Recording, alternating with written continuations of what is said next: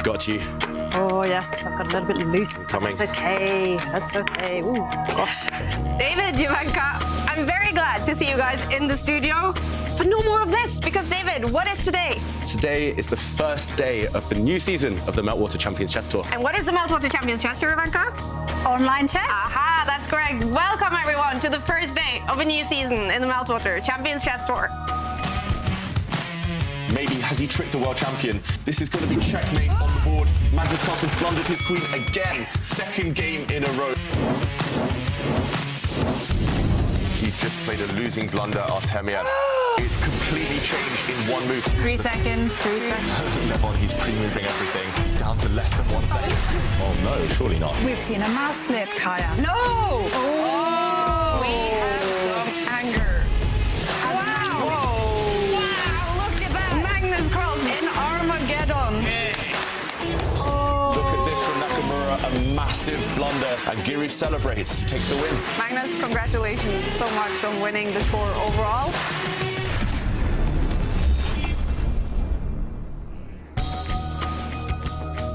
Magnus Carlsen, he won the first season of the Meltwater Champions Chess Tour, but in 2022, we're going to see a whole new format. And the most important change is that every game will count. But just like last year, you guys, we're going to see a full season of chess with a total prize fund of $1.6 million and 9 tournaments to decide the best online player in the world. The season will consist of 6 regulars with 16 players in each of them, and 3 majors with only the top 8 players in the tour. The season standings this year will be determined by prize money, and there's going to be money to play for in every single game, you guys. So we're also upping the difference between a win and a draw. It's going to be a lot more lucrative now to play for those wins. So hopefully it's going to keep giving us a lot of fighting chess. Here's what the players are saying about the new Meltwater Champions Chess Tour. I don't think the new regulations will make too much of a difference for me personally, since I usually play for a win. It will be 3 points for win, for 1 for draw. Of course, everyone will try to play for win because this means to win 1 match or to play 3 draws. Of course, it's well. For my chess style, it's okay. I mean, its problem is I win too much games in last year, but I lose too much also. And it's a big problem for me. It means that I need to win more, right? Yeah, basically, I guess. Yeah, it's hard for me. It will lead to people taking a bit more risks one way or the other. Because, you know, having a mindset before the tournament that you have to win. It will be interesting, I guess. But most of all, I'm just happy, you know, to play online chess against very best players in the world. Yeah. You could imagine some scenario where you could go and, for instance, an unbeaten +2 or +3 and not qualify. So hopefully it will encourage more play. Yeah, the new format is definitely fun. I just thought that, you know, these players who are like the darts players, they are super good at multiplying, right? Because they've got this 2 and 3 and all that, and they're good at summing up like 180. And I think the chess players will soon be very good at multiplication table of 250. Because this is the number of dollars you get for draw, and you know, no matter how hard you try, a draw is like a very common result in chess anyway, even if you want to fight and so on. So yeah, that's gonna be definitely like.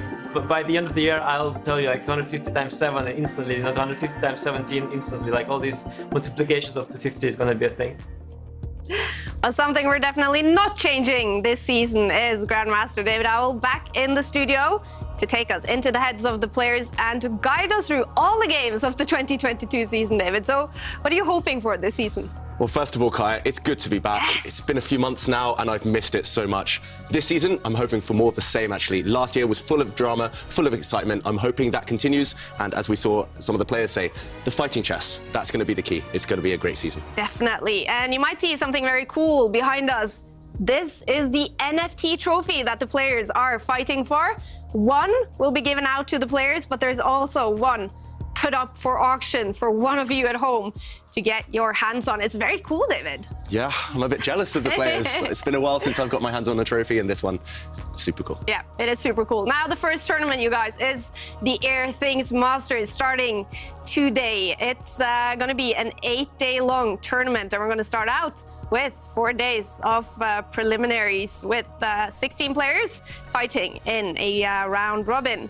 Top 8 will qualify for the knockouts with quarterfinal matches, semi-final matches, and eventually a 2-day final to decide the tournament winner.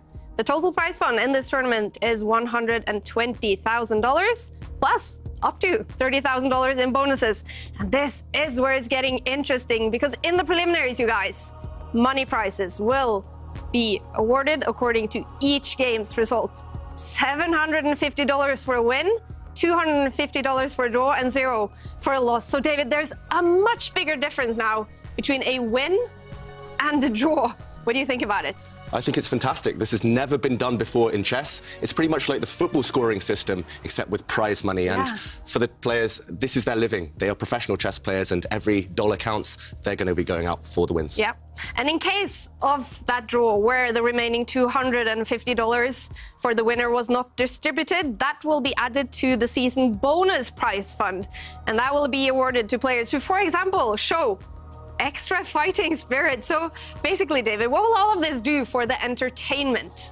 Hopefully it's going to mean more decisive results, especially more risk-taking. Sometimes last season we saw players play it safe, but that's not their natural instinct. These guys are champions. They're the best in the world for a reason. They want to be entertaining us. They want to be taking those risks and playing fighting chess. But how about for the players? What is it like for them to play in this kind of format? Yeah, I think it's going to be exciting for them. It'll be a bit stressful. They'll know that their opponents are more likely to take risks as well. But then again, I think they'll embrace it. I think they'll rise up to the challenge. Very cool. Well, Magnus Carlsen, he gave us a lot of fighting chess and entertainment in the first season of the Meltwater Champions Chess Tour, and he is ready to do the same in 2022.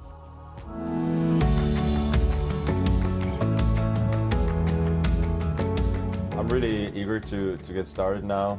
It's been long, and besides, I think I feel like I played like maybe one good event last season. Apart from that, I feel like it was just always a struggle. That's partly because others were playing really, really well and giving me a huge fight. But I want to do better and want to get started on a high note. And you played a lot of chess lately. The 3 World Championships, Tata Steel lasted 2 weeks. How's your form? How are you feeling? I'm feeling okay. Tata Steel was a great experience for me. It was really the first classical tournament in a very long time that I feel that I actually played well. I'm not expecting to have a huge surplus of energy. I think that's anyway kind of hard in the winter, but I think that my chess shape is in general pretty good. So I really hope I can build on that for the next tournament. And who are you expecting to be sort of the shining stars of the Champions Chess Tour this season? I think the people who did well last year might do well again if they play, obviously. Apart from that, I'll be eager to see how Esipenko can do, since he didn't play last year and he's shown serious flashes of what he can do in classical chess. Artemiev is going to have a full season, hopefully, instead of the brief chances that he had last year. So there are a lot of candidates. And also, of course, back in the studio, international master Jan-Krzysztof, who will also help us understand what's going on the board. But Jan-Krzysztof, you're also going to be the best friend for everyone at home. Yes, and it's a new season with some new changes, and we would love to hear your thoughts. So you can tweet us those. And we also love it when everyone at home gets in on the fun and the action and takes out their camera in landscape mode and shares with us their selfies and shows us where they're watching the show, where they're watching it from. But what time it is? I mean, people sitting all over the world probably. And all sorts of locations, like you say. And you can do both those things by tweeting us using the hashtag chess champs, and we will feature them on the show. Definitely. Oh, so eager to see all of you out there following the show and following the fantastic chess that we are about to witness. And the players, Ivanka, are they joining in on the action yet? Are we seeing any tweets? Yeah, we are seeing lots of excited tweets from the players. But there's one person who I think won the wittiest tweets, and that was Jan-Krzysztof, who said, "Warriors of the Mouse, assemble." I like that. I know, I certainly do as well.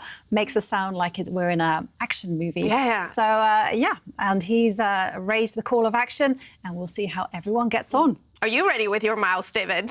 I'm never ready with my mouse, Kaja. You know me. But either way, online chess is my favourite thing in the world. And hopefully the players, they'll be enjoying that too. Definitely. All right, you guys. For the first time this season, let's head into the play zone and take a look at the 16 players that will be fighting it out in the Airthings Masters. They're sitting in their homes all over the world. Look at that. Eric Hansen in Canada. We have Ding Liren all the way over there in China. Very late at night for him. And David, who will you have your eyes up for in this tournament? You mentioned it, Kaja. It's got to be Ding Liren. He's about to start the first game at 1 a.m. in the morning. That means he's going to be finishing at 4, 5 a.m. It's going to be a struggle for him to maintain his energy, maintain his stamina throughout the event. Yeah, that's a tough job to play chess during the early hours. Someone who I'm really keen on seeing play is Levon Aronian, who had a fantastic Grand Prix result in Berlin. And he's also playing at a relatively early, well, not early, but 8 Compared p.m. to Ding. Compared to Ding, yes. And definitely looking forward to seeing how he does. And of course, we mustn't forget Magnus Carlsen. Definitely. The first round in the 2022 season is coming up in 3 minutes, you guys. And these are the first matchups. Anish Giri, he takes on the 17-year-old Nodirbek Abdusattorov that we have gotten to know over the last few months. Two of the favorites, Janne Pomniachtchi and Levon Aronian, face off. But the first game that we will follow is between the reigning champion in the Champions Chess Tour, Magnus Carlsen, and one of the biggest sensations of last season, Vladislav Artemiev. Now I've sneaked my way back to the corner. I'm joined by Askil, who will be joining me a lot in the corner this season, because Askil, you're going to be in charge of something very important this season: stats.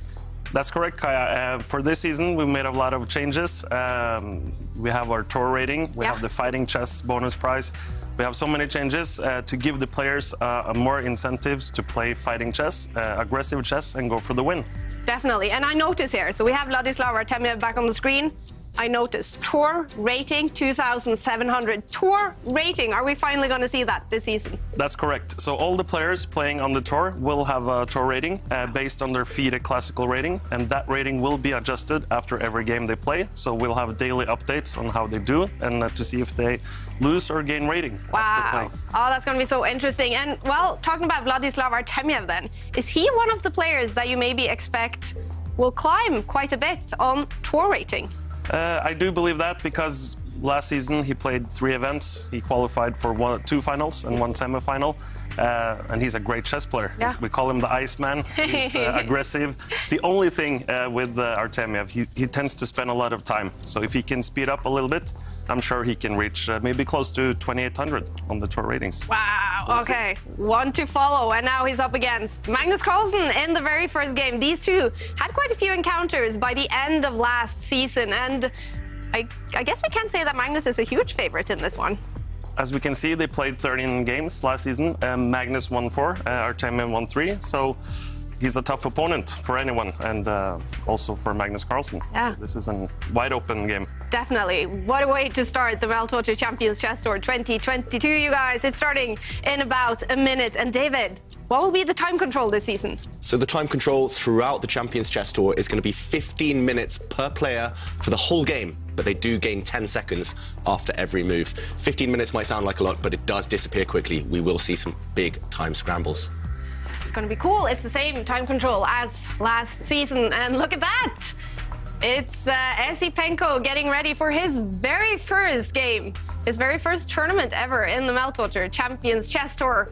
And the only female player is also ready for this one. What are your hopes for her, Jovanka? I really hope that she does shine in this tournament and that maybe, you know, she doesn't have much of a chance, but I'm hoping that the stars align and she can get into the knockout stages. She is the women's rapid world champion and she is a tough opponent, very dynamic style. Fantastic. Let's follow also, of course, Alexandra Kostyanyuk in this tournament. We did see Jan Pomniachtchi, who lost the World Chess Championship match to Magnus Carlsen in December, but he will be ready to get some revenges already in the start of the Meltwater Champions Chess Tour. Look at that, Jan Pomniachtchi eating, getting ready for the start of the tour. And look at that, you guys. Vladislav Artemiev is ready. Magnus Carlsen is about to get ready. Yeah, it looks like he's trying to do a Superman or something, a red suit underneath his top there. But yeah, last-minute preparations. He's known to arrive a little bit late, just to keep his opponents on edge. Very cool. All right. Well, Magnus Carlsen is going to have the white pieces in this very first game. What are we expecting, David? I'm expecting him to start as he means to go on. Magnus, we know he hates draws. We know he wants to fight in every game, and he will try, especially against someone uncompromising like Artemiev, who actually very rarely has quick draws himself. I think Magnus will try and put some pressure on, maybe not burn his bridges. He doesn't want to start with a loss, but yeah, with white, he's been in great form lately. Jovanka, what do you think? Yeah, I agree with you. I think he's going to push his king's pawn forward, and so we're going to see a fighting game. But like you say, I don't think he's going to go all out for the win from the beginning. I think he's just going to play something a little bit solid to begin with, and then take his chances in the middle game, perhaps when Artemiev is low on time. Yeah. We've seen it before. Artemiev, endgame expert, so I expect Magnus to keep the tension, keep as many pieces on the board, and go from there. We did see, and Askell also mentioned, the one thing that Vladislav Artemiev struggled with last season was time management. Do you think that is something he has practiced, something he will be very aware of in the start of this tournament? I think he'll be aware of that. I mean, you know, I'm sure he would have run through the statistics and himself done an evaluation of his performance and kind of isolated his weaknesses, because these guys playing are just sharks. When they sense weakness, they pounce and they really hone in on that. So, you know, you just can't be a sitting target. You have to fix everything. Yeah. Definitely. They're all perfectionists and they know their weaknesses. They have coaches as well telling them what their weaknesses are. I think he would have been a fool not to have worked on his time issues there, Artemiev. And also, I played him in the break between last season and this season in classical chess, but he was much quicker than he usually is. So I think it's something he's been working on for sure. Interesting. Vladislav Artemiev, they are ready. The games should be starting any second now. We do see a few games in the bottom of the screen have already started. We're going to pay attention to all of the games going on, you guys, and update you, of course, on results. And we're going to jump into as many games as we can, but we will always follow one game at a time. So now we're going to follow this game until it's finished. And if we have time, we're going to jump into another game, or we're going to wait until the next round. What do you think? Is this going to be a long game? And here we go. It's finally starting. Yeah, my prediction was well. Yeah, a very rare first move from Magnus Carlsen. He's pushed his G-pawn forward just one square, getting ready It's not even the B-pawn. It's not even the B-pawn, which we saw a lot last season, popularized by Adiban, of course, the Indian Grandmaster. Magnus, he's pushed a pawn, but it's the same idea, just on the other side of the board. The white light squared bishop is just going to slide across one square to a long diagonal. But this has got to be unexpected for Artemiev. Artemiev actually is a king of rare openings himself, but Magnus rarely employs something like this. Yeah, I'm pretty sure that I've seen Artemiev play this type of opening with the white pieces himself, so... Using his own poison against him, maybe Magnus Carlsen. He teased us there, waiting, just letting us kind of hang on the first move, and it's a big surprise already. I'm wondering whether Artemiev knows the game has started or whether he's just in such big shock of Magnus's first move. Okay, Artemiev does reply, brings his knight out. Very standard, very natural stuff. He's keeping his central pawns flexible. And I expect to see Magnus now develop that white light squared bishop. And there we go. It sits on the G2 square, where it has great range along a very potent diagonal. Yeah, and now I'm curious to see what kind of strategy Artemiev will adapt, because here Here's just answer it. He's put his pawn on light squares. So, well, I expect all the pawns to go on light squares from now on from Artemiev. Yeah, and there we go. One thing that we expected to see throughout the tour was Magnus eating noodles. He's at it again, already in the first game of the Champions Chess Tour. Yeah. It served him well last year. Well, mostly well. Yeah, I was a little bit up and down, actually. Yeah. The noodle gambit. And now we see both players revert to more standard, more normal types of development. White has got the king castled, now challenging the black central pawn before black's king is safe. And it's a temporary gambit. Black can take that pawn, but the black pawn would not last very long. Maybe black wants to maintain more influence in the centre by just backing up his central pawn with another pawn. Critical moment here, actually, because Artemiev has a range of options. He can actually support that pawn in the middle of the board by pushing up his c-pawn one square forward, just reinforcing that light square strategy. He can also just castle and just say, hey, I'm going to give you the centre, but what I'm going to do is once you occupy the centre, I'm going to attack it with pieces. He can even, this is a really risky choice, push that pawn one square forward, and that would be the maximalist approach. The black central pawn. Yes. Gaining as much space as possible. He actually captures. We see a pawn trade. I was about to say I had a serious case of déjà vu because just last week I played a friendly game against Magnus and it was in the exact position as black. I brought my knight out, but here Artemiev just chooses to release the tension by exchanging a set of pawns. And I mentioned black has gone a pawn up, but it's not going to last long. White's knight now sitting on the edge of the board, not on a great square, but next move, Magnus is going to re-centralise that knight and recapture the black pawn, restoring material balance. It's a bit cagey so far. It's still very tense, very early days, but it shows Magnus wants to keep as many pieces on the board as possible. Pawn trades are fine, but piece play will be the battleground later on. Yeah, there's one big danger here for black in this type of position, and that's if you allow white to simply recapture the pawn with a knight and then establish a stronghold in the centre. It could be a case of whose light square bishop is better. You know, white's light square bishop is on the perfect long diagonal. If the black doesn't find a role for his own bishop, well, then white is just comfortably better. Yeah. And it's just going to be very pleasant days, happy days for white. Yep. It doesn't sound like much, but also once that black pawn disappears, white will have two central pawns on the two central files. Black only has one. So white has kind of exchanged off a flank pawn. It's not quite a flank pawn, but a pawn at the side of the board for a central pawn. And that's a tiny little gain. It's at least a moral victory for Magnus. And actually, he employed similar setups in the World Championship match against Jan-Krzysztof. So, yeah, Magnus, not his usual strategy maybe, but showing that over the last year or so, he has evolved his game. And it doesn't look like Artemiev's too comfortable if you see on the camera. Already his head in his hands, already spending a couple of minutes, and it's only move 6. How rare is this opening choice by Magnus? From him, it's rare. Yeah. I've seen, as Jan-Krzysztof mentioned, I've seen Artemiev employ this type of thing from the white side quite regularly. I employ it from the white side very often, but it's not normally Magnus's style. He's more classical. He likes to occupy the centre with pawns, slowly manoeuvre, bring his pieces out. And yeah, this one, yeah, it's definitely going to heat up later. But Artemiev, I'm getting worried already. We talked about the clock situation, and he's still got 12 and a bit minutes left, but things are going to heat up. He needs that time for later. Exactly, and he's taking the time to consider what type of position he should be going for. So now he castles the king. That's a very natural move. And after knight takes pawn, it's here where he has to make that decision. And he's done it. He's actually pushed his pawn forward. C-pawn 2 squares, that's actually not the main line. The main line was actually developing the knight on the left side. Yeah, so will this move cause Magnus to think? He's just still tucking away into his noodles. Yeah, Jovanka, you're right. This one, for me, is a bit odd as well.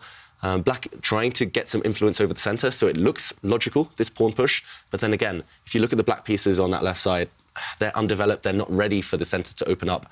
So I wouldn't be surprised if Magnus pushes his central pawn forward, the white d-pawn, 2 squares, tries to explode open the position before black is ready. So, yeah, maybe surprised by a slightly rare move. Magnus will spend a couple of minutes. I'm getting a bit jealous of that food now, but yeah, Magnus, after just kind of getting his bearings, he will probably push a pawn forward in the centre. Yeah, one square, 2 squares. I think 2. What do you think, Jovanka? one square. I'm not... OK, he doesn't push the central pawn. He pushes the B pawn. So something that you mentioned, Kaja, the B3 opening, just slightly delayed. He saved it for move 8. Well, he's keeping on the flanks today, the world champion so far. Yeah, and he's consistent. He's trying to play a bit of symmetry with his bishops. Both bishops going out to their longest possible diagonals.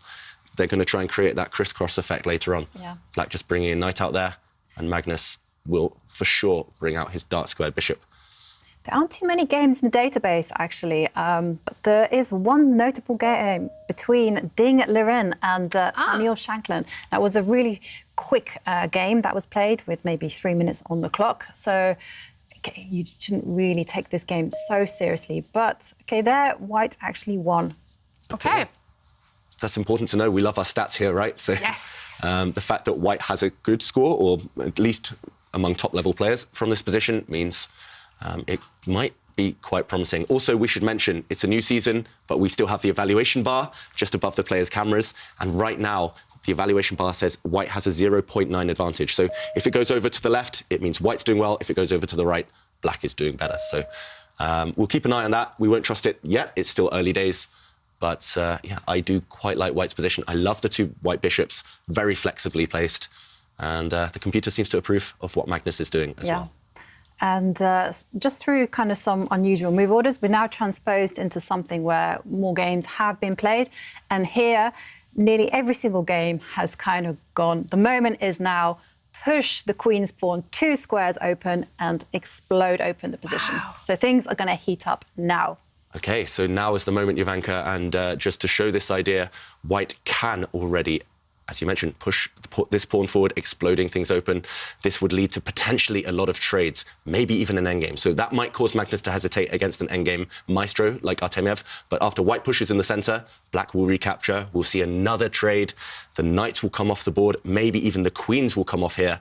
And this position, it looks pretty balanced. But then again, we've talked about the bishops a lot, and this bishop is fantastic. This bishop as well, hitting one of the black pawns, and these 2 black pawns are just very loose, very vulnerable, and it looks roughly balanced apart from the bishops and the quality of those pieces, and that would be why White has a small advantage. I wouldn't be surprised to see Magnus play this in the current position, pushing this pawn forward, trying to trade pieces, but if he wants a quieter, longer manoeuvring game, then maybe we'll see him just push this pawn 1 square, just kind of inch forward, keep all the pieces on the board. It's a matter of taste. Let's see what type of mood the world champion's in. He is definitely thinking now, Magnus Carlsen. And you did mention, David, this is a season that's going to be very much influenced by stats. We're going to talk about stats a lot. And we do have that tour rating. Magnus starting at, what is it? 2860, I think. Is it? Yeah. 2860 something. Yeah, 2865. Yeah, I mean, that's a pretty gigantic rating. Yeah. Stratospheric. But we know he's going for 2,900 in classical chess. Is the odds higher that he's going to reach that faster in the online tour rating? Quite possibly. So meanwhile, Magnus just pushed his pawn for 1 square, which means he wants maximum tension.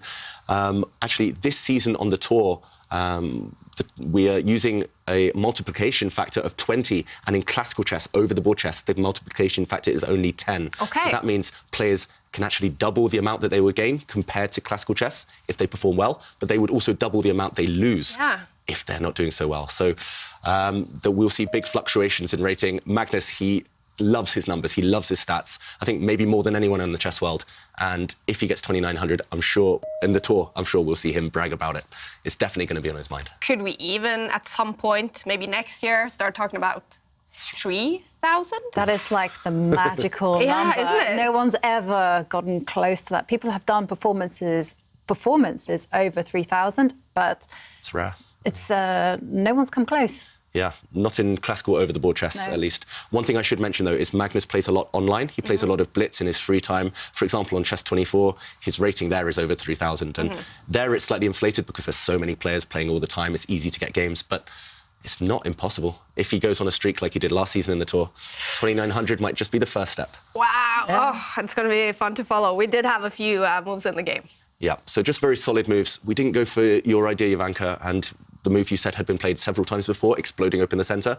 Magnus just taking a slower approach. Now he's just pushed a pawn forward 1 square, pushed his queen forward 1 square, and connected the 2 white rooks. Rooks usually are happier when they're connected. It just means they have more access to whichever files, whichever lines open up later. So, yeah, just very logical play from both sides, not committing anything yet. And I think Magnus, for sure, he's got a strategy in mind. He's going to try and play it against Artemiev's clock a bit later on. What is he doing? Okay, meanwhile, Magnus just swiveling on that chair. I've got a temptation to do the same now. But we see the Secret Lab chair as well. I think all of the players are going to be using that throughout the tour.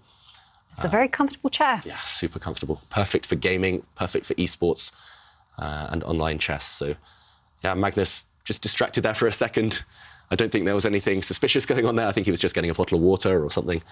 And, yeah, Artemiev needs to speed up. He's a couple of minutes behind on the clock, but it's still early days. There's a lot of action left in this game later. And that's the one criticism I've had of him and that we've all had of him later in the game. He's on the last few seconds and it gives us nervy moments and gives him nervy moments too. And meanwhile, one thing I should mention as well, we talked about the evaluation bars. Look at that game between Esipenko and Mamedyarov. I think within 2 or 3 minutes of that game starting, the bar was all away to Esipenko's side. Could be a great start from the youngster. Yeah, and OK, so Artemiev has actually moved his queen forward, connecting the 2 rooks together. It means the 2 rooks are indestructible. I like that kind of idea.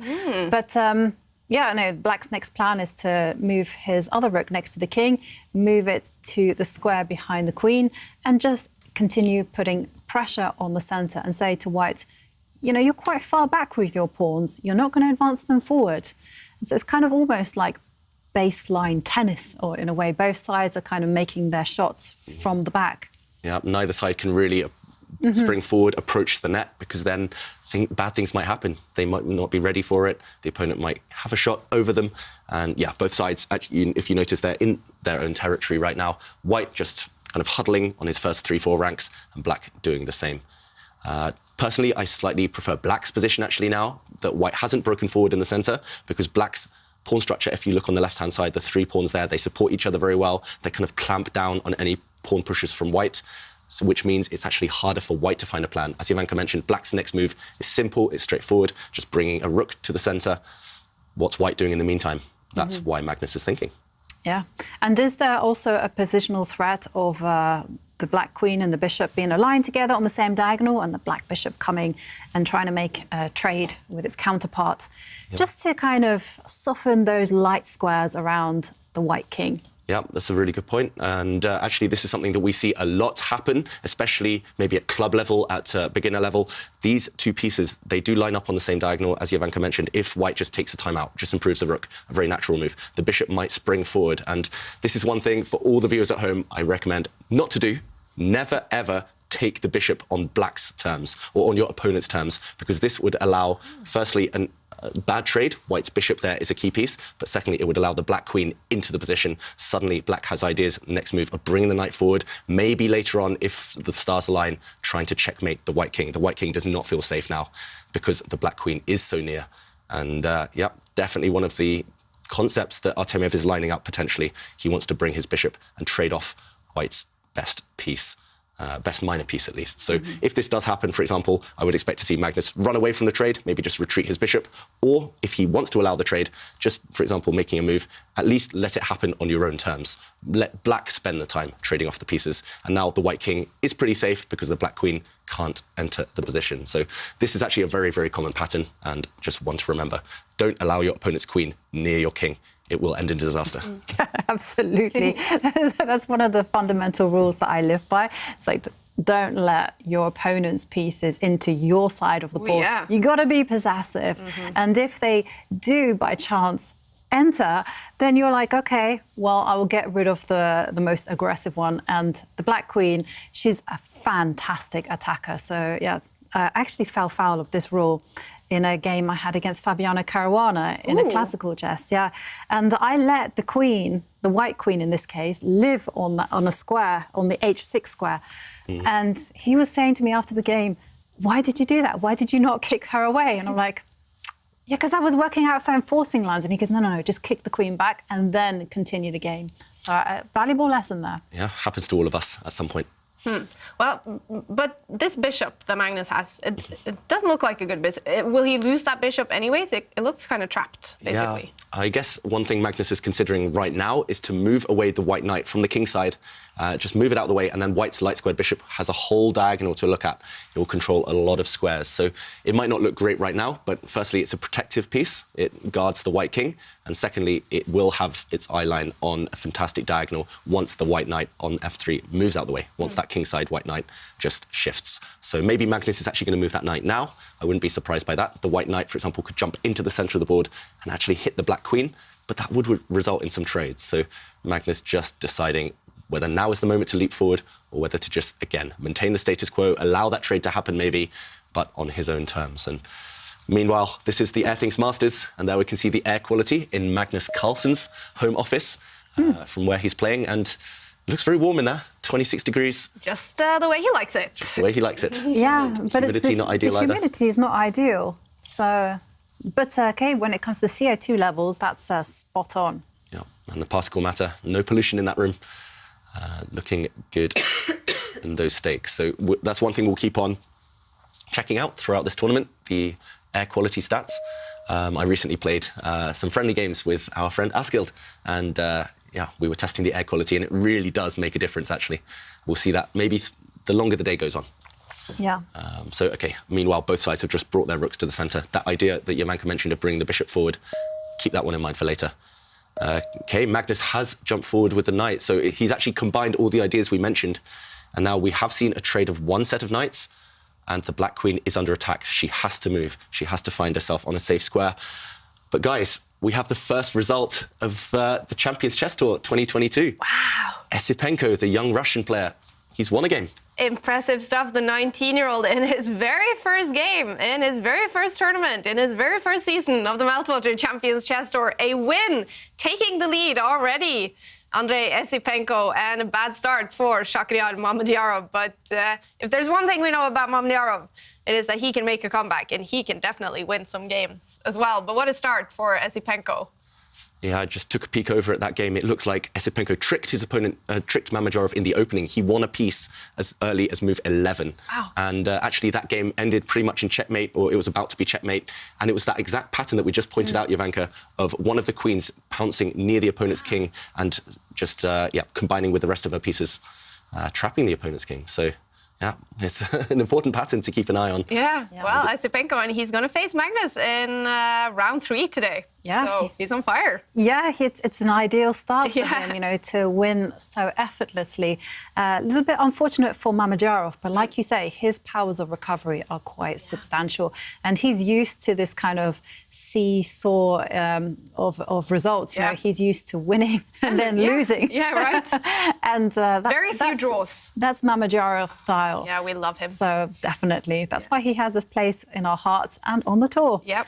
And, well, going back to this position, there's a big question for Artemiev to answer, which is like, where is he going to put the queen? Mm-hmm. I would be reluctant to move it in the eye line of the white rook. But then again, I kind of don't really want to advance her forward. Yeah, so the black queen under attack from this knight. She has to move, as you mentioned, shifting her across one square. She won't feel entirely comfortable on this line. For example, white can now push forward with a pawn, maybe one of these two pawns, and try and break through towards her, towards that black queen. So I don't think we'll see her land on that square. Also, one thing to mention, this white knight combined with this white bishop, now they're the dream duo. They team up perfectly because the white knight can actually pounce and jump into the position, attacking the black rook. This would lead to some really bad consequences for black because this knight as well, protected by its bishop. We talked about that bishop being a key piece. Therefore, I think we'll see the queen find a different square. If Artemiev is feeling a bit scared, a bit passive, then he will just retreat her to a safe square, such as this one. I don't really like this, to be honest, because queens want to be on active lines, active diagonals.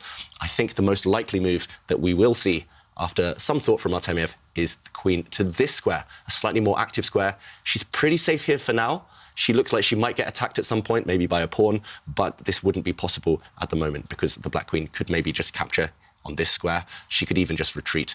And I don't think Magnus really wants to loosen up his queenside pawns yet. They will just be targets, for example, from black's bishop. So this one looks like the most active square in the position, but we'll learn a lot about what Artemiev is thinking here, depending on which square he chooses for the queen.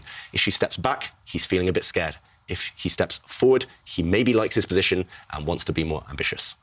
Let's go back to the players. It's a big moment, as Jovanka said, and Artemiev has spent quite a lot of time. Yeah. He needs to move that queen. He does need to move that queen. And I just peeked at the computer's evaluations, and the computer says, basically, there are 3 queen retreats that are fine. So he can move the queen 1 square forward. He can move it. It really likes your move of moving it to 2 squares along the diagonal. Even backwards is okay. But what he must not do, absolutely must not do, is put the queen in the eye line of the rook because of the move that you highlighted. There, white would just be better. Okay, so 4 safe squares, but 3 of them are fine. 1 of them is bad. One of them is bad, yeah. One of them will be like drinking poison. Yeah, that's one of the toughest things in chess when you know you have 3 or 4 options. Actually, they're forced moves, so you have only 4 moves to consider. But how do you compare them? How do you choose between the 4 viable options? Maybe 3 of them have roughly the same value. They won't alter the evaluation of the position. At some point, especially in rapid chess, especially in online chess, you just got to say, OK, this is fine, that's good enough, I'll play this move, and then I'll think later. But Artemiev, he's diving deep into the position. He spent nearly half his time on this 1 move, and he might kick himself later because 3 of the queen moves are fine. And I think the only move that would be a mistake here, bringing the black queen across 1 square, that's the least natural of them anyway. You don't want to put your queen opposite your opponent's rooks. OK, he needs to move. Artemiev, Magnus will be gaining in confidence the longer that he sees his opponent think. Yeah, where to move that queen? Big question. Yeah, and I love the fact, and I love the fact that it's going to psychologically reveal the state of mind. You know, if he moves his queen all the way back, I mean, that's a clever move, but it's also like scaredy cat. Yeah, that's the kind of move I would play, and then I'd be like, oh no, I'm scared. Just keep me safe, please. I don't want to lose my queen, blunder my queen against Magnus. And I guess he would be kind of considering if he steps forward with the queen 1 square, then maybe, you know, he'll be, and okay, and it's happened on the board, and I was wondering whether maybe white now can strike in the center, because, you know, this is something that Magnus will always have in the pocket. You know, the pawn will, the pawn in front of the queen will move 1 square forward at any time. So this is something that Artemiev has to calculate on every single turn. Is it possible now? Yeah. It's definitely possible now. It's something that maybe Magnus will consider. Just to show your idea on the board, Jovanka, this black pawn is doing great. It looks like it's clamping down on the position, stopping white from advancing a pawn on either of these 2 squares. But Magnus will be trying to find the opportune moment, that small window where he can push one of these pawns forward. And you're mentioning it now, Jovanka. I think this is quite a clever move. However, there's a lot of tension on this line, and it's not clear who opening the position up will favour. So I think now taking this pawn would probably be a mistake for black, because it would allow the white knight forward, attacking this rook, attacking a pawn, and this white knight amply protected by these 2 pieces. This would be real trouble now for black. But black can maybe ignore this, and I mean, I'm trying to find a useful move. It's not easy at all for black. Maybe I can move this black knight out the way, but for example, if I just play a random pawn move, white isn't yet threatening to capture this pawn because there was a pin on this line, and now after queen takes queen, the rook recaptures, black would actually win a rook in the process. So if white does do this, which I think is maybe one of the best moves, but definitely the most ambitious move, then it's maximum tension, and it could go either way very quickly. I think maybe black should maybe retreat this knight just to open up this bishop. We mentioned white's strong bishop on this square. Black also has a nice bishop on a long diagonal. But either way, Magnus is definitely considering taking some action with one of these pawn pushes, most likely. If he wants to play safe, he could just retreat his knight, but stepping back, it's not his style. It's not what anyone really wants to do. So is now the moment? Will we see the world champion take a risk and maybe push this pawn forward? Is this one of those games where you say, oh, a draw is the least likely result, or what can you say? Anything can happen here. Okay. You know, there's so much tension in the position. And whilst we're waiting for a reply from Magnus, I do have to share with you a few selfies. Oh, yay. And we have Louise, who is watching from Ireland. And she is cheering for Alexandra Kastaniuk. And, well, we all wish Alexandra Kastaniuk the best of luck. And, oh, well, Magnus has advanced his another pawn. And now there's even more tension in the position. And, wow. Oh, yes. The question is thrown back to Artemiev. What's he going to do? How is he going to handle that? Because presumably it's the same idea. After pawn takes pawn, that white knight can jump into that square. Yeah, I think that would be a huge mistake, capturing that white pawn. It's poisoned. He's actually just offering up this pawn as bait, Magnus Carlsen. It's a sacrifice, but if black accepts the sacrifice, bad things will happen. The white knight will jump forward to that magical c6 square that we highlighted a few moments ago, and black's pieces are just not ready for that to happen. So black needs to avoid touching any of his pawns right now. I think he needs to move the knight. I'm not sure which square the black knight wants to jump to, but once the black knight does move, the black dark square bishop will hit the white knight in the middle of the board and maybe cause Magnus to at least have to react, have to take a step back. And yeah, I think Magnus is playing against the clock situation from Artemiev. He's taking risks now. And yeah, as you mentioned, Kaja, all three results are possible. A draw is far, far away. I doubt that we'll see a draw in this position. But if we do, it will be after a lot of fighting. Fighting chess. It's a critical moment, as you highlight, and I'd also have to show you a selfie from Monroe Al. You'll appreciate this one. So he's saying he's ready, they're ready to go with their new mug, which is one of the I found the winning move mugs from Askild. May the best player win. Oh, nice. Nice choice of mug. Yeah. Very nice, and well, congratulations on being one of the winners of those puzzles. Nice. Yeah, we have lots of competitions throughout the Champions Chess Tour, right? We did last season and we will again. And yeah, we had a countdown this year of puzzles from last season. So keep an eye on our Twitter for that. Yeah, I'm a bit jealous. I wanted a face with Askild's. I wanted a mug, sorry, with Askild's face on it. But no, I didn't win, unfortunately. Oh. Well, something else that's new on social media, David, is your new Facebook page. Yeah, I do have a Facebook page. Yes, it's so cool as well. You like it? Yeah, I love it. Because, you know, now I can, you know, I talk to you here and I want to hang out with you as much as I can. Yeah. But, you know, you're a busy man and, you know, you're a popular guy and you play tournaments and, you know, but now I can follow everything you do and, you know, who you hang out with and behind the scenes. I love it. Yeah, I'll be dropping some serious selfies on there sometime, behind the scenes action. Some news. We have a new podcast coming out as well. We'll talk about that a bit later. So yeah, go check out that Facebook page. Definitely. And yeah, we're going to talk about that podcast as well. A new podcast is launching today, you guys, with Askild and David and a mystery guest. Yeah. We will reveal later on.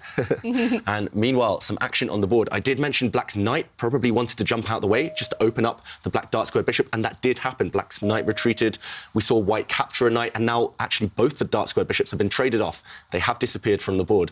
And this, I quite like it from Artemiev's side. He's simplified the position. But then again, it feels like Magnus maybe has a small advantage.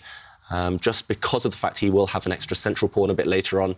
Maybe now, for example, Magnus can initiate even more trades, take off one of the black pawns, open up a line for his rook. And yeah, it feels like black, maybe temporarily at least, on the back foot. Yeah. Still roughly balanced, but what do you think, Ivanka? Whose position do you prefer?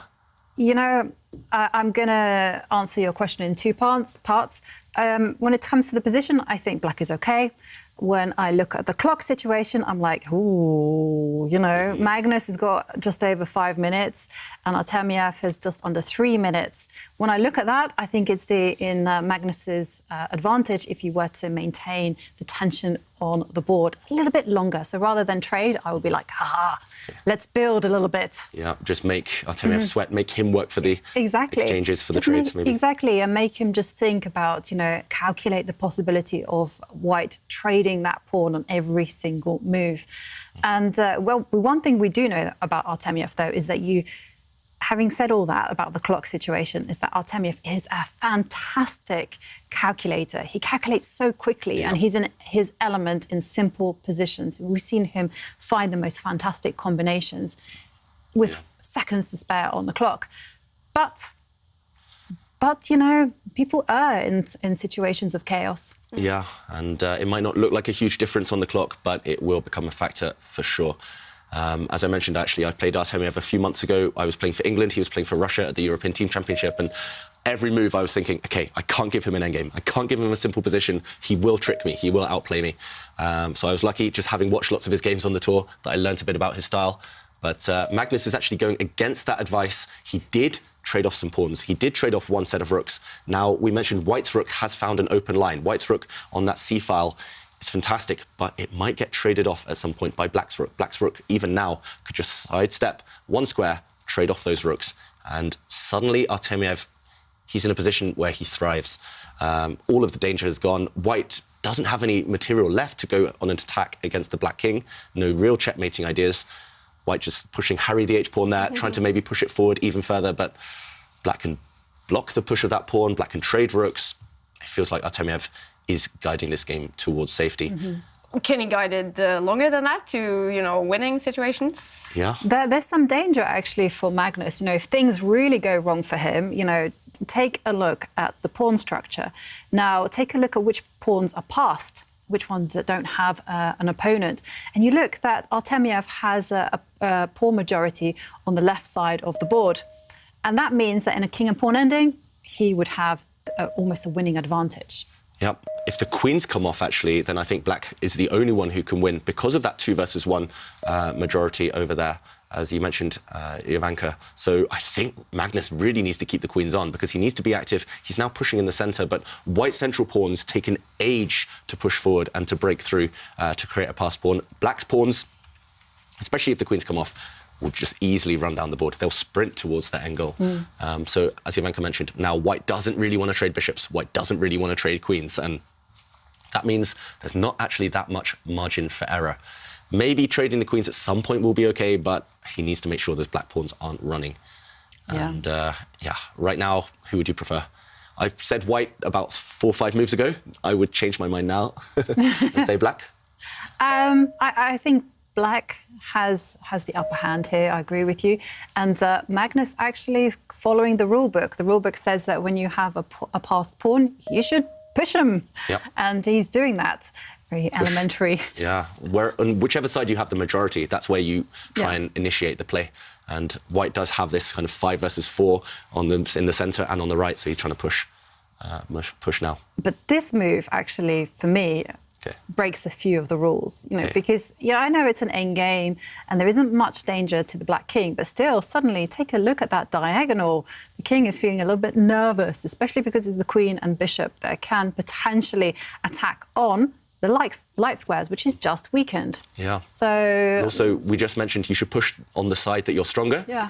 Black there has pushed on the side that he's weaker, where he has fewer pawns. So you're right. King safety. It might look like an endgame, but while queens remain, king safety is still paramount. It's still very important. And Magnus, what's he considering? I would be very tempted to actually push forward the white central pawn to attack the black queen. So white's pawn on the e-file, push it forward 1 square, attack that black queen. Also white's bishop, a bit blocked in by its central pawn there. So if you push that pawn, you open up the bishop's scope. It's still not much. I'm surprised to see the evaluation bar go over to white side that much. But yeah, maybe a slightly careless move by Artemiev. And wow, my favourite Magnus, pawn structure on the board. he's not holding back. Yeah, 3 pawns all sitting on the same row. Wow. Yeah, that's ambitious. I'm very surprised because I just talked about king safety and now white's king is not entirely safe anymore. No. But I like the idea behind it. White just wants to throw everything forward in the centre.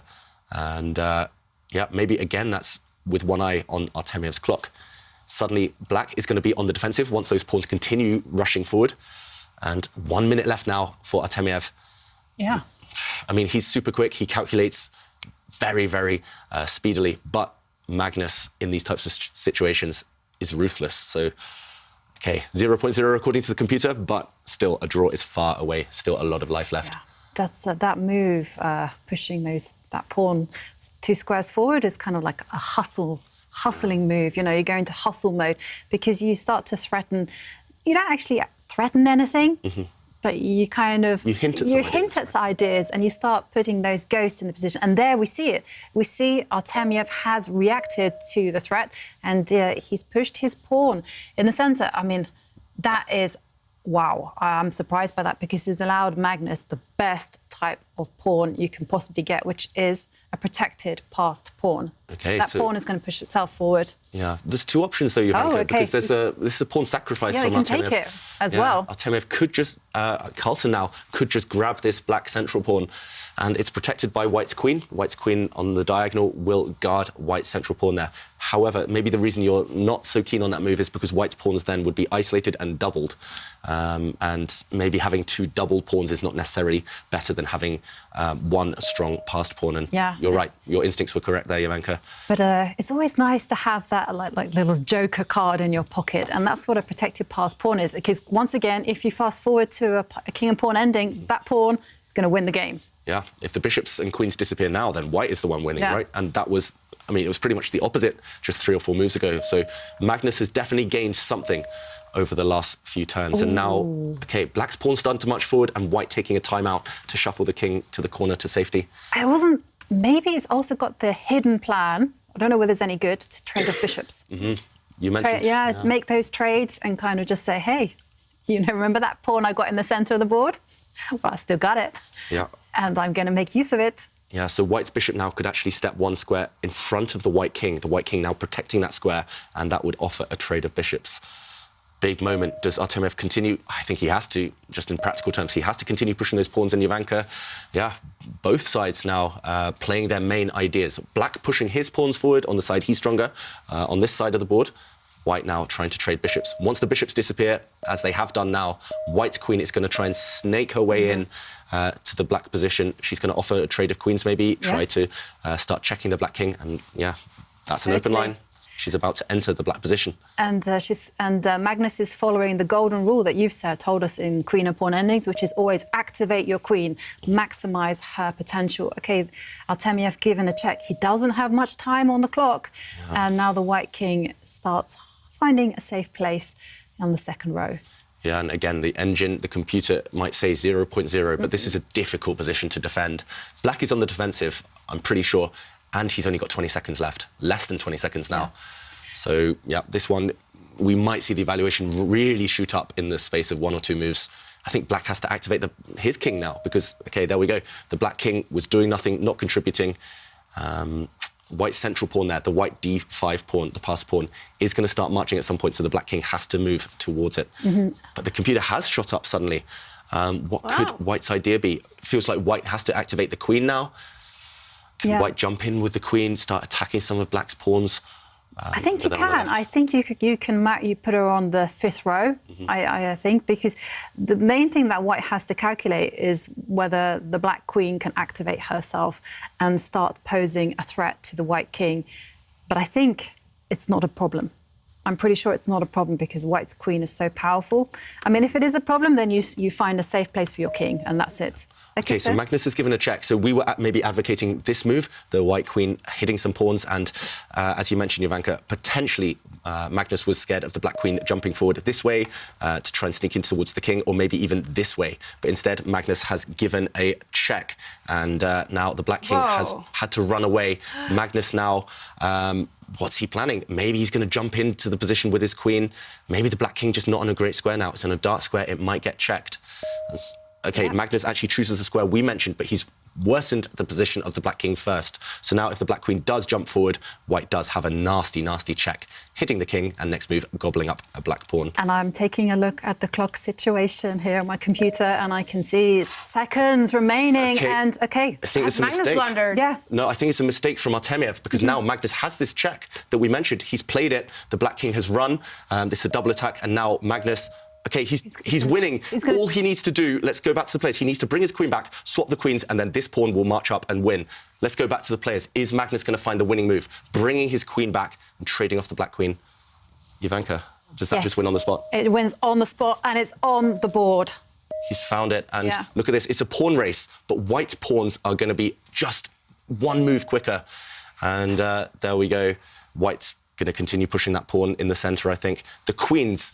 There's tension there, but it's as if they don't exist. So the queens have traded. I think the black king might even get checkmated. I hope we see checkmate on the board.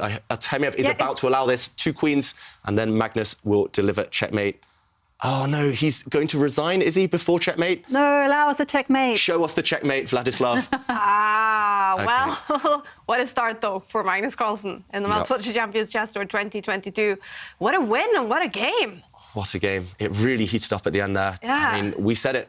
The computer said 0.0, but if you have less than 1 minute left in a difficult, really complicated endgame, things can go wrong, and they did go wrong for black. All right, we have to take a look at this, David. The first win for Magnus Carlsen of the season. Yeah, the first win, and what a win. This is his classic style, endgames. And just to show the end of that game, it happened at breakneck speed. We saw actually a mistake here from Vladislav Artemiev. He brought his queen forward. Actually, maybe the queen should go the other way to try and target some of White's pawns here. But he did bring his queen forward, the most natural move. But this did allow a series of forcing checks. This is one check, another check, forcing the black king to a bad square on the edge of the board. And after the queen dropped back, we saw a queen exchange imminent, about to happen, inevitable now. And after this pawn race, just to show why Black resigned, White made a queen, Black was about to make a queen, but at the very end, there is a nasty checkmate. The black king now trapped in White's half of the board. Magnus had worked this all out in advance, and Artemiev just missing that final blow at the end.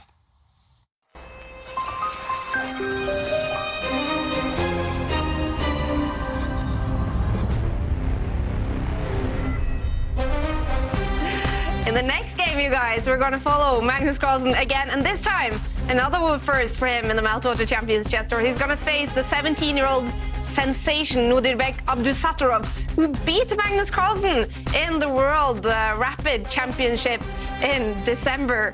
So Magnus Carlsen, he's got something to revenge here.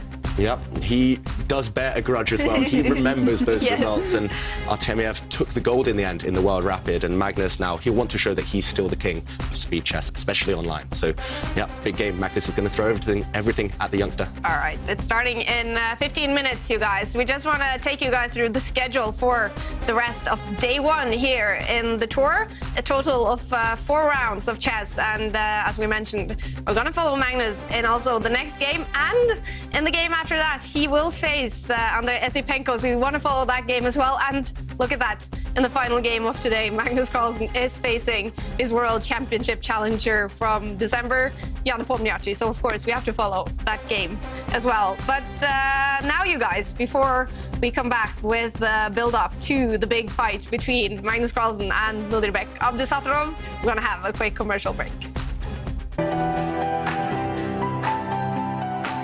Okay, so let's send a challenge. Here is challenging. Nice graphics, easy to see. What are you thinking about? You're looking how it can be the most painful? Exactly. Okay, fine. That I give him up a phone. He wants to be even rude.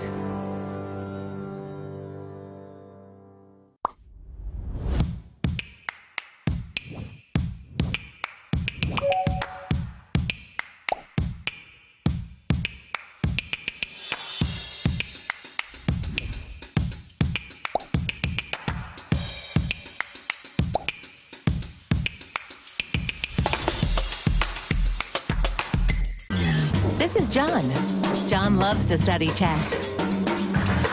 This is David. David loves to study chess as well, but efficiently. John spends more time setting up the board and figuring out what's on the page of his book than he gets to study. David likes to take it easy and use his time wisely.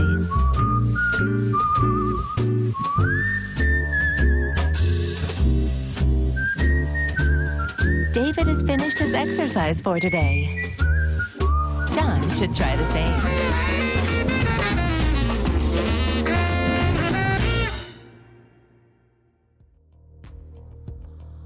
Welcome back, everyone. I'm joined here in the corner by tour director Arne. Finally, the season has started. Arne, can you lean back now and enjoy the chess? No, we are definitely not leaning back. We are enjoying the fact that we are up and running now. Yep. It is definitely the first day of the new tournament. So there's a lot of things happening in the back rows. Yeah, online chess, there must be a lot of technical stuff to take in account at all times. A lot of small wheels that has to play in motion. Definitely. Well, last season was, of course, the very first season of the Meltwater Champions chess. So was there ever any doubt that there would be a season 2? Oh, Is that no. always the plan? Oh no, always the plan. This has, from the start, been a long-term project, and it's important for us to keep this rolling and keep innovating. What we are most surprised about, actually, is how positive the feedback was already in the first tournament and the reception we got from that first tour. Yeah. And so we haven't talked about it today. There is quite a few changes to the tour this season. What is the reason, first of all, that you decided to make some changes to the format? Well, you can always improve. Yeah. And since we started this tour concept from scratch, we know that there's always elements that we can take further. And based on our own, what we learned by ourselves, what we learned from the players, what we learned from the viewers, there's both smaller and bigger elements we saw that needs to be improved, and we are taking those into this season. So making it now all about the prize money when it comes to the tour standings and in the tournaments, and also upping the difference between a win and a draw. More points for a win, basically. What is the reason you've done that, and what do you hope it leads to? More excitement. Yes. More exciting games for the viewers, more excitement for the players, more excitement for you guys in the studio to enjoy. So that's really to have more fighting chess in the tour. Yeah, and it is going to put more pressure on the players to win those games. What has the reactions been from the players? Well, this adjustment is also based on feedback from players, and the feedback has been positive. They see that what we are doing is really positive for chess. It's bringing chess further, and most of the players are really enjoying this change. So, and in this tournament, in the Airthings Masters, the prize money is $120,000 plus $30,000 in bonus prizes. Now, this will all be added up in a bonus prize for the whole season, but who will win this money? Who will be awarded all of this bonus money? The bonus pot at the end of the season will be somewhere between $20,000 and $200,000, all depending on how many drawn games there are in the preliminaries in the regular tournaments. And then that bonus prize pot is divided into 3 sections. The first is for fighting chess, the one who plays the most fighting chess. 3 winners there.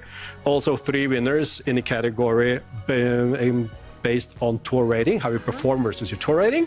And the third one is actually voted by commentators and the viewers. So the viewers can be a part of the most exciting games. The viewers can also participate in deciding who should get bonus. All right, and it's all about giving incentives for the players to play fighting chess, basically. Absolutely. Yeah.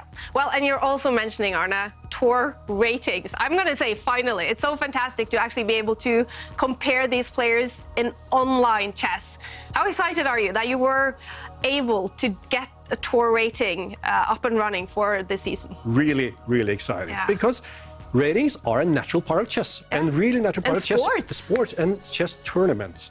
And now having rating as a part of a full online cycle of tournaments, then we can rate the players, as you're saying. We can also then give both the players and the viewers much more exciting content also to play around with throughout the tournaments. All right. Well, the players, they are also excited that there will now be an online rating that they can follow, but it can, of course, also be a little bit stressful.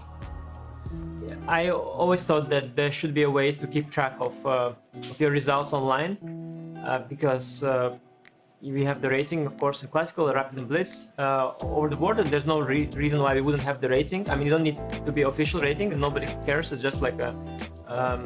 but you just want to see how well somebody did, and you feel intuitively, you know, that Wesley must have done like really well, for example, at some point, and probably Hikaru still did quite well.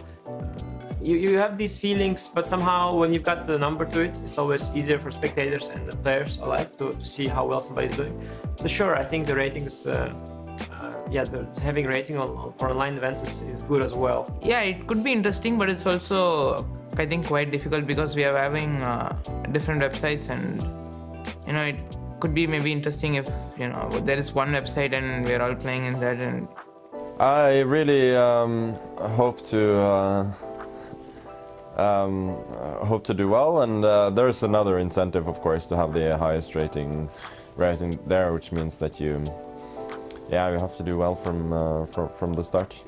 I remember I played 2-3 tournaments very good 3 years ago, and I got 2,867, and after I played 2 tournaments bad, I was 2,600 something. I mean, if in one tournament you can lose 150 elo, it means it is not serious. It is not very good for chess. For this reason, if it will be like a classical rating system, you win and you lose, you will get same points. I mean, it will be more interesting because to lose in 200 elo in one tournament is too much. Yeah, I agree. Perhaps in the long run, having few tours in a row, multiple years, the whole rating sort of can grow along, and people can see the evolution of players. See maybe young talents climbing slowly, some older people like Magnus slowly coming down. But for sure, good thing to keep track of the stats. Anish, Giri, and the players, they're excited to have tour rating. It's going to be a lot easier for us as well, Jan-Krzysztof, right? To be able to actually compare the players in what they're actually doing, right? Online chess. Exactly. And before, we've kind of had a situation where they haven't had like a tour rating. So maybe they've been playing with their classical rating, which doesn't necessarily reflect how well they're doing with the online scene. Right. Or you have the even worse, in some situation I've seen juniors playing with ridiculously low ratings, but they're not that strength at all. They're much, much higher. So here, this is just a fair and accurate representation. And if there is fluctuation, I mean, that is life, that is entertainment, and that's what we're here for. Yeah, the drama and all the thrills and spills. Yeah. And the stats. Yes. Yes. Well, tour rating and rating is actually one of the themes as well in the brand new podcast that is launching today.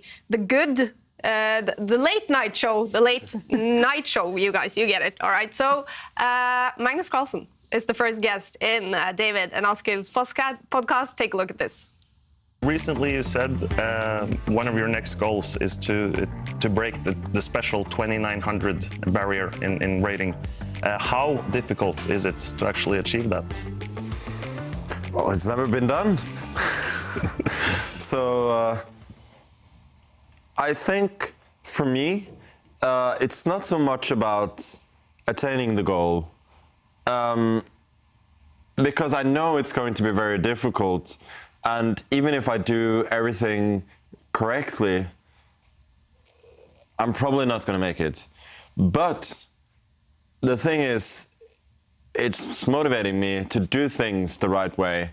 And so far, it's been one tournament, but that tournament went really, really well. And, well, because of the infamous league game and everything, I haven't actually gained any rating, but I feel like I've done a lot of the right things that can set me on the path. So, yeah, I don't think it's very likely. I'll need like either some extreme outlier of a performance or just very, very consistent good performances. I think I am capable of playing consistently at a 2850 plus level if I do everything correctly. But to take that last step, it's of course difficult, but it's not impossible. All right, the Late Night Show podcast available in wherever you listen to your podcast, but there's also a special video edition available to all Chess24 Premium members. And first episode with Magnus Carlsen. It's a long one and it's an interesting one. Yeah, actually, we just thought we'd be chatting for 2 or 3 minutes, but he was enjoying the questions. I think he was enjoying hanging out, and I just love his honesty. He went quite deep into some topics that are really being discussed a lot in world chess nowadays, and yeah, he was frank with his views. He was frank about his own performances, his own play, and yeah, there was some funny moments as well. So. Very cool. All right, go check it out, everyone. We have to take a look at the results from the very first round in the Airthings Masters. Actually, one game is still going on between Vincent Keimer and Dingley Ren. But here are the results. Andrei Esipenko, he got that win against Shakhriyar Mamedyarov. Levon Aronian winning his game against Jan Nepomniachtchi. Great start for Jan-Krzysztof Duda against Alexander Kostenyuk. And then Erik Hansen winning his game against Hans Niemann. Magnus Carlsen, as we saw, he won the game against Vladislav Artemiev. So let's take a look at the standings. Standings is not ready because one game is still going on. So let's take a look at the games coming up now in round 2. And these are the games, you guys. Yeah, so some big matchups. A lot of the young players now actually facing off against each other. We see Artemiev against Liam Kwang-le, one of the stars as well of last season. We see Eric Hansen, who started off with a win against Pragnananda, one of the underdogs maybe, one of the youngest players, but also a dangerous beast. And some other key matchups include Levon Aronian against Alexandra Kostyanyuk, the chess queen. And two peoples who actually started off with a loss, Shakarian Mamedyarov and Jan Nepomniachtchi, who lost to Levon Aronian in the first game. Very exciting matchup there. And then Anish Giri, Esipenko. But the game that we're going to follow from the start is Magnus Carlsen against Nodirbek Abdusattorov Askil. Who is this 17-year-old? He's a fantastic chess talent, obviously, and he won the world title during Christmas. And what impressed me the most about him during that tournament is the ability to stay calm. You know, he was beating top world-class players, but he was, you know, this is another day at the office, one game at a time. And to have that maturity as a 17-year-old is just amazing. And I guess Magnus really struggled in his game against Nodirbek, as we see here. I remember the game. It was a tough, complicated game.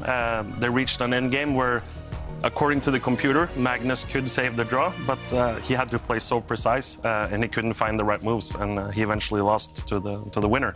Do we know anything about him in online rapid chess, or is that going to be very exciting now to see? We haven't seen him play that many tournaments online, but based on the results and the play he showed us during that World Championship, Rapid Championship, I expect a lot of great things for him, and I'm so excited to have him on the tour. Definitely. 17-year-old, you guys. And he beat Magnus Carlsen in the World Rapid Championship to also win that title at 17-year-old.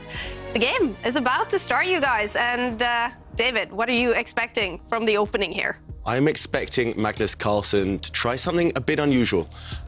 In their battle from the World Rapid Championship, Nodirbek actually used an opening that he played several times in that event. He actually beat Magnus Carlsen, he beat Fabiano Caruana, he beat Levon Aronian, beat Boris Gelfand, beat all the top guys in world chess, actually Jan Nepomniachtchi as well, all often using the same opening. So Magnus, he'll try and get the youngster out of his home territory, out of his opening knowledge, and just keep as much tension as possible, as we saw in the previous round. We're still waiting for Magnus Carlsen to arrive, so let's just quickly take a look at the standings, because all games have now finished. Dingeren eventually did win that game against Vincent Keimer. And remember, standings now, they're dependent on prize money. $750 for a win. So all the players who won in the first round, they now have $750. And losing gives you 0, of course, a draw, $250. We do have 5 players, is it, on top of the table after 1 out of 15 rounds. In the preliminaries, where is Magnus Carlsen? No, he's making us guessing. moves. Yeah, he is making the moves there, and he seems to be repeating the same strategy that he did in game 1. Yep, the invisible man, Magnus Carlsen. And right now, it's pretty much the exact same position as he had against Artemiev. And in that position, Magnus pushed his pawn forward, and it's the same again. Last time, we saw Artemiev capture this white pawn, but long-term, 40 moves down the line, we saw white's extra central pawn come in handy, and actually, Abdusattorov repeating the exact same opening. Did he look at Magnus Carlsen's previous game? Is this something he studied before, or is he freestyling? We will find out. This is slightly different to the last game, but it might well transpose back to Carlsen against Artemiev. Right now, I'm expecting Magnus to go and capture that black pawn with the white knight on the edge of the board. And very level position, but Magnus clearly likes these types of pawn structures. So let's see whether Abdusattorov can handle it better than Vladislav Artemiev did. Mm-hmm. And temporarily, we see a picture of Magnus while he tries to sort out his camera. In the last game, Magnus was quite keen on setting up with what we call a double fianchetto. So that means pushing the white b-pawn forward 1 square in order to create a nice diagonal for the white dark-squared bishop.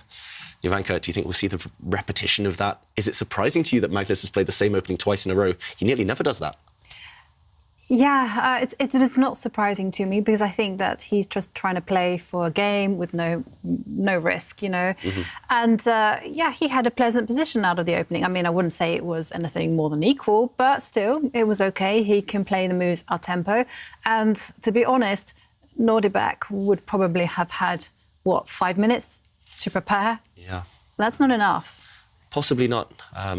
Abdusattorov did finish his game quite quickly, I think, in the last round. So maybe he was watching that game that Magnus was still playing. I think maybe he had 20, 30 minutes to prepare.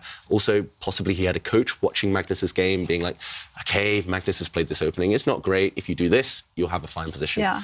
So, yeah, it's surprising to me. Although Magnus has admitted, for example, in our podcast, that these days he's reliant more on openings than before, on opening preparation. And he does repeat the same idea. He does repeat the same idea.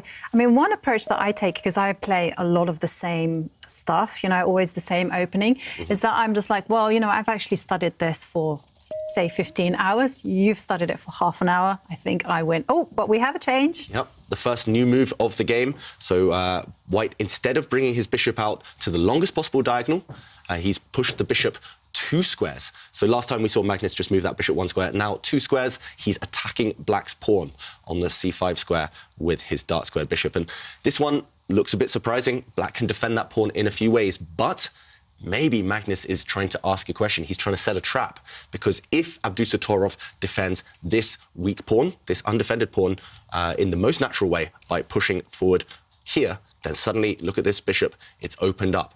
And White's knight, for example, could spring forward, and suddenly there's pressure, there's some real problems along this diagonal. We could see a trade of knights here, and the black rook is under fire. If it moves, the white knight could spring forward once again with a double attack, what we call a fork. And yeah, this would spell danger for Abdusattorov. So that being said, maybe he can defend the pawn in a different way. Not the most natural way, not the move he wants to play, this b6 move, because of the white bishop opening up, but instead, possibly, we'll see him retreat his knight, defending this pawn, but also opening up his own bishop. This type of position is all about those bishops on their long diagonals, and this is the move I'm expecting to see. I'm slightly curious about what Magnus intends here. Okay, he brings the knight into a different... Yeah, to a different square. Yeah, I was actually going to say that this was, for me, the most natural move, because your move was actually top computer choice. Yeah, I think I've studied that exact position before. Maybe that's why. But why does this move appeal to you? It defends this pawn, opens up the bishop. Because. And actually, I think this is maybe a slight inaccuracy from Black, because yes, okay, it attacks the rook, but the rooks, the knights are not secure in their posts. And the reason why instinctively I perhaps would not have retreated the knight is because I would be stressing for a long time about this light squared bishop that Black has. Maybe it gets just trapped on the sideline and will never get out. Yeah, so if you'd gone the other way to the square I suggested, maybe this bishop is not so happy. That's why Abdusattorov chose a different square. But now after Magnus moved his rook, centralised his rook, as you mentioned, this knight is slightly loose.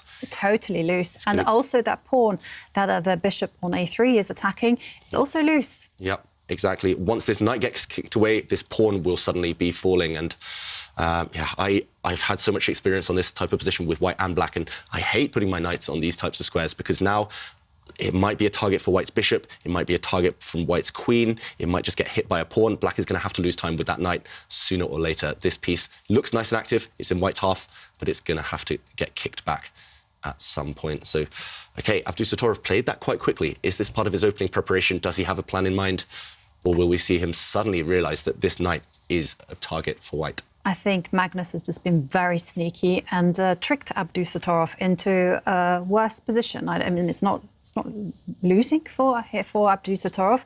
Just simply, Magnus has a very, very comfortable position, and all to do with the power of the light square bishop.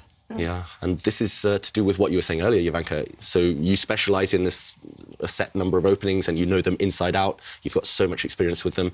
And actually, Magnus repeating what he did in the first round, but just a tiny change has maybe confused his opponent. Yeah. And that's why I often recommend your approach, just specialising in one opening. You know all the different move orders, you know all the different tricks. As long as you're not too predictable, as long as you vary every now and then, sometimes you catch your opponent out, and Abdusattorov doesn't look too happy now. I have to say on that subject, you know, I've made it a point that I've been studying now for 2 weeks in a row on Chessable, my Caro-Kann opening, and every day I've been studying this one specific variation and trying to get the nuances in.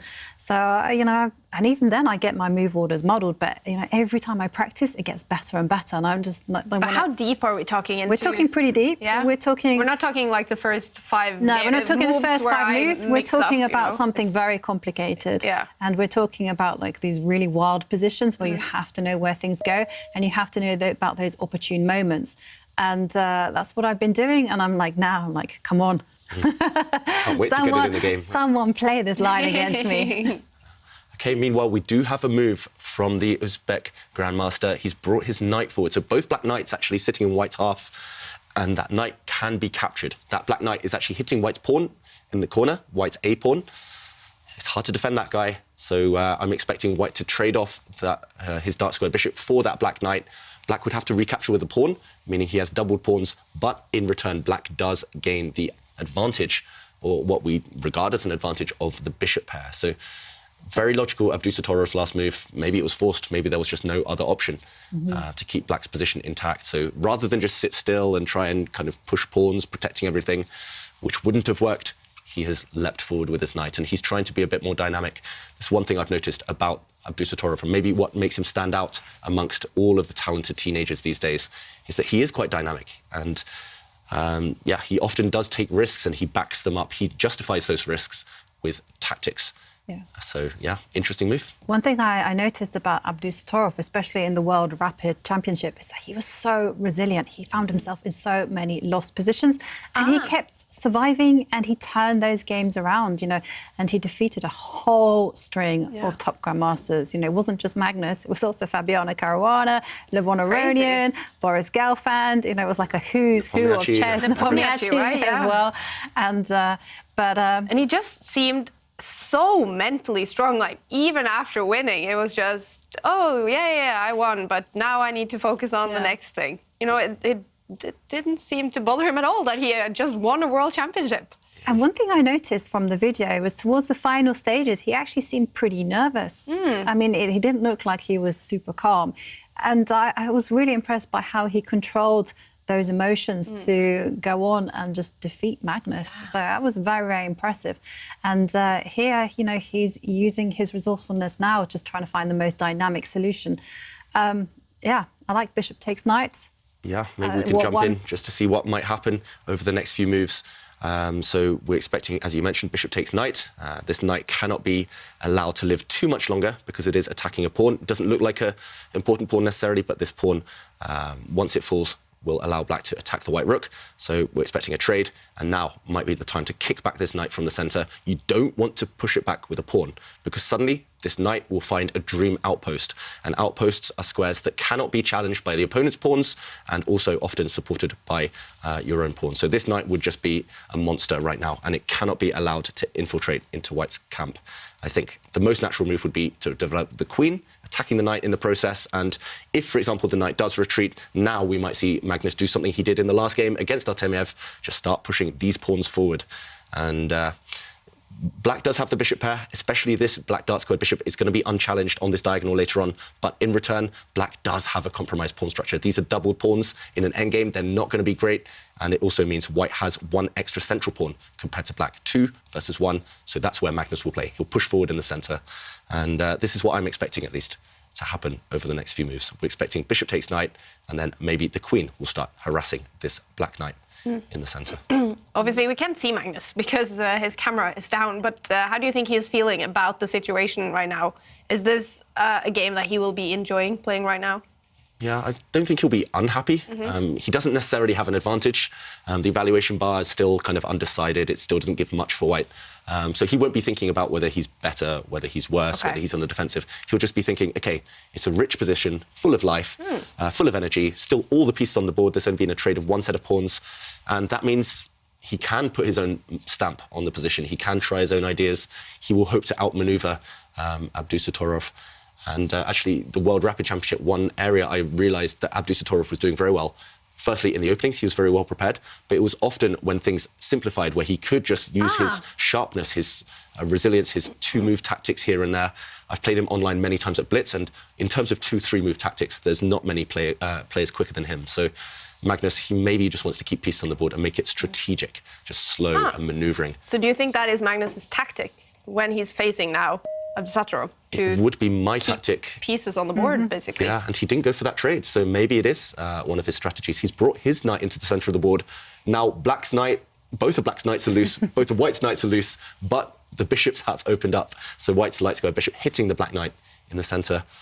Suddenly there's some crazy tactics. I'm trying to work out what's about to happen. Jovanka, does that move surprise you? It surprises me for sure. I was actually thinking about that move. Okay, yeah. I just didn't want to suggest it, so I thought, okay, I like your bishop takes knight. But I was thinking about this move primarily because it is a motif in different positions with slightly similar pawn structure. And, you know, they say loose pieces drop off.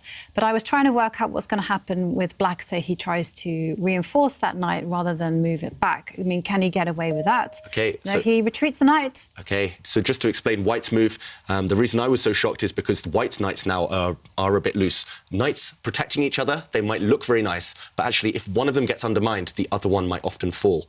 So later on, there might be ideas such as pushing this pawn, kicking away this knight, and then suddenly the other knight will drop once it runs away. So, yeah, the reasoning behind Magnus's move was to attack this knight simply, and Jovanka mentioned trying to reinforce it, maybe bringing this bishop out, but that would be a bit loose as well. Maybe this pawn could push forward. So many tactics, so many loose pieces. I'm not sure whose pieces are going to drop off, but some pieces are definitely going to drop off, and that is why Abdusattorov decided, okay, time to play it safe, retreat the knight. And now, okay, we do see a trade. I'm surprised by that one. It feels like Magnus, he's rushing slightly with that knight exchange. I thought maybe you just leave it and wait for Black to exchange on this square, and you have a move in the meantime. That's what I thought as well. But very odd. Very odd. And now he's taken this knight. Two choices for Abdusattorov, to take with the pawn or take with the queen. If he takes with the pawn, I think we'll see Magnus now take this knight. Okay, this has happened, so I'm expecting Magnus now to take this knight. He has done, and now, again, choices for Black. If he takes this bishop, the white knight will simply step back, and Black has these double pawns. This white bishop is great as well. I think White has a small advantage here, not much, but small. And if Black goes for the other option of taking this knight with his bishop, then we'll see Magnus simply drop back. And actually, this might be similar to his game against Artemiev, where he'll start pushing central pawns. Exactly, and that looks very unpleasant. I mean, for White, again, Magnus will have all the long-term trumps. So you can see Abdusattorov just simply goes, OK, fine, I'm going to have the bad pawn structure, but in return, I'm going to have, well, dynamic play with the two bishops. Yep, and these pawns, as we mentioned, doubled and not great. It will be difficult to create a pass pawn on that left side of the board, but then again, this bishop in particular, very, very strong. Now, there's a pawn attacked, and if Abdusattorov just takes the time out to defend it, for example, with his own pawn, I think we'll see White's knight re-maneuver to a great square, a nice outpost in the centre. He will bring it forward, and no matter what Black does next, he'll plonk it in the middle of the board. And here, it cannot be challenged by any Black pawns. It's also defended by White's bishop, and this knight looking pretty good. That's why Abdusattorov doesn't really have time to just push pawns. He brings his queen forward instead. He wants to create threats with every move. Here he's attacking a pawn, because otherwise, if he allows White's knight to relocate to the centre, to that magical d5 square that we highlighted, White is simply doing well. So, OK, Abdusattorov trying to justify his opening play with threats, with dynamic activity. And actually, there's a serious question to Magnus in the following position that we have up on the analysis board. Is how are you going to defend that pawn that's under attack? Because if you're a bit careless, maybe Black can actually trade the light squared bishop that he has for the knight. So I'm just thinking if you go rook that square, and then the light square bishop can come out to the f5 square and say, woohoo, Yep, that's bishop takes knight.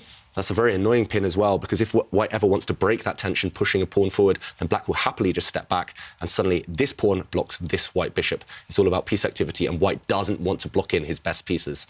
So I think you're right, Jovanka. Even if White actually wins a pawn in this position, it's not going to be great for White, because at some point you get kicked back, and then we see a trade, and these two pawns, we talk about double pawns, they're useless. They're basically just one pawn.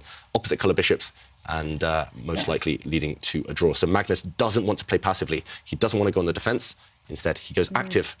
He's playing on the front foot. Going on the counter-attack. This is something that we often well, one can often forget when they find their pieces attacked that, yes, you actually have the possibility of counter-attacking rather than passively defending. This is something that Levon Aronian was fantastic in Berlin, in the Grand Prix.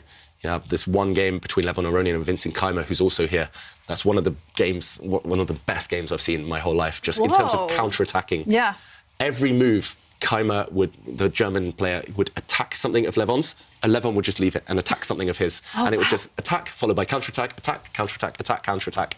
And in the end, Aronian emerged victorious. It was a crazy game. It absolutely was.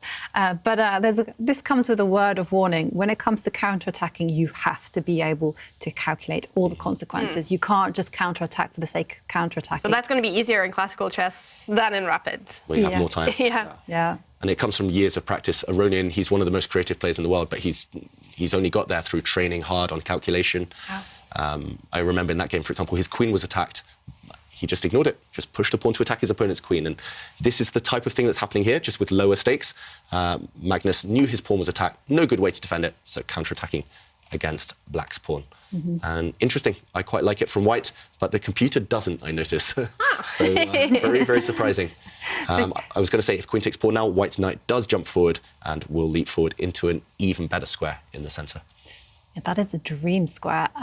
But, you know, computers are computers. They play perfect chess. And they can play in their own little league and leave the emotional chess and all the things that... And the exciting chess. Exactly. Yes. For us. For us, humans. And I can see a lot of lovely selfies that you're all sending us.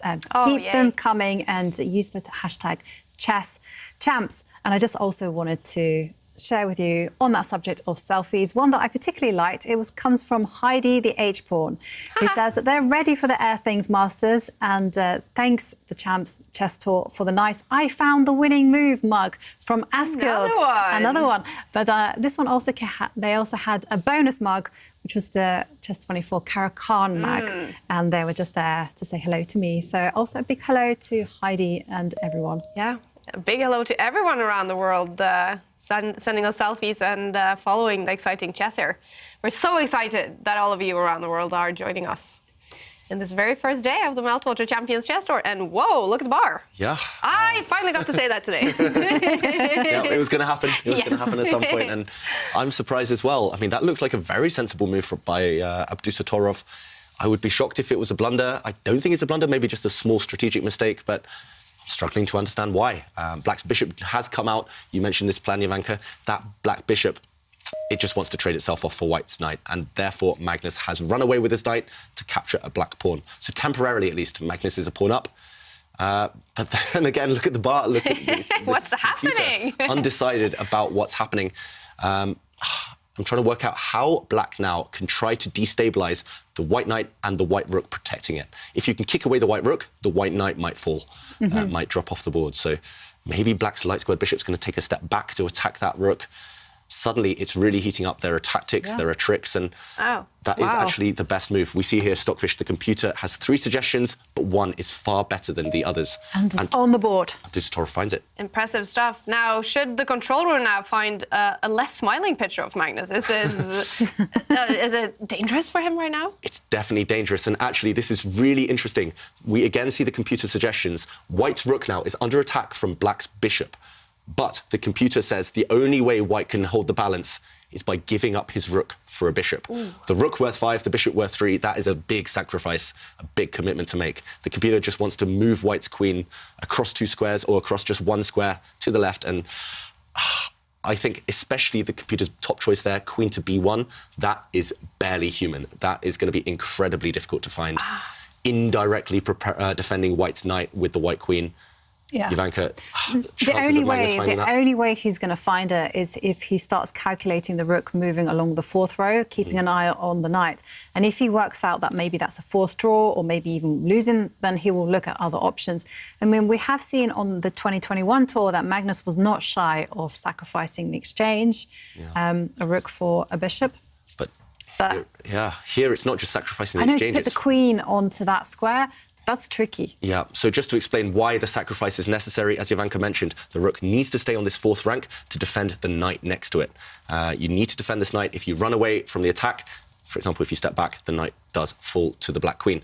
The problem is, where do you put the rook?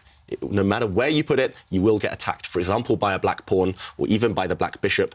And sometime soon, you will have to evacuate the 4th rank. That's why it's best to just leave the rook here. Maybe just by process of elimination, Magnus will realize you can't really move this rook to a safe square. No matter where you move, you will just get attacked. And therefore, the computer says, bring the queen across 2 squares. But the reason I think this is not human, the reason I think this is so difficult to find is because you have to see that your queen indirectly will protect the white knight after the black bishop captures your rook and you take back. To see that the queen opens up on this line, which was previously blocked, that is incredibly difficult. I think even if I had an hour on my clock, I would struggle to find a move like that one. So computers, they do enlighten us sometimes, but that is incredibly tough to find. I think maybe the second choice by the computer is slightly more natural. So in this position, just bring the queen across 1 square. But after bishop takes rook, queen recaptures.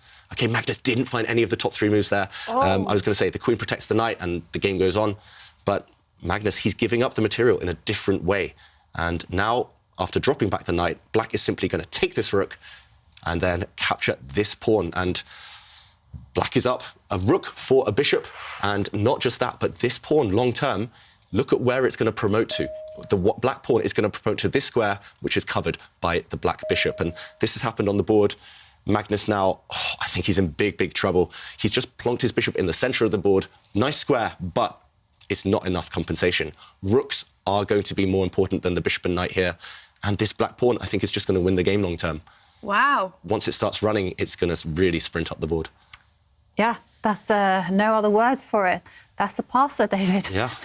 Like you say, the most important thing is that it can be escorted to the promotion square by the dark square bishop. Yep. And take a look at the coordination between white's pieces. You look at the rook. Yep. On next to the king. Look at the queen still on her starting square. Take a look at the potential of the black rooks. They can get motoring behind their own passed pawns. I mean, so many lines. Magnus is, I was going to say losing. Yeah. I think with best play, for sure, he's losing, but he will hope that his one good piece in the position will give him some compensation. Maybe later this pawn will drop off, maybe later some threats against the black king, but I don't think it's going to be enough. Abdusattorov, meanwhile, just shuffling across with his rook. Slightly surprising, because I thought his rook wanted to back up this pawn later, but he's just keeping everything guarded. Black's actually done the hard work. Black has won material, and wow, Magnus is just trading queens. He's trading queens. Woo. He's down on material, and he's just offering a trade. And Abdusattorov. Are you surprised he does not take it? Yes. Yeah, I would just say, OK, let's get those queens off. No more risk for black, and I'm just ahead on material. But Abdusattorov, that's the reason he's the world rapid champion and I'm not, because he senses the dynamics better than most players. And now actually he's gaining time, hitting this undefended pawn with his queen. And maybe he's realizing that actually, if you traded queens, white's rook would at least have jumped into the game. For example, trade here, and now white's rook is activated with the bishop. Maybe the white knight will jump in later on. Yeah, I actually like his decision better than mine. Yeah, keeping the queens on, there's no rush to trade. It's human instinct when you're up to simplify like a maths equation, trade off pieces, hope your extra material counts later on. But this queen is actually maybe, at least for now, better than its counterpart. Yeah, wow. But that's kind of a sin in a way that you make you should always back up your evaluation and your assumptions by actual calculation. You shouldn't just assume, you know, like you say, queen takes queen, rook takes queen. I'll be better. Yeah, exactly. And that's when mistakes happen. And it might not be a mistake there and then, but then you kind of carry on that mentality throughout and you slip up, get lazy. Yeah, and actually, not just is this pawn attacked, but Abdusattorov, I think he's looked really deeply into the position. He's realised this is white's best piece. It's supported and protected by a pawn. So next move, if white, for example, takes a timeout to just push this pawn or defend it, then black is going to undermine the defence, the defender of this bishop. This pawn now, once it gets traded off, which it will, then suddenly we'll lose protection of this bishop. This bishop will be forced to step back, retreat, and white will have no good pieces remaining. This one looks one-sided right now. Abdusattorov, a big favourite to win this game. Wow, and look at the clocks as well. He's just crushing Magnus as well on the clocks right now. Yeah, quick, confident, tricky, resourceful. He's got it all, Abdusattorov. And yeah, I mean, I was surprised. I thought maybe even with his performance in the World Rapid Championship, it will take him a tournament or two on the tour just to warm up, just to get acclimatised to playing these top guys. But no. Nope. A draw against Giri in the first game, very nice result. now big advantage against the world champion.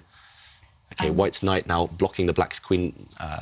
It's diagonal, but it's temporary. It's going to get kicked away, that white knight, soon.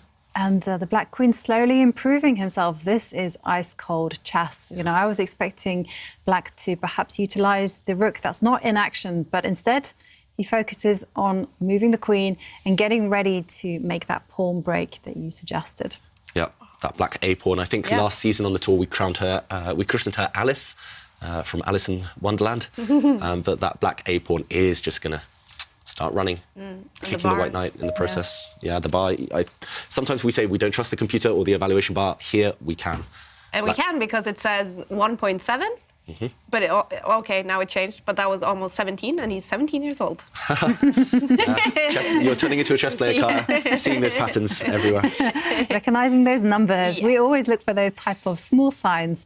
Yeah, and you can see Abdusatorov is... Yeah, you know, in Norwegian, because I followed, of course, the Norwegian show for the Rapid and Blitz World Championship, and in Norwegian you would say Abdusatorov. Yeah. And now I'm trying to switch to English. Abdusatorov. Abdusatorov. Yes. Very posh. Yes, it's English. very posh. But yeah, I mean, sorry. No. I was going to change the topic completely. Yeah, me too, so that was okay. Go ahead, you guys. I was just going to say the reason we can trust the evaluation bar, the computer here, is because if we do a quick count of the material, black simply has a rook for a knight advantage. And that's a 2-point advantage, and here the computer says 2.3. So that's why we have this evaluation system, the counting system in chess.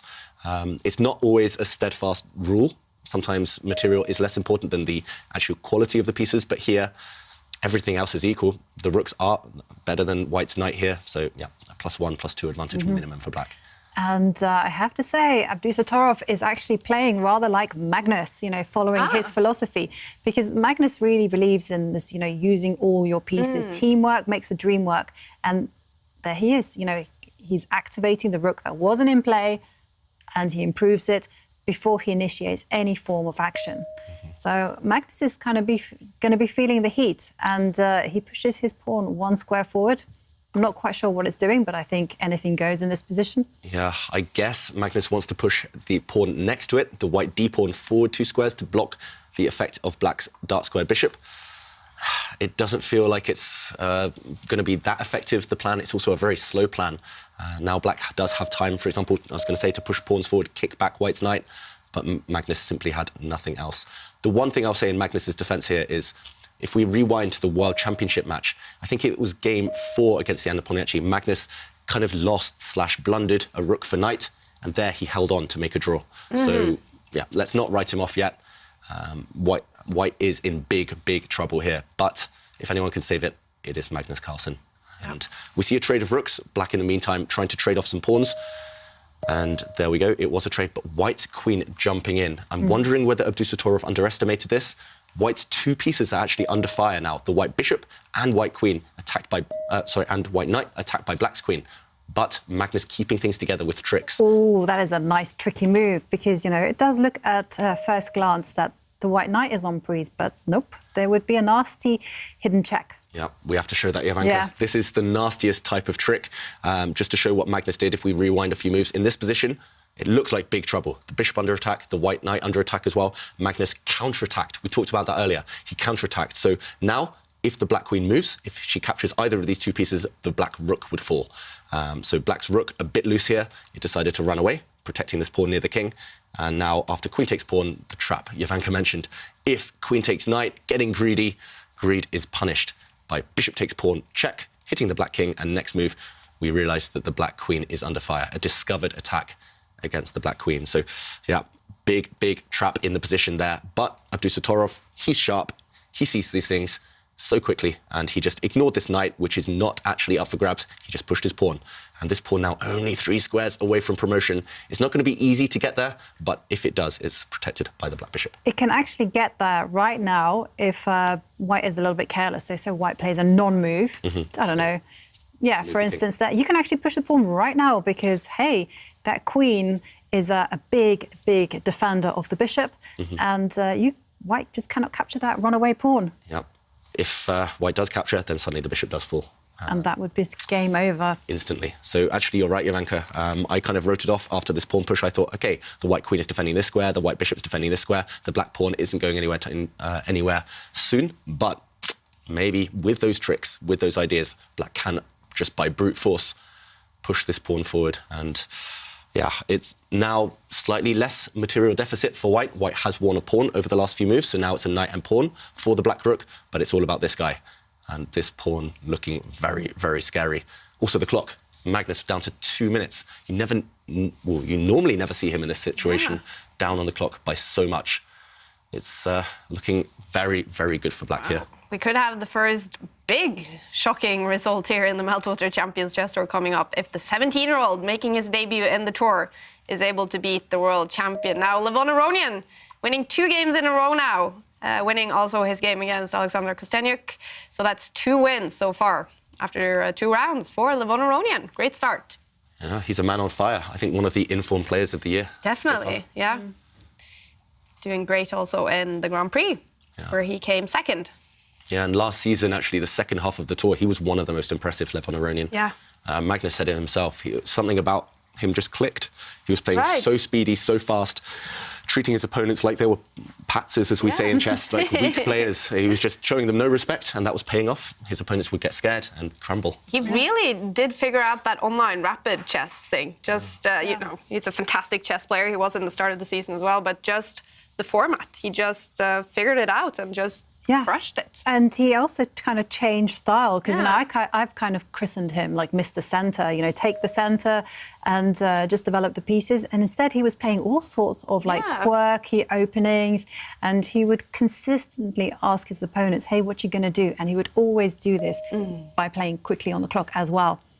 And on the board, it's Magnus who is very clearly suffering, because that passed pawn Alice is runaway train, and she's really going to push forward 2 squares to her destination. I don't see anything. Yeah, it's really backs to the wall for Magnus Carlsen. His last move, I like it for white. He's blunted the effect of that black bishop. That black bishop now has lost connection to the promotion square of that black pawn.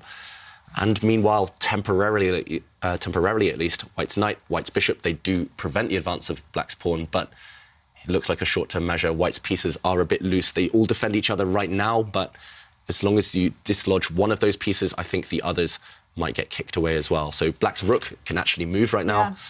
So, not sure which square it should choose, but the black rook could move. So the move that I'm really tempted to play, I don't know whether it works, I need some calculation, is actually to move the rook along the C line. Okay. Because white's king is not that safe. There's a lot of air around the king, shall we say. And it's feeling very lonely. It is feeling very lonely. And my instinct here now, and I haven't backed it up with any calculation, is to move this.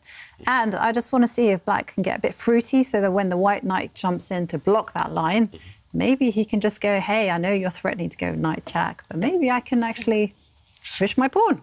Wow, okay. Interesting. So pushing this pawn, hoping to deflect the white bishop, and then just capture this white knight. No, there does involve a calculation, because there's checks involved in the game. But OK, instead we see a different approach from Abdusattorov. Yeah, I liked your move, actually, I must say, much more, Jovanka. Instead, Abdusattorov has played his bishop to this square. That's sneaky. It looks like the bishop is about to drop. It looks like it's a loose square, but suddenly the white queen would be deflected away and the white knight would fall.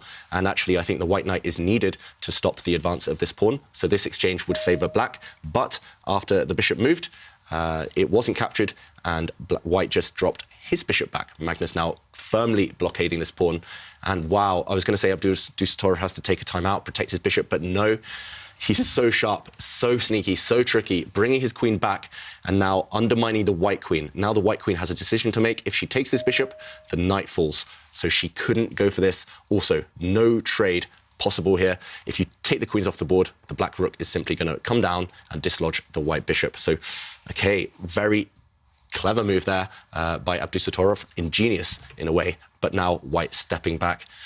What's going to happen here if the black rook attacks the white queen? It looks like all of white's pieces are really hanging by a thread now. I mean, the queen is needed to protect this knight, which is needed to protect this bishop. It's all, I mean, it's like a pack of cards. If you knock one over, the rest might fall as well. Like dominoes even, but maybe Magnus can keep this together with tricks. Maybe he can jump forward with his knight to block the attack against his queen. I don't like it for white still, but there's no killer blow yet. Magnus defending like a lion in this game. And you still have to remember that the Black King is a little bit by itself, and a little bit vulnerable on the light squares. So I think Magnus is maybe dreaming about aligning the queen and bishop on the same diagonal and trying to do something. That's why maybe Abdusattorov decided to move his king forward off this diagonal. But yeah, you mentioned Kaja. Yeah, this does feel a bit slow. It feels like Black has just retreated the queen. Sometimes you can justify a retreat if you have more active moves coming next. But then he took another timeout, a second timeout, just to improve his king. And I'm trying to work out why this is a mistake. Maybe the white knight can jump in now. And there we go. Actually, white has several knight moves that might cause some annoyance to Black. White has 3 knight moves, as we see Stockfish, the computer, suggesting now. This may be the most natural. It does happen in the position. Suddenly, there are some threats against the Black King side. This Black Bishop on a very loose square. I didn't like putting it there in the first place. And now I'm trying to work out what would happen after the Rook comes across to attack the White Queen. But then it looks like these pieces protecting each other, the White Queen could eliminate the dangerous Black Pawn. And suddenly it's anyone's game. Suddenly White might be the one with the momentum. So in the current position, a big, big threat. Queen takes pawn, but also maybe knight takes bishop. How does Abdusattorov defend against both? Not easy anymore. Just one slip, and the world champion is right back in it. Magnus fighting still so hard. Wow. There's a lot of danger in the position. I do like Magnus's move, but the first move that comes to mind for Black is actually, OK, let's just go in with the queen. Let's gamble absolutely everything and bank on some counter-attacking possibilities so that after knight takes bishop, you're like, I am not taking that knight. I'm going to take... This would be disastrous. Checkmate. That would be bad. And instead just go queen takes bishop, but then the queen will slide itself across 2 squares and lining itself up, and suddenly checkmating ideas in the air. And the queen-knight, dangerous combination. Yeah. The knight does the only type of maneuver that the queen cannot, and that makes them a fearsome duo. They combine so well. Actually, here I would be terrified with Black that I would be getting checkmated. The Black Queen looks great, but she's offside. She's not actually helping the fighter. For example, if the Black Queen retreats, trying to trade off, then the White Knight would leap forward, and a double attack. Black King has to move, and more nasty checks in the air. And wow, this might actually happen. Wow. Will we see a turnaround? The Black Queen has jumped in. Magnus now has no choice. He simply has to capture this bishop, I think. Yeah. He has to go on the counterattack because his own bishop is about to fall. No time to move it. So knight takes bishop, queen takes. And actually, while you were talking there, Ivanka, I realized maybe there's a way to force a draw if White wants. Maybe White wants more, but maybe you can even go knight check, attacking the Black King. The Black King has to keep protecting its rook. And if you take this knight, check, the king moves, another check, the king moves, another check, and this would end the game in a repetition, a draw. Yeah, nice line. No way to escape. And very, very thematic. But let's go back to the position where the knight and the queen are aligned together. And he's going to go for it. Bishop. Queen takes bishop, and now the move... OK, he's gone for the win, not taking the draw, Magnus Carlsen. He's aligned his queen with the Black King. OK. How to defend? Yeah, I mean, this double check that you mentioned, how on earth are we going to do it? I mean, it's... Maybe the king can hide itself. I have an idea. The king can hide itself, not on the back row, but on the h6 square. Ooh, I don't think you want to run that immediately because there would be a checkmate. No, not immediately, but next move. Yeah, next move. Yeah, that's my safe place. So what I want to do is, OK, so first of all, I have to check with the queen on the light square. OK. And the king moves forward, and now the queen will dash back and offer a trade. OK, and now the white knight, I guess, I'm trying to choose a square, maybe this one still. So a double attack, as we mentioned. And then the king can hide itself on the 6th row. Yeah, and then there would be a check. And if the king takes this knight... Oh, no, I'm going to get checkmated again. Yeah, this queen takes pawn and a checkmate. So white would actually be a whole rook down, but the king would be trapped. And wow, are we heading towards this in the current position? OK, he's given a check on a different square. This move would have lost, I think. Yeah. But he's checked on this square, hitting the white king. How will white block? White will push this pawn to block, or this pawn, or this pawn. I'm not sure which one. You can move any of these 3 pawns to block this check. Let's just choose a random one. OK, let's say this one's the most advanced pawn. Let's push this one forward. I also want to use the queen to maybe guard against this pawn later. And now black still has this big issue. Magnus actually goes for that block. And now how to deal with this tension. Now because he's pushed that particular pawn, the queen can actually defend against the checkmate by putting herself on the b2 square. Long-range defense. Ooh, clever. Yeah. So using the queen on this diagonal to stop any potential checks. And maybe this, it's happened. Jovanka, you found it. Maybe the only defense for Abdusattorov, because now a knight check, a double check, for example, this double check forcing the king to move, would not end in disaster for black anymore, because this square, which was previously used by the white queen, is actually covered by black's queen from afar. Wow, really, really sneaky defense there, really clever defense, and that means Magnus has to check with his knight. Any double check, you have to move your king, and it steps back, and we're going to see a draw. Let's go back to Abdusattorov. We're going to see a repetition of the position, and we actually have Magnus back as well for the first time in the game, but just in time for the position to repeat itself. Yeah. Wow. How impressed are you with Magnus that he was able eventually to save this, which he probably is about to do? Yeah, very, very impressed. I mean, full credit to Abdusattorov. Just one slip, really, let Magnus back in the game. But apart from that, he played perfectly. And wow, more credit to him because he's not going for the draw. He wants to win. Whoa. This is risky. I kind of wrote it off because now there was no more check with the white knight. But the problem is black's king is still in big, big trouble. And white's knight and queen now combining, attacking the black rook. The black rook has to move. But where do you move it to? Oh, this is playing with fire with black. Yes, black has this amazing pawn on the left side, but he's not getting time to push it. What happens if you try to just offer up the rook for grabs? Can you do that? Where do you put it, though? I want to put it on a square where it's under attack. Okay, to attack the white queen? Or to the b8 square is the one I wanted. Okay, wow. I wanted to move that knight away. Because that white knight is a little bit annoying, you know. It's kind of operating within its superpower zone, you know, with the knight jumping from square. It's an octo knight, as we kind of call it. And yeah, actually, we might still see the position repeat itself. White using the queen and knight together, trying to get to the black king, but black's rook is able to just kind of yo-yo back and forth, away from the attack of the white knight, then back to protect its king, away from the attack, back to protect its king, and the position should still repeat itself. Abdusattorov with no time left either, so yeah, I think now is the time to accept the draw. Magnus still begging for that repetition in a way, but he's going to get it. He's going to save this game. And there we see, now Magnus leaps forward with the knight. He shrugs his shoulders. That's the third time we've seen this position. It's a draw. Wow, and okay, well, we can see both players sort of a sigh of relief there for Magnus and a smile. He did get away with a draw here. Abdusattorov, he's not looking too happy. He was getting close to a win in this one. Yeah, Magnus was almost dead and buried, but Abdusattorov just let it slip. Just one move, one careless, slow move, and I think he'll be kicking himself slightly, but he will recover. He's very good at bouncing back, Abdusattorov, and I think we'll see it on his face, that moment when he realises the win has slipped. I'm happy that we do see some reaction from him, this very cool and calm 17-year-old who doesn't seem to be affected by emotions, but getting this close to another win against the world champion is, yeah, and there it is. Oh. I wonder if this is probably after when he realizes the move he made wasn't...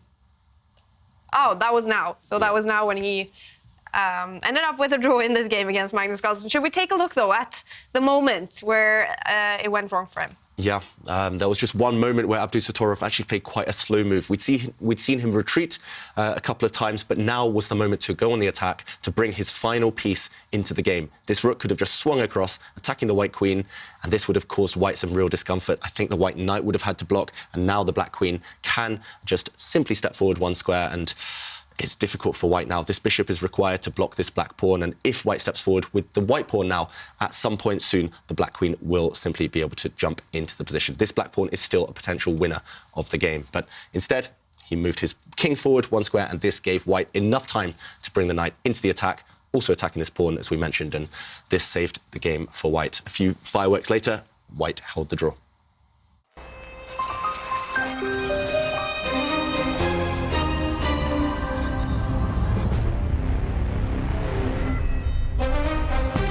In the next game, we're going to follow Magnus Carlsen again. He's up against another young one. It's another debutant in the tour. Esipenko is the next opposition for Magnus Carlsen. And these two, Well, they actually share other interests than chess. They're both huge football fans, and they have a fierce fight going on in Fantasy Premier League. There are a lot of Russians, like Matlakov, Alexenko, Motylev, at the very least, who have gotten into the Grandmaster League in Fantasy, and they're doing pretty well.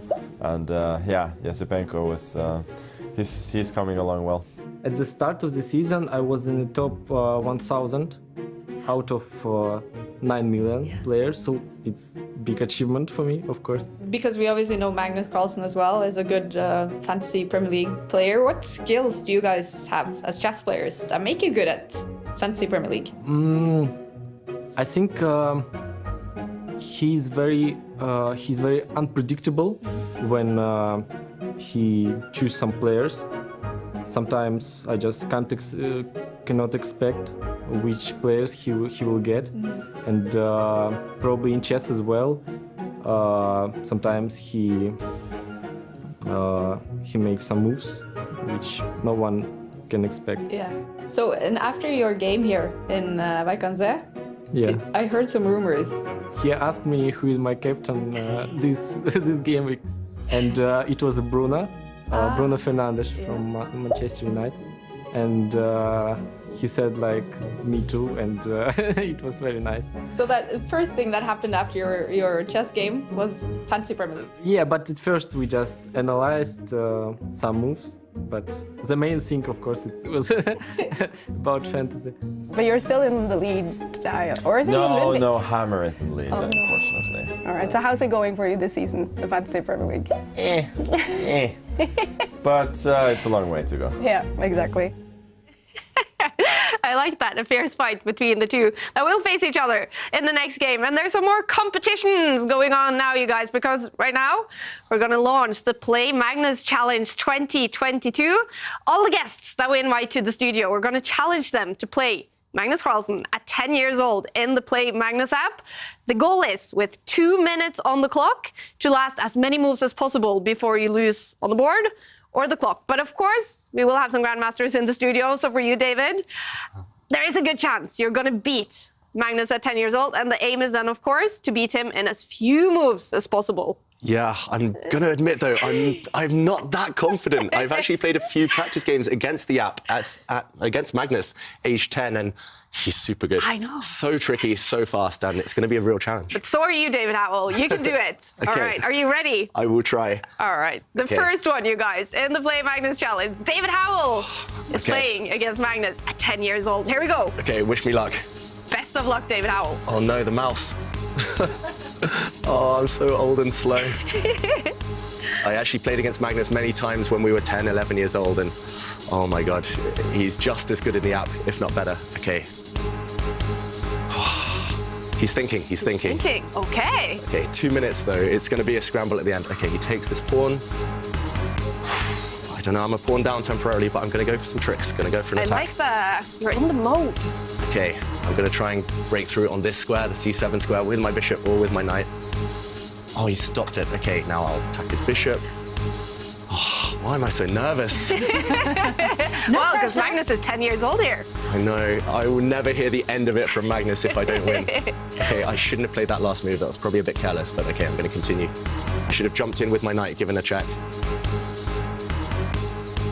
Oh, wait, have I just... No, I haven't blundered. Okay. Just a pawn down, though. This is depressing. Okay. You have 1 minute and 30 seconds left on the clock, David. You're playing fast. I'm playing fast, but is it enough? Just bide your time, David. Play quickly. Okay, rook takes. He's got so many tricks in the position. Okay, no, I'm not going to hit that. I'm going to just bring my bishop out. Let me take this pawn. Let me take this pawn. Let me take this pawn. Okay. No, he doesn't. He doesn't really let me take this pawn. I'm going to hit his bishop now. I'm struggling, guys. What would the bar say right now? Somewhere in black's favour. I'm going to take this pawn. It's probably a mistake. Okay.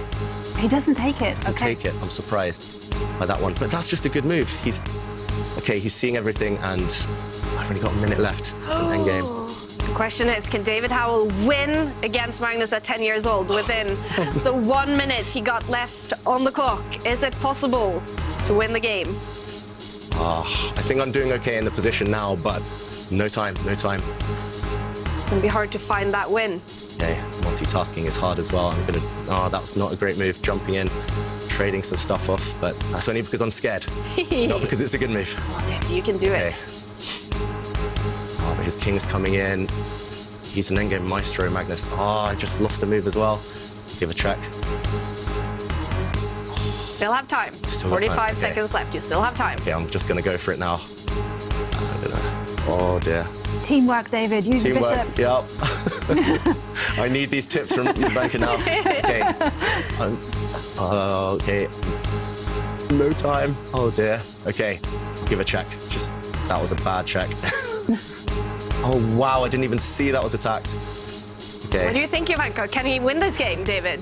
It's going to be difficult, especially with the time. But, just make those moves, David. Oh, my God. He's coming for me, though. His king is coming in. Check. No! Oh, David. No! Okay, I've just got to get on the leaderboard. Yes, right? yes. Okay, I'll try and survive as long as possible. Get those moves in. Oh my God.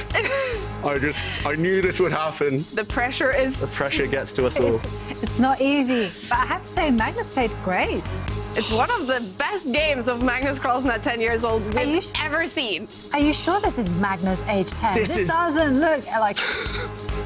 I think I might have to retire now, guys. No, I think you got very unlucky with the 10-year-old version of Magnus that you got in this game, David. I finally had a decent position and I blundered my rook.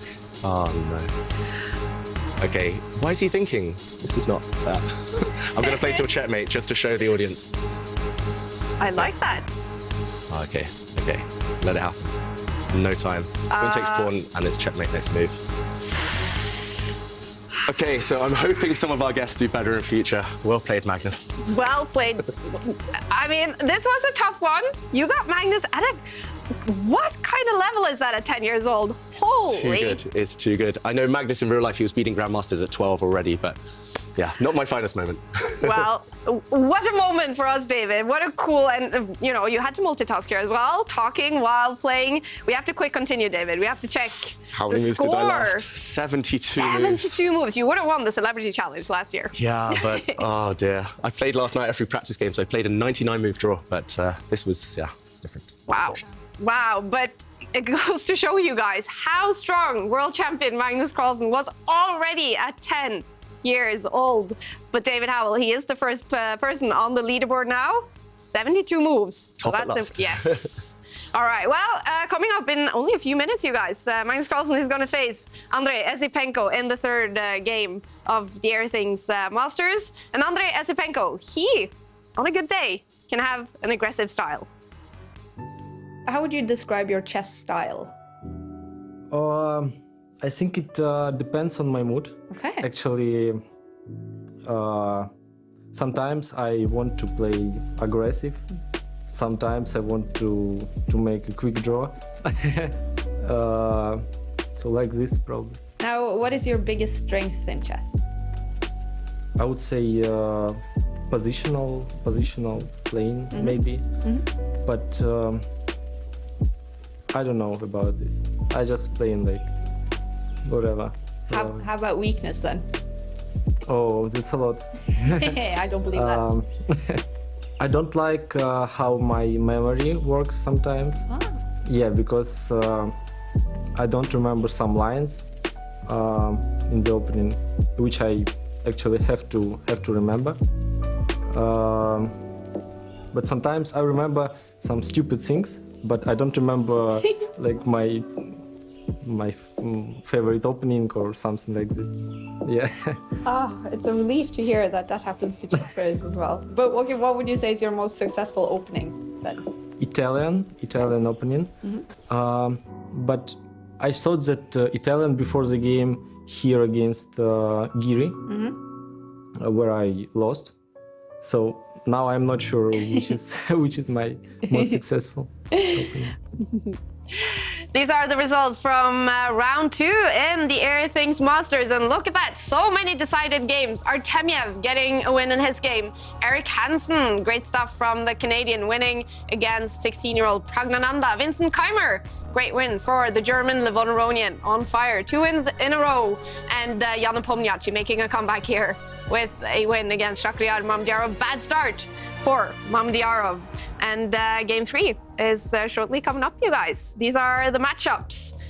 Abdusattorov coming from that dramatic draw against Magnus Carlsen, now to face Vladislav Artemyev. A big one, Jan Nepomniachtchi against Anish Giri. We also have Vincent Keimer against the man on fire, Levon Aronian. But the game that we will follow in round 3, you guys, Andrei Esipenko against Magnus Carlsen. And Askil, you're back in the corner with me. Andrei Esipenko making his debut in the tour, but Magnus Carlsen, he's talking very highly of this young Russian. He is, and he's one of those players coming through now, and he actually beaten Magnus Carlsen in classical chess, and I think he's one of the hope for Russian chess in the future, alongside maybe Artemyev. So it's great to have an aggressive young player joining us. Yeah, it's going to be interesting to see also how his tour rating will evolve throughout the season. But what do we know about him in online rapid chess? He's been playing some online tournaments, but as we talked about with Abdusattorov, he's not a type of player that has been on that scene that much. So we're looking forward to get to know him better in online chess, and I'm sure he'll do quite well, to be honest. And we did see a few minutes ago a video about these two fighting it out in Fantasy Premier League as well. I think there are some football games going on today as well. Do you think Magnus will have his eye on maybe the Liverpool game with Mohamed Salah as his captain? He's probably checking the results in between games at least, and hopefully he can beat him in the fantasy, if not on the board. This is going to be an interesting one. Magnus Carlsen against Andrei Esipenko, the Russian, will have the white pieces in this game. And David, how are you feeling after that dramatic game against Magnus, 10 years old? I don't know what you're talking about, Kaja. It didn't happen. It just didn't happen. I'm blanking out the last 10 minutes from my life. But yeah, this game, it's a big matchup. I've actually had chats with Magnus before about Esipenko, and he can't speak highly enough of him. Yeah, the young Russian, he's beaten him before. In Vaikanze, in the World Cup, he gave him a real scare. It went right to the edge there. So, I agree with you. No, Esipenko is a huge talent, and he's being groomed by the Russian Chess Federation to be the next big thing. So, yeah, him, Firouzja, I think, in Magnus's eyes at least, the two contenders in future, the two potential heirs to the throne. So, yeah, big game, and especially with black. We haven't seen Magnus have the black pieces yet. He's had started with 2 whites. So, yeah, he's going to be on the defensive from move 1. Yeah, I'm super excited to see this one, and I'm also excited to see Andrei Esipenko in action in online rapid chess in the Meltwater Champions Chess Tour. On a good day, he says he likes to be aggressive. Do you think that's what we're going to see from him? For sure, especially when you play the world champion, it just brings out the best in these top players, and he'll want to take the challenge. I was watching Esipenko's games from the Grand Prix just a couple of weeks ago, and there with white, he was mightily impressive. He nearly beat Nakamura, nearly knocked out Nakamura, who went on to win the Grand Prix. So Esipenko, on his day, could beat anyone, but especially with white, I think he's much more dangerous than with the black pieces. Right. Well, will Magnus, even if he was able to get that draw in game 2, do you think he's going to be eager to show something better than what happened? He was about to lose game 2.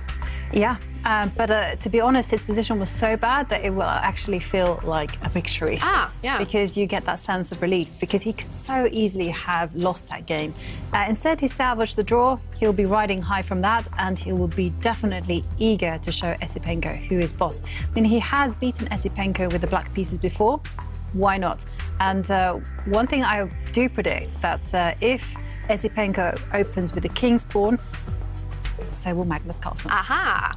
No Sicilian defense. No Sicilian defense, nothing risky. It will be just all about getting into a solid position. All right. Well, we see that both of these players have 4 points in the top of the screen. That means they have 1 win and 1 draw so far today. New scoring system this season in the Meltwater Champions Chess Tour in the ratio 3-1. $750 for a win, $250 for a draw. So it is a lot more lucrative now to win those games. And here we go with the King's Pawn. Yeah, and Ivanka has called the opening correctly. Both sides opening with their king's pawn. When Magnus lost to Esipenko in Vaikanze a couple of years ago, it was in the Sicilian defence where it was really, really sharp, that battle. But Esipenko navigated the complications better than his opponent. So now it's the Italian game, something we've seen a lot on the first season of the Champions Chess Tour, but also we saw in the World Championship match with Magnus, and now Magnus just developing his bishop one square. Very safe, very solid. It looks like all the pieces will be on the board for a long time, and this one will become a manoeuvring battle.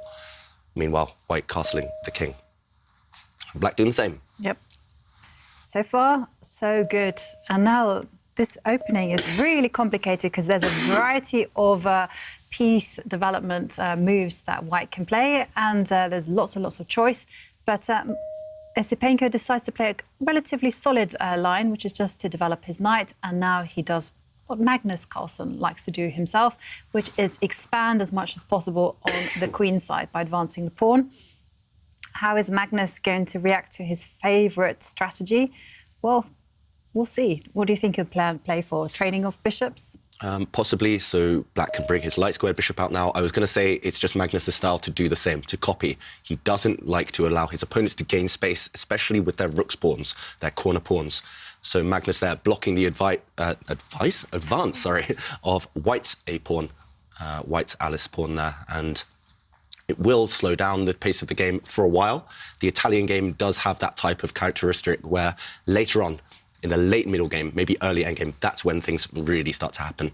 I don't think we'll see any attacks on either side's king anytime soon, but it's all about who can put their piece on better squares, who can make the correct types of trades, and Magnus, he's vastly experienced in these types of positions.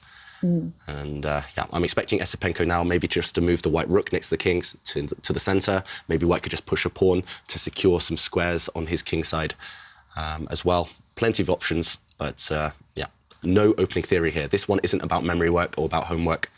It's just about understanding of the position.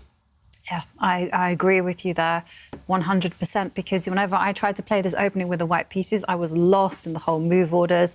And then it kind of dawned on me, actually, something you said, it's all kind of hinges on whose bishop is better. And that's it. And OK, you are getting the prediction spot on, David. The rook has moved. So and now, far. yeah, and now I'm kind of curious, will Magnus just offer a trade of bishops, or will he just kind of do something else, you know, maybe push a king's pawn one square forward, not the king's pawn, the rook pawn next to the king, push it one square forward just because it's a move, a nice controlling the circuit of the white knight. Yeah, I think that one maybe is the most likely from Magnus, so just pushing Black's h-pawn one square.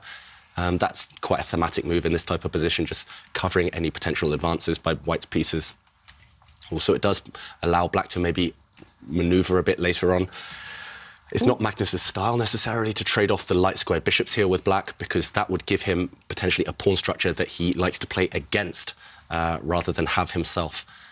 So I would be slightly surprised to see Magnus offer to trade those light squared bishops, even though that's maybe one of the most logical moves in the position. Either way, Magnus, he'll do something useful. He'll slowly improve a piece, slowly improve his pawn structure, and he'll hope that he's solid enough to withstand a potential advance by Esipenko in the centre at some point. I just got excited because I was checking the database and I was like, OK, there's a whole range of moves. But Black does have a very aggressive plan at his disposal, which is actually to tuck his king into the corner, step back with the knight to where the king originally is, and then go forward. Yeah. How likely do you think this is going to be? I think unlikely, unless your name is Levon Aronian. This is Aronian's favourite plan in the position, to tuck the king away, as Jan-Krzysztof mentioned. And if White, say, plays a normal move, just pushes a pawn, covering the square to stop the Black bishop or knight using it, then suddenly the knight retreats. And as Jan-Krzysztof mentioned, it's all to do with pushing the f-pawn forward, f for forward, and trying to undermine White's centre from the side. So, for example, again, if White just moves the bishop, this pawn pushes forward, and either now, as White, you trade off, but now Black has kind of a rock-solid pawn formation in the centre, and White has one pawn fewer in the middle, or you allow the continued advance. For example, if you just move, you allow the continued advance of Black's pawns, and suddenly this Black pawn chain is connect 4 already, but it will also be joined by further pawn pushes, and Black would go on the attack on this side of the board. Magnus doesn't go for this, however. This idea is mostly linked to Levon Aronian. Nobody else is really brave enough to do this, open up their own king. Magnus instead bring his knight forward and Kaja, I heard a sound because the evaluation bar doesn't like it. Yes. Well, it definitely had a reaction. And, you know, when it's above 1, then it's usually something to at least notice, I guess. Definitely. Fully agree. And actually, I think this is quite a clever move as well by Esipenko. The white knight might have looked nice and pretty on the square it sat on, but it's retreated. It's going over towards the white king side. It's actually going to park itself next to its other white knight. But now as well, the white c-pawn has been freed up. It will push forward to the square previously occupied by that knight and kick away black's knight from this half of the board. So a logical move. It will involve Magnus having to lose a bit more time later on. And this is just a typical maneuver that you see time and time again in the Italian opening, in the Spanish opening. It's all about pattern recognition, and Esipenko, using those patterns he's kind of assimilated in his brain, just goes for it immediately, barely spending any time. I quite like it for white. I quite like it for white as well. And I have to say, there's only one game in my database, but it's quite curious who the players were. The player with the white pieces was Jordan van Forest, who was Magnus Carlsen's second during the World Championship match against Jan Nepomniachtchi. And black was Ivan Ivanisevic from Serbia. And there, that game finished with white winning. Okay, so we saw that actually in the previous round. White had a good score in an opening Magnus chose, and Magnus went on to win. And now white has at least one kind of prolific victory in this position, and Esipenko with the white pieces. Yeah, I just have a feeling Magnus would rather have this position with white than with black. And it's Magnus over the last season of the tour. We saw him use the Italian time and time again, winning nearly every single game with white in the Italian. He seems to love these types of positions with white, but that doesn't necessarily translate into loving the positions from the other side of the board. Often I find if I play an opening with white, if I play it as well with black, I'm slightly biased. I just prefer white's position. I prefer white's ideas. I'm more familiar with them. And, OK, Magnus finally does offer the trade of bishops. Not normally his style, as we mentioned, but maybe he just felt there was nothing else to do. White's light-squared bishop was superior to that black bishop. But the evaluation bar off over to white's side again. Something else I'm noticing is that Andre is very, loose and fidgety, and I don't know if he's nervous or excited. Or is he like this in over-the-board chess as well, or is this something he's bringing into online chess here? Yeah, he's a bit like this over the board, I noticed. I played him in the Grand Swiss back in October, November in Latvia, and I managed to win eventually, but I noticed when he was doing well, he was quite fidgety. When he was doing badly, it was clearly visible in his face. He just didn't stay at the board. Wow. He was walking around, like, kind of exhaling, and so he's quite... I don't think with his face necessarily, but just with his body language, he's quite emotive, so... I also can confirm, because I also played him 1 year in the Grand Swiss in 2019, and we had a tense position, and he seemed focused, but as soon as I played a move that he didn't like, that I thought was bad for me, he immediately sat up and he was like, and then, like you say, fidgety, and he kind of gave the game away that, I made the mistake, and that was it. He was going to pounce. Yeah. So, conclusion is, if he's doing well, he'll be fidgety. If he's not doing well, he'll be shaking his head probably, and it'll be quite clear. Oh. Okay. He's teasing us now. He's doing a bit of everything. I do love this about online chess. The players are definitely giving us some body language, and Andre Esipenko is one of those. We did have a couple of moves on the board. What's happening? Yep, a couple of moves, so very logical from both sides. The light-squared bishops did get traded, and now there is a small imbalance in the position. It's all to do with black's central pawn structure. Those doubled e-pawns, they can be a strength. Black does have a semi-open line for his rook now, but they can be a weakness, especially long-term in the endgame. So Magnus actually has a fantastic track record in this type of position against that pawn structure. How will he fare with that pawn structure himself? Just to demonstrate some ideas, and maybe you can talk us through this, Ivanka. These pawns, what do you think? They can be targeted, right? White's queen can come out at some point. Exactly. And one of the key features about that pawn structure is that, yes, the F line is open for the black rook, but these double pawns, they just can't move. And often you judge that whether double pawns are good by whether they are able to move forward. And these two, they are absolutely stuck. There's no way that the D pawn, the queen's pawn, is actually going to assist in the movement. Nothing can happen. So that situation is very, very static. And that means that they can be targets. And David highlighted a move. The queen can come out and attack the pawn. In fact, she can attack 2 pawns if she's feeling very spicy. I'm not sure immediately because the black knight will jump out attacking the queen and defending these 2 pawns, as we mentioned, but white could easily prepare that. White could just plant the bishop in the centre, guarding this square, and then now the white queen will jump out. And I think this is quite unpleasant. You also mentioned this pawn push with black. Sometimes it's playable, but even if white just ignores this, this pawn structure is so fragile now. 2 of the pawns are frozen. They're completely locked down. But this one as well, it doesn't really want to push forward. You lose all flexibility, and you definitely don't want to ever trade in the centre because now look at them. They're isolated. They're even weaker than before. So even if you get a chance to push forward, normally in chess we recommend occupying the centre with your pawns, but actually they're just as weak here and vulnerable as they were previously. So, OK, meanwhile, most logical move in the position played by Esipenko. This piece doing nothing, he brings it out using all of his pieces, and this is also a rock-solid formation. So black can never really use this semi-open F-file for his advantage because white's minor pieces are just poised perfectly. But then the question is, what is black's plan for moving forward? I mean, he can't move his... that bishop move was really good by Esipenko because suddenly the black knight can't develop to its natural square and the queen is in the way of the black rooks connecting with each other, and she doesn't actually have a great square to go to either. I mean, maybe she can... Exactly. Yeah, often she tries this manoeuvre, but actually she's just going to be staring off against some very strong, well-fortified white knights, so it feels a bit slow. Also, the queen move would allow white to jump out with a double attack, as we mentioned, and this would be very awkward for black to face. Do you really have to contort yourself and retreat this knight to defend your pawns? Look at this. This is just passive. It's a bit sad, and now white is the one able to break in the centre when ready. Maybe white will just bring all the pieces to the party first and then start mobilising. It's awkward for Magnus Carlsen. I don't think he'll like his position. Let's go back to the players because right now white does have a small, stable advantage. I feel we should have a rhyme for double pawns. We have it for so many of the situations on the board, and we talk about double pawns all the time, but we don't have a rhyme for the double pawns, do we? Oh, that's true. Yeah. No, we don't. We don't have anything. Double pawns are... What rhymes with doubled or pawns? I'm going to throw it out to the people out in the world using the hashtag #ChessChamps. Yeah, definitely. What should be the rhyme for the double pawns? We need to get the hive minds together because I remember when we were stuck with knight in the corner, Twitter came to our rescue and they gave us a rhyme. Yeah. But I can't remember said rhyme, but it was certainly good ones. So yeah, Twitterverse, please help us come up with a rhyme for double pawns. Yeah. I think that's the one thing we learned from the first season of the Meltwater Champions Chess Tour, that our Twitter followers, our viewers, they're far more creative than us.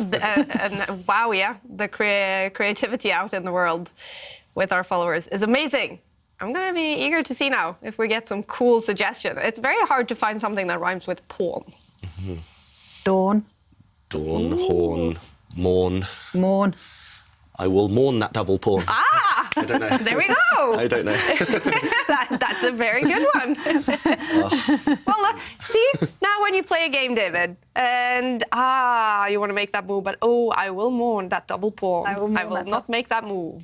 I might not be able to play against Magnus H10, but I can come up with rhymes. Yeah, OK. So we actually have a move from Magnus and actually a little plan. He's actually activated his knight. So, Wait, really? Because Ivanka, the knight came from that square on the last move. Yeah, that's true. He literally just retreated his knight. White made a very useful move, and then he brought it back where it came from. Magnus has just lost 2 moves. Ooh. I mean, the knight maybe is better here than where it previously stood, but I don't understand it. And Esipenko there kind of shook his head, being like, what are you up to, Magnus? What's the plan? And personally, I don't get it. At the very least, white could play a kind of practical joke and retreat the white bishop back where it came from and said, OK, we've had this position before. That's the second time. What do you want to do now? Chess players are not that kind, yeah, David. Chess players aren't that generous. They say, you lost some moves. I will take advantage of that. Yeah, but I like the joke, though. If it was a non-important game, I would just retreat my bishop and say, OK, Magnus, you lost some time. Yeah. What are you doing next? But no, strange one. And just to explain as well on the board what's just happened, because how do we explain this? In this position, it's black to play. This is 2 moves ago. We're rewinding. Black simply retreated his knight back. Quite a logical move, opening up his rook. And as we mentioned, maybe the knight wants to jump over to this side of the board. White now brought the bishop out. Also a very useful move, developing a piece, improving a piece. And now Magnus just brought the knight back. I can barely even explain it with words here, because it just looks like he's lost time. And he could have spent that time more usefully, bringing his queen forward, connecting the black rooks. He could have spent that time maybe just shuffling his king in the corner to a safer square. He could have done plenty of more useful things.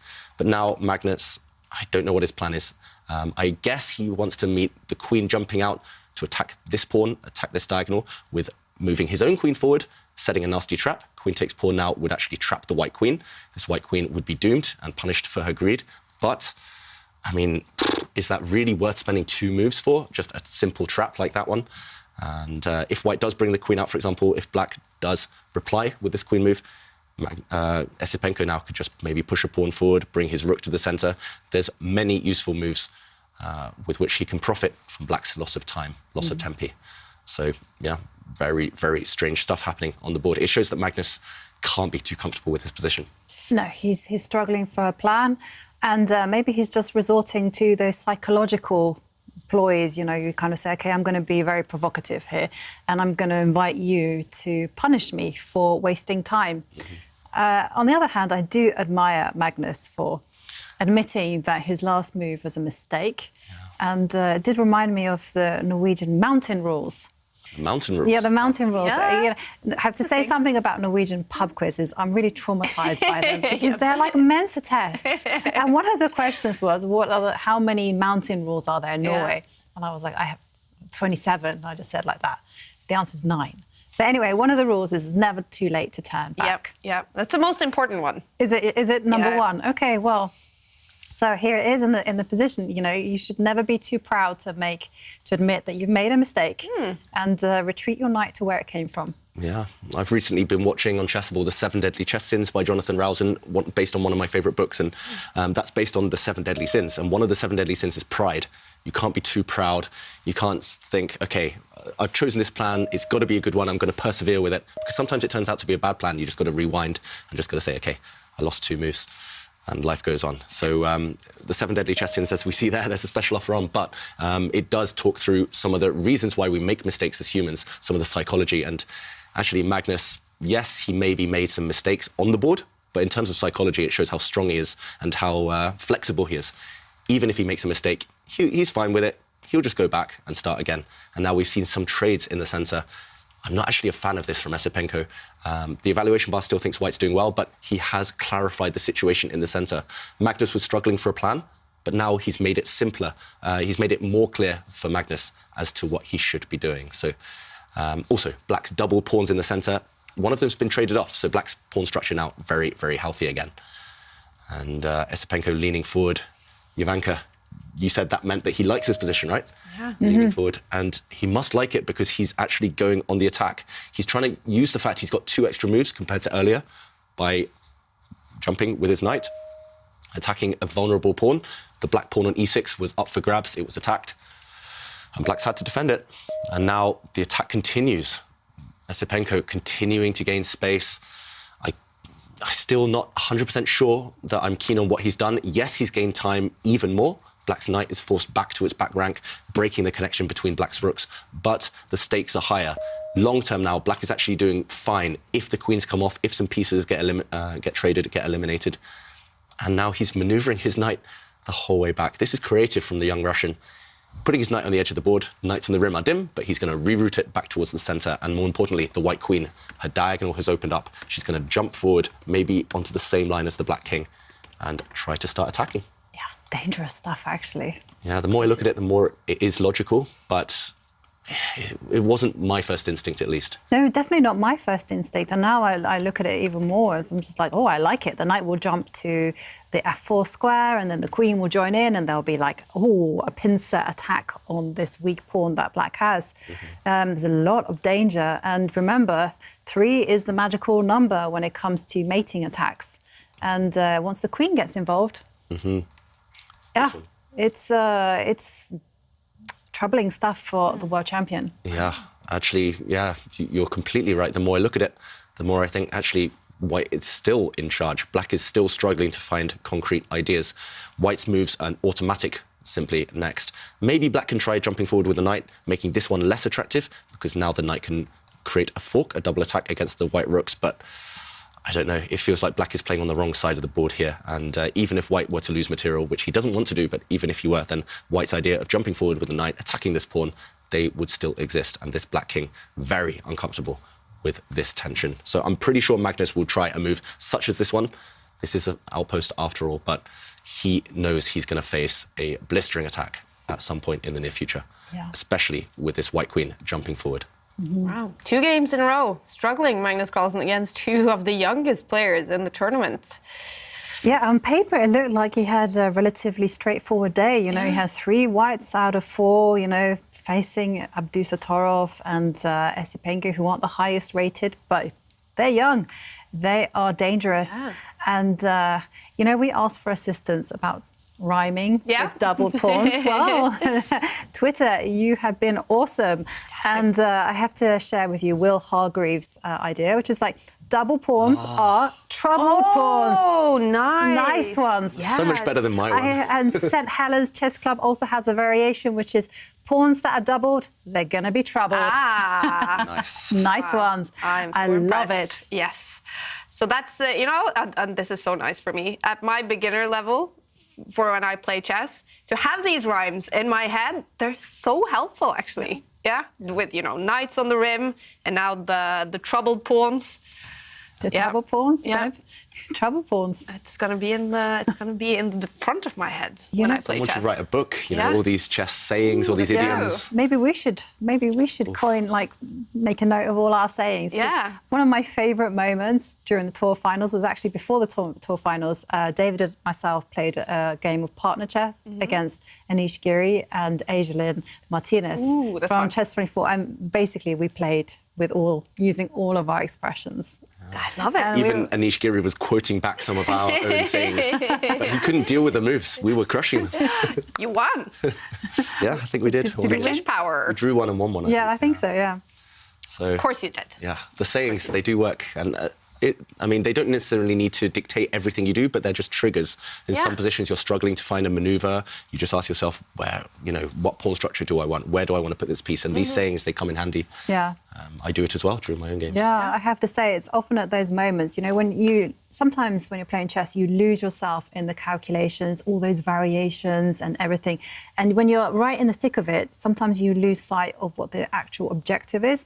And often when you take that step back and look at the position from a distance, you can kind of remember how the phrases go, the saying goes, and they can kind of just form the outline towards for these variations And guide you back into the right plan, because it's so easy just to kind of lose yourself, overthink, another deadly sin.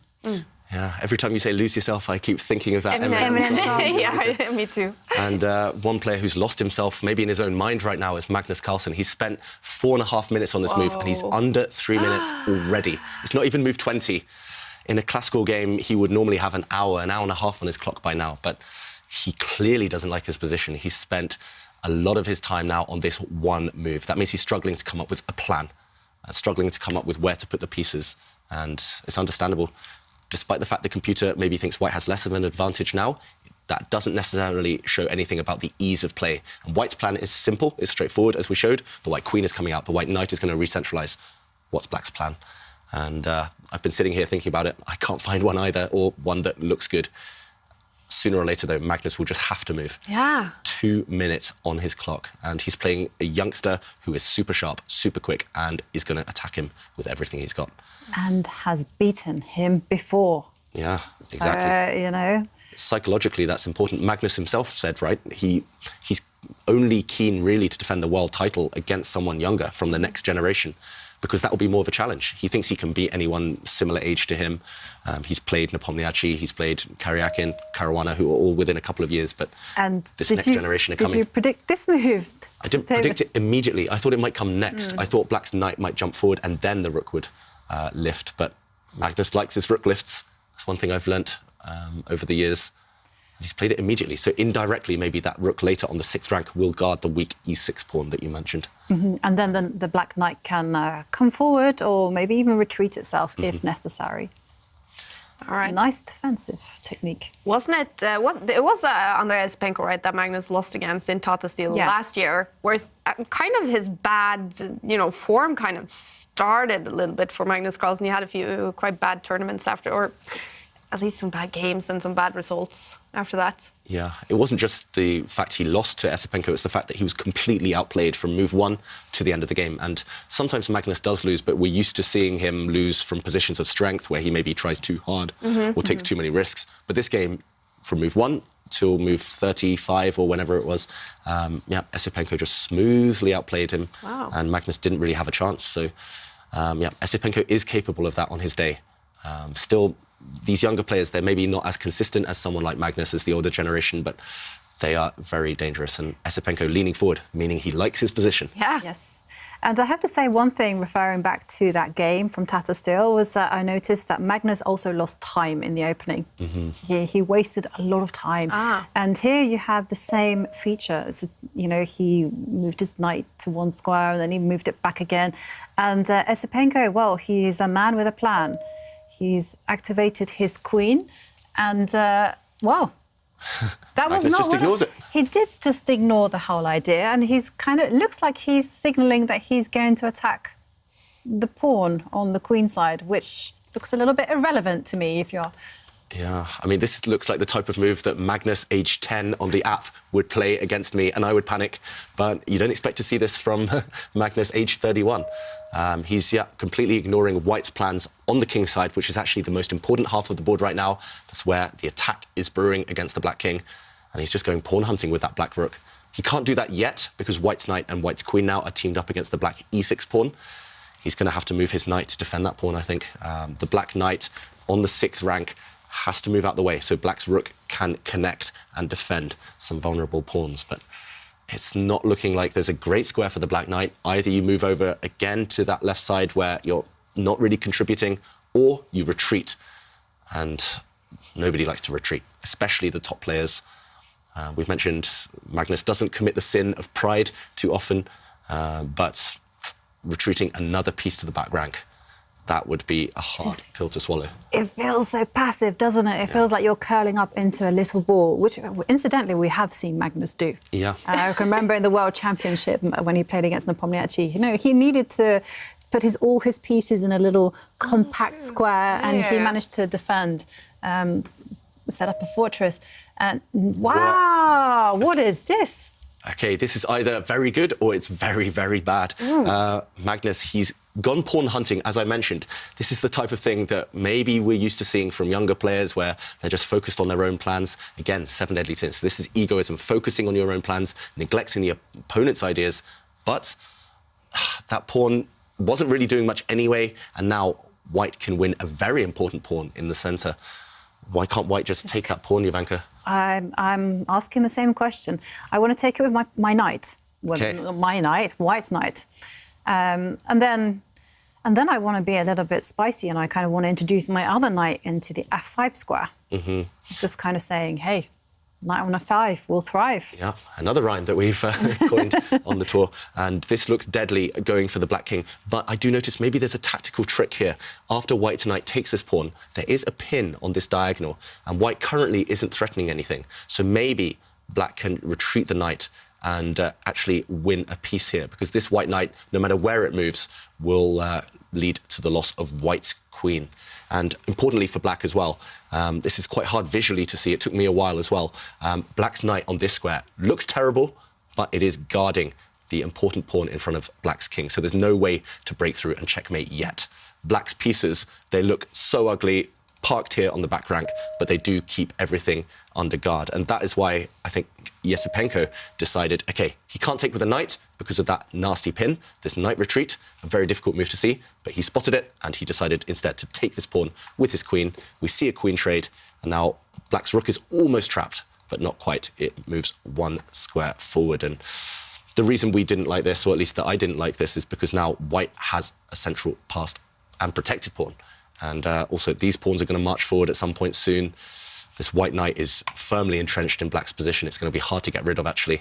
And it feels like definitely these central pawns, combined with their fellows here, are going to be far more valuable than these pawns that black has, which are simply doing nothing, which, if anything, are just targets. Looking very bad for black here. Totally. I mean, I love the plan that you suggested with pushing that f-pawn 2 squares forward. Make it go 1 more square as well. All the way up the board. And then, like you say, it's what is black's plan? I mean, you can't push pawns. Not easy. Not easy. And every piece trade that you make, you kind of simplifies the position, and that's in white's favour. You could also even start, or at some point flick in just a rook move to eliminate black's most active piece. You could just trade off a set of rooks here, and there's some attack against this pawn. Black can plug this line with a knight, with a bishop, but this piece is just offside, and now you could continue with this plan, pushing forward, and I think white is in the driver's seat. You could even relocate this knight around, and okay, Esipenko decides to move his rook across. I guess he just wants to fix black's knight on this square. A slow move, not as quick and as direct as some of the plans we mentioned, but still looks pretty good for white. I have to say, you guys, so it's looking good for Esipenko against Magnus Carlsen here, and this plan from the Champions Chess Tour organizers to have more fighting chess, it really seems to be working. I don't think we have seen a game today lasting less than 30 minutes, and at least all the games that we have followed have been fireworks all the time. Yeah, true. On social media, sometimes I receive messages saying, oh, why was this player picked, or why was this player picked? Also, we've invited some really young, hungry players to the tour, and that's contributing, and that's definitely helping. But I think the new system, it's going to be fantastic.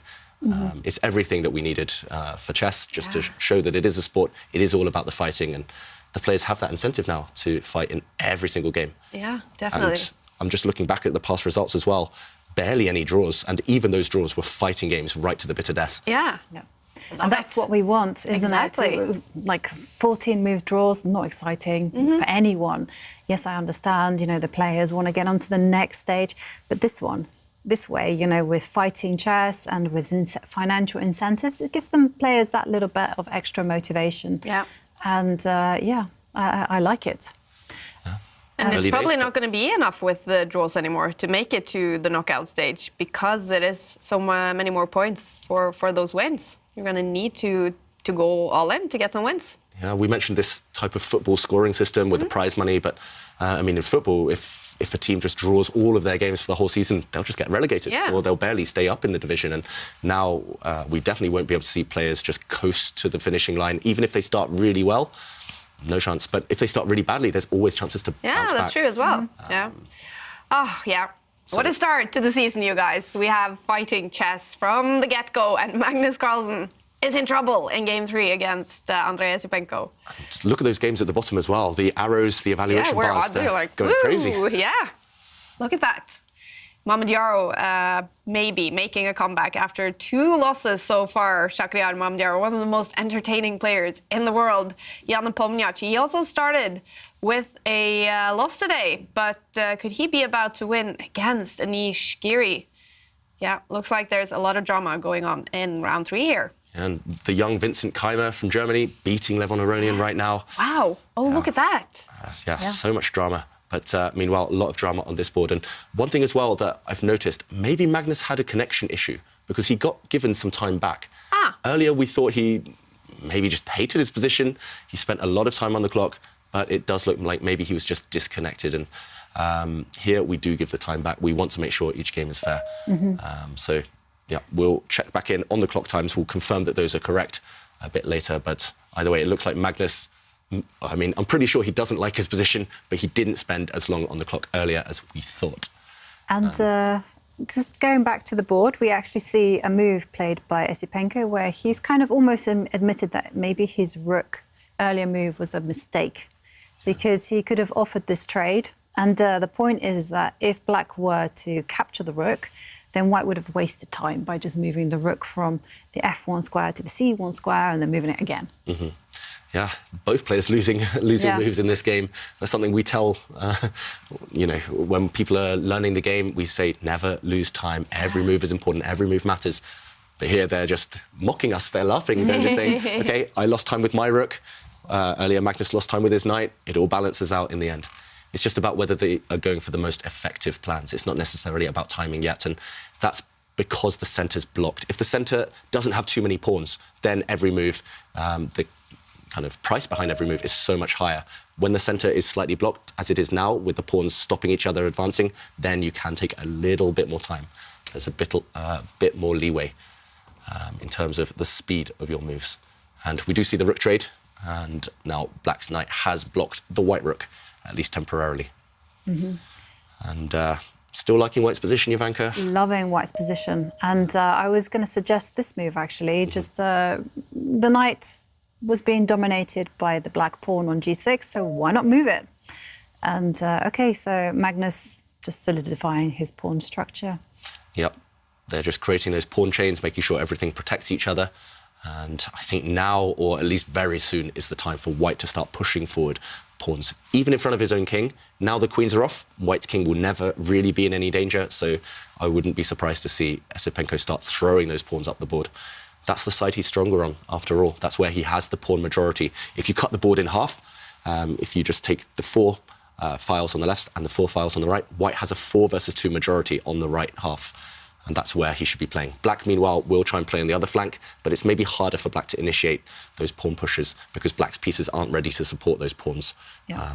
So it sounds simple when you break it down like that, but I do think Esipenko needs to keep things simple, especially because he's going a bit low on the clock right now. OK, interesting move, though. He brings his bishop forward, just cutting across some potential black plans, stopping black's knight at the top of the board from ever leaping forward. Black's knight there is dominated. That's quite a sneaky move. Do you think he has plans of actually attacking the black rook? And once he's attacked the black rook by retreating the knight, then he's forcing a trade of the bishop for the knight. Yes. And then possibly just kind of saying that bishop is like the linchpin of black's defense. Once it's gone, my bishop is superior. OK, really interesting. That didn't even really cross my mind, Ivanka, but now you said it, it's definitely in the air. So right now, this bishop has landed on this square. That's actually a very good attacking square. If the queens were on, white would be very optimistic here because the black king would be in danger. And this bishop does cut across on this diagonal. As you mentioned, I'm not really sure what black could do to wait. For example, if the black pawn pushes. It's a bit loose, though. But now, white could just retreat the knight. We could see a trade, and maybe the white bishop will jump in now. Maybe white's pawns will march forward. Still looking very, very good for white. I'm slightly reluctant, personally, to remove this knight yet, just because it's so strong, it's so dominant, and does prevent the opposition knight from moving. But it's definitely something, an extra for Magnus Carlsen to think about right now. And personally, I would be thinking, OK, now is the time to push, and then try and support these pawns pushing even further later on. Yeah. But yeah, a nice idea, though. Yeah. Back. And one thing I just kind of wanted to mention about the black counterplay, you know, say black really tries to play aggressively and push his pawns. He can't do it. He's not ready for it because after pawn takes pawn, every move has its consequence. And then the white knight that relocated itself from g3 square has a role to attack 2 pawns. And this pawn is indefensible now. Yep, this would win a pawn for white. So Magnus now instead choosing a bit of a weird move, bringing his rook forward. I guess he's hoping maybe that he can destabilize the white bishop, but he's also trying to tempt Esipenko into being a bit hasty and push this pawn forward, because now at least the black rook could get into the white position and come from behind to activate itself. It's, yeah, a very strange move to have to play, but maybe there was just nothing else. Black's rook pushing forward now, and yeah, I mean, there's so many tempting moves for white here. I see 3 or 4 immediately that I want to suggest. Is that a problem, though, with 50 seconds on the clock? Exactly, yeah. That's the one thing that can get in the way of Esipenko now. There's just too many good moves. He could bring his knight across, gain time against the black rook, force it back where it came from. He could start pushing one of these 2 pawns. Just so many options right now. He has to be a little bit careful, because I think I spot the idea behind is to actually bring his king forward to attack the knight. OK, as well, to attack this knight. But wait one second, you know, Esipenko has really played a very surprising move, because I did not expect him to attack the rook and allow the rook to penetrate onto the 3rd row. Yeah, now the rook has access. That's why white's bishop has retreated. Both sides losing time here. Black using the rook several times. White also spending valuable moves with his bishop. Maybe now Magnus can try to, at some point, bring his king forward, but he has to be a bit wary of his rook getting trapped. I think, actually, if the king does march forward, then the white knight will step back, and suddenly the rook might be doomed. So suddenly getting very, very sharp. Let's go back to the players. Okay, Magnus does bring his king forward. We're going to see it, David. It's trapped. That black rook is trapped. It's the white knight jumping back, actually, there, retreating. Not always easy to see. Knight retreats are the most difficult move to find in chess. But Magnus's idea is that he's attacking this white knight now. He's trying to release his rook from that cage. But the rook is still trapped. The rook is still trapped. Black's king needs to move now to create some escape squares.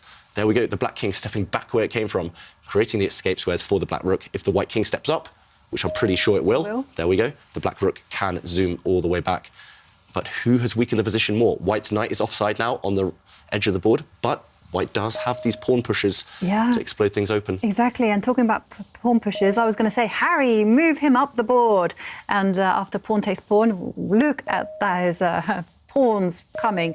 And it's an avalanche. Yeah, totally. And, well, there was two sides advanced their pawns on the right side, and only one side benefited, and that was Esipenko. Look at those two knights. They're just hovering in, jumping into those very weak squares. F5, H5. Outposts. Exactly. Yeah, look at the evaluation bar, Kaja. It's suddenly up and +3 for white, and material is level on the board. I mean, that is normally a signal. If a computer loves your position so much to say +3, +4, and it's level material, it means you have complete domination. And look at Magnus's face right now. He is cringing, wincing. He hates his position. He's just been outplayed again by Esipenko. Esipenko is in his head. He's one of the players who he fears the most, Magnus Carlsen, and rightly so, judging by this game. The white knight, as Ivanka mentioned, is going to jump forward to F5, and that might just be game over. The white knights are just going to be too strong. Is this very close now to Magnus's first loss of the 2022 season, basically? He's hovering on the brink, and I'm almost going to say Magnus is not going to be able to come back from this. Yeah. Strategically, he's just dominated completely. And if this was over the board classical chess, I would estimate his survival chances at 5 or 10% maximum. Whoa. Rapid, maybe slightly more, but it's already at that stage, it's critical. Yeah, his clock is ticking. So I guess the clock is one of his hopes right now. Andrei Esipenko is down on the clock, but he is showing to be very strong with little time. He's had around 1 minute for a long time now. Yeah. And look at the focus on his face, Esipenko. He's barely blinked, barely looked away from the board in the last 5-10 minutes. Yeah. And I have to say, he's following the Levon Haronian school of body language. Bobbing away. Yes. Got this. Yes. He plays this. I do that. Sorry. I don't know why I mentioned this. It's true, though. It's keeping the adrenaline pumping, right? It's not letting the energy slip, not even for 1 second. Yeah. Well, we had some decided games in this round. Shakhdar Mamedyarov, he won now his game against Alexander Kostenyuk. And Liam Le, a great win for him against Eric Hansen. All the other games still going on, also a draw between Abdusattorov and Artemiev. Okay, a couple of moves. White's knight has jumped forward. Black's king now trying to join the defense. But more importantly, okay, there has been a trade. White has won a pawn. I was going to say the black rook went passive to defend things, but White did initiate a trade there, swapping off one of his great white knights for the black bishop, but that black bishop was a key defender. And now White has actually a 3-0 majority on the right half, and they're marching forward. Yeah, and I was trying to get greedy, actually. I wanted to retreat the bishop to destabilize the knight. And that would have been equally good, I think. Yeah. Everything is winning now for Esipenko. He's a pawn up, and he has these 3 pawns ready to push forward, and they will cost black at least a knight, maybe even more. And Magnus just trying to hold up the advance of those pawns. The white bishop now is a bit stuck. If it moves, then the black rook will come down and take a pawn, but White's king can join the action. White's rook at some point will start swinging across. This one, actually, you can even tell on Magnus's body language. Leaning back, he knows he's in huge trouble. He knows he's barely got any chance to survive, but he's just hoping and praying for a blunder, hoping for Esipenko to get nervous. Definitely. I mean, there is a hidden threat in the position. The black knight is actually threatening to move itself to the e6 square, attacking the bishop and the pawn on d4. But he's not given time. Nope. Esipenko now jumping forward with his own knight, attacking the black rook. If the black rook moves itself, if it keeps itself on the g file, as it does, then the white rook might start swinging across at some point. The black rook is almost trapped, actually. There we go. The white bishop just moves. The black rook forced to run away from the attack. And now I think Esipenko can just trap that black rook. Look at this, the black rook entrenched between white's pieces. And it's going to be game over. Yep. The black rook was, I mean, simply nowhere to go. It gives itself up for the white knight, and we've seen a result, a fist pump from Esipenko. Wow. He's won. He's beaten the world champion. What a result from the 19-year-old making his debut in the Meltwater Champions Chess Tour, winning Game 3 against Magnus Carlsen, the world champion, losing his very first game in the 2022 season. And it just seemed like Esipenko was just dominant the whole game. Just a fantastic game by him. Yeah, absolutely. No question about it. Magnus lost time in the opening, and Esipenko was ruthless. You know, he took some strategic decisions, and after that, Magnus played very riskily, and he was duly punished by the 19-year-old. Yeah. Fantastic game by Esipenko. Ooh, we have to take a look at it, David. What happened? Yeah, I just want to show why Magnus resigned. It might look like a premature resignation to some, but it was just the course of the game. No chance for the world champion, and that continued right to the final move. Here we saw, as Jovanka mentioned, black finally creating a threat, trying to bring the knight forward, trying to eliminate white's bishop, maybe to try and capture this pawn in the center. But Esipenko created threats with every single move. The white knight leapt forward, attacking the black rook. The black rook had to move. The white bishop attacked the black rook. The black rook had to move. Now the black rook completely trapped by this pawn. And after the knight jumped forward, this is simply a double attack, a fork, attacking two pieces at once, and Magnus actually captured this white knight, but resigned before even waiting to see the response from his opponent. Here, Esipenko would simply have captured this pawn. The black knight is still attacked, and once it moves, white's king would step up, and these pawns, one of them is destined to become a queen. The white rook would also slide across and help this to happen. Black's king is lonely, it's helpless on its own, and that meant Magnus had no chance. Masterpiece, strategic dominance by Esipenko.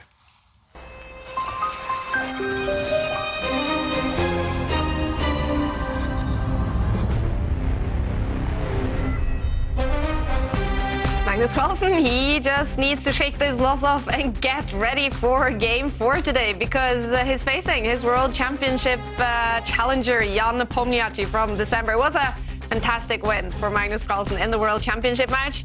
Jan Nepomniachtchi probably is going to be eager for a little bit of revenge when they face off for the first time in the Meltwater Champions Chess Tour 2022. Now, you guys, I wonder if there are some Esipenko fans out there celebrating. We're going to take a look at some of your selfies.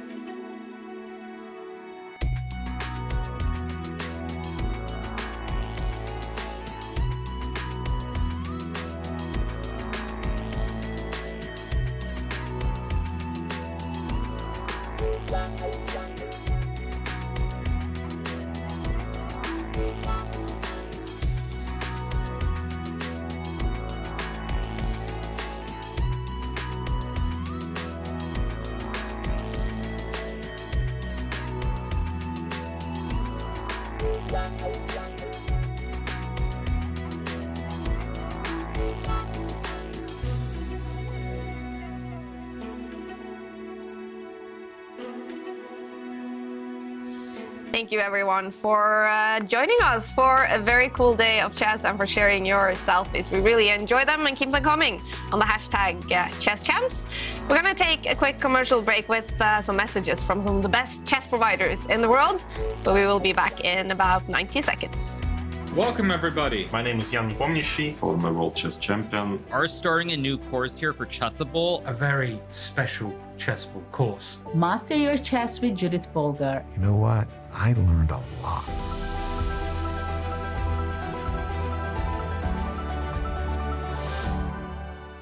As a kid, I spent hours every day reading about chess. About openings, chess history, and games played between world champions, grandmasters, all of them.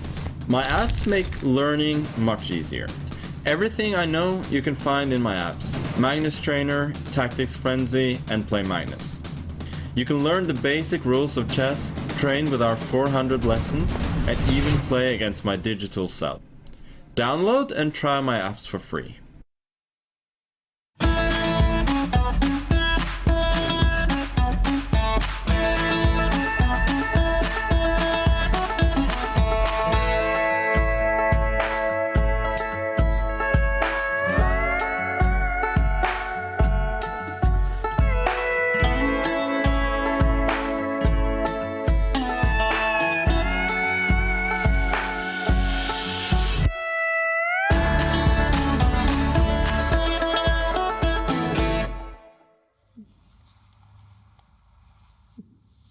Welcome back, everyone. We're looking forward to the final round of chess for today, and we're going to follow the game between Magnus Carlsen and Jan Nepomniachtchi. But before that happens, we're going to take a moment now to learn from one of the greatest grandmasters in the world, David Howell. This is today's Lisoveta Learning Point.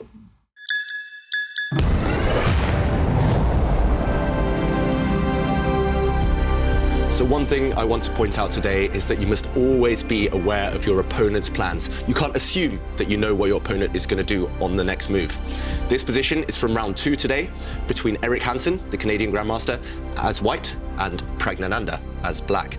And here, black played a careless move. A very natural move, but a careless one. He played knight takes bishop, assuming that white would simply recapture and the game would go on. The position would be very healthy actually for black after rook takes knight. The knight would retreat, and after some trades, black has an extra pawn. Instead though, after knight takes bishop, he had missed that white doesn't necessarily need to recapture immediately. White can flick in a different move, a move we call a Zwischenzug, an in-between move, and here white played knight takes f7, knight takes pawn, blowing open the black's king position, but also attacking the black queen. This was actually deadly. Immediately, Pragnananda could have resigned. White is winning because if this knight is captured, if king takes knight, for example, then this would end in checkmate. The black king is trapped. If black captures in the other way, however, then it's equally deadly. After rook takes knight, the white rook would spring forward, capture the black rook, which is no longer defended by its fellow here, and after queen takes, we would see white with an extra queen. This was a key move, a winning move by Erik Hansen. He went on to win the game, and that's why always remember your opponent's ideas. All right, I'm taking notes, I'm learning. What an interesting learning point there from David. Final round of today is coming up in 6 minutes, you guys. Let's take a look at the results from round 3 in the preliminaries. Jan Nepomniachtchi coming from a win into game against Magnus now, and Shakhriyar Mammadiyarov, after a bad start to the tournament, coming back with the win here. Dingley Ren, a win for him as well against 16-year-old, the youngest player in the tournament, Pragnananda. Liam Lie, a great win for him against Erik Hansen, and as we saw, Andrei Esipenko beating the world champion in a thrilling game. And round 4 is about 5 minutes away, you guys. Some very cool matchups coming up in this one as well. Jan-Krzysztof Duda now is the one to face the 16-year-old Pragnananda. Levon Aronian is having a great day so far. Now up against Hans Niemann. And then Shakhriyar Mammadiyarov finally getting a win. Now he's facing the German Vincent Keimer Anish Giri. He's going to be up against the only female player in the tournament, Alexandra Kostenyuk. And then we're going to follow the game between Magnus Carlsen and Jan Nepomniachtchi, you guys. It's only a couple of months ago since they faced off in the World Chess Championship match in Dubai. After 11 games, Magnus Carlsen was the winner. Let's go back to that match and be reminded about what happened in Dubai.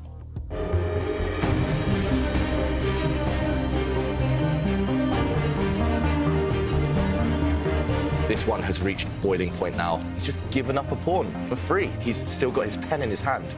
He's trying to figure out what the point is. After 22 minutes, the move is on the board. He's finding all these moves so quickly, Jan. Very impressive. I'm also very surprised by Jan Nepomniachtchi's last move. He's gone for a queen trade. Oh, he's retreated it. I think he's missed a great opportunity there. In these World Championship matches, you do not get many chances 4-3. He made that move with just over 3 seconds left. Look at the bar. What's happening? Is Magnus winning? He's winning. The computer says checkmate in 38. The first decided game, and we hear applause from Dubai. There we go. The White Queen going as close to the White King as possible. And resignation. It's over. Magnus Carlsen is up by 2 points. Look at this, you guys. This is what happened. Did Magnus touch that piece? And then he made that move. Hold on, that is an insanely important moment. We had a huge blunder. Game 9 is over. A terrible blunder by Jan Nepomniachtchi. Fire on the board. Yay! Completely different than everything we expected there. This is quite rare in chess. Yeah, he's putting pressure. Wow, we do have G3. Is G3 really being played? Jan has chosen to fall on his sword. This is just a blunder, and Magnus is going to win. And he finishes it. Wow. Magnus Carlsen, he wins game 11. He defends his title, the Norwegian winning his 5th World Championship match. Jan Nepomniachtchi, he was never able to play at his very best, and Magnus Carlsen, he was quite dominant in this World Championship match. You were there, Askild, in Dubai. What was it like to see these two fight up close? Correct. Yeah, I was there. It was 3 weeks of great pleasure. I'm a chess fan as well. I got to follow the match closely. And Nepomniachtchi really impressed me, you know, the first 5-6 games. And even in game 6 when he lost, I think he played a brilliant game. But after that, Magnus was just superior and won in great fashion. Yeah. So that was over the board classical chess. But these two have faced each other quite a lot as well in the first season of the Meltwater Champions Chess Tour. What is this rivalry like between these two? I mean, I think the fact that he qualified for the World Championship match means that they will all forever now have this rivalry. So every game, every little mini match, or whenever they face each other, it's with a little extra spice. And I think, obviously, both of them will be highly motivated to win next game. Definitely. And I think we do have the head-to-head scores between these two. And this is from the last season of the tour, right? Yeah, so as you can see, it's quite close. Wow, yeah. Magnus, 5 wins, 12 draws, and 4 losses. So, and I always think that whenever they face each other, we get fighting chess, exciting games, and he's a worthy opponent in the tour. Will revenge be at the back of Jan Nepomniachtchi's head, or is this just something I'm talking about? I mean, I think obviously he really wants to beat Magnus, even though it's one game in the tour.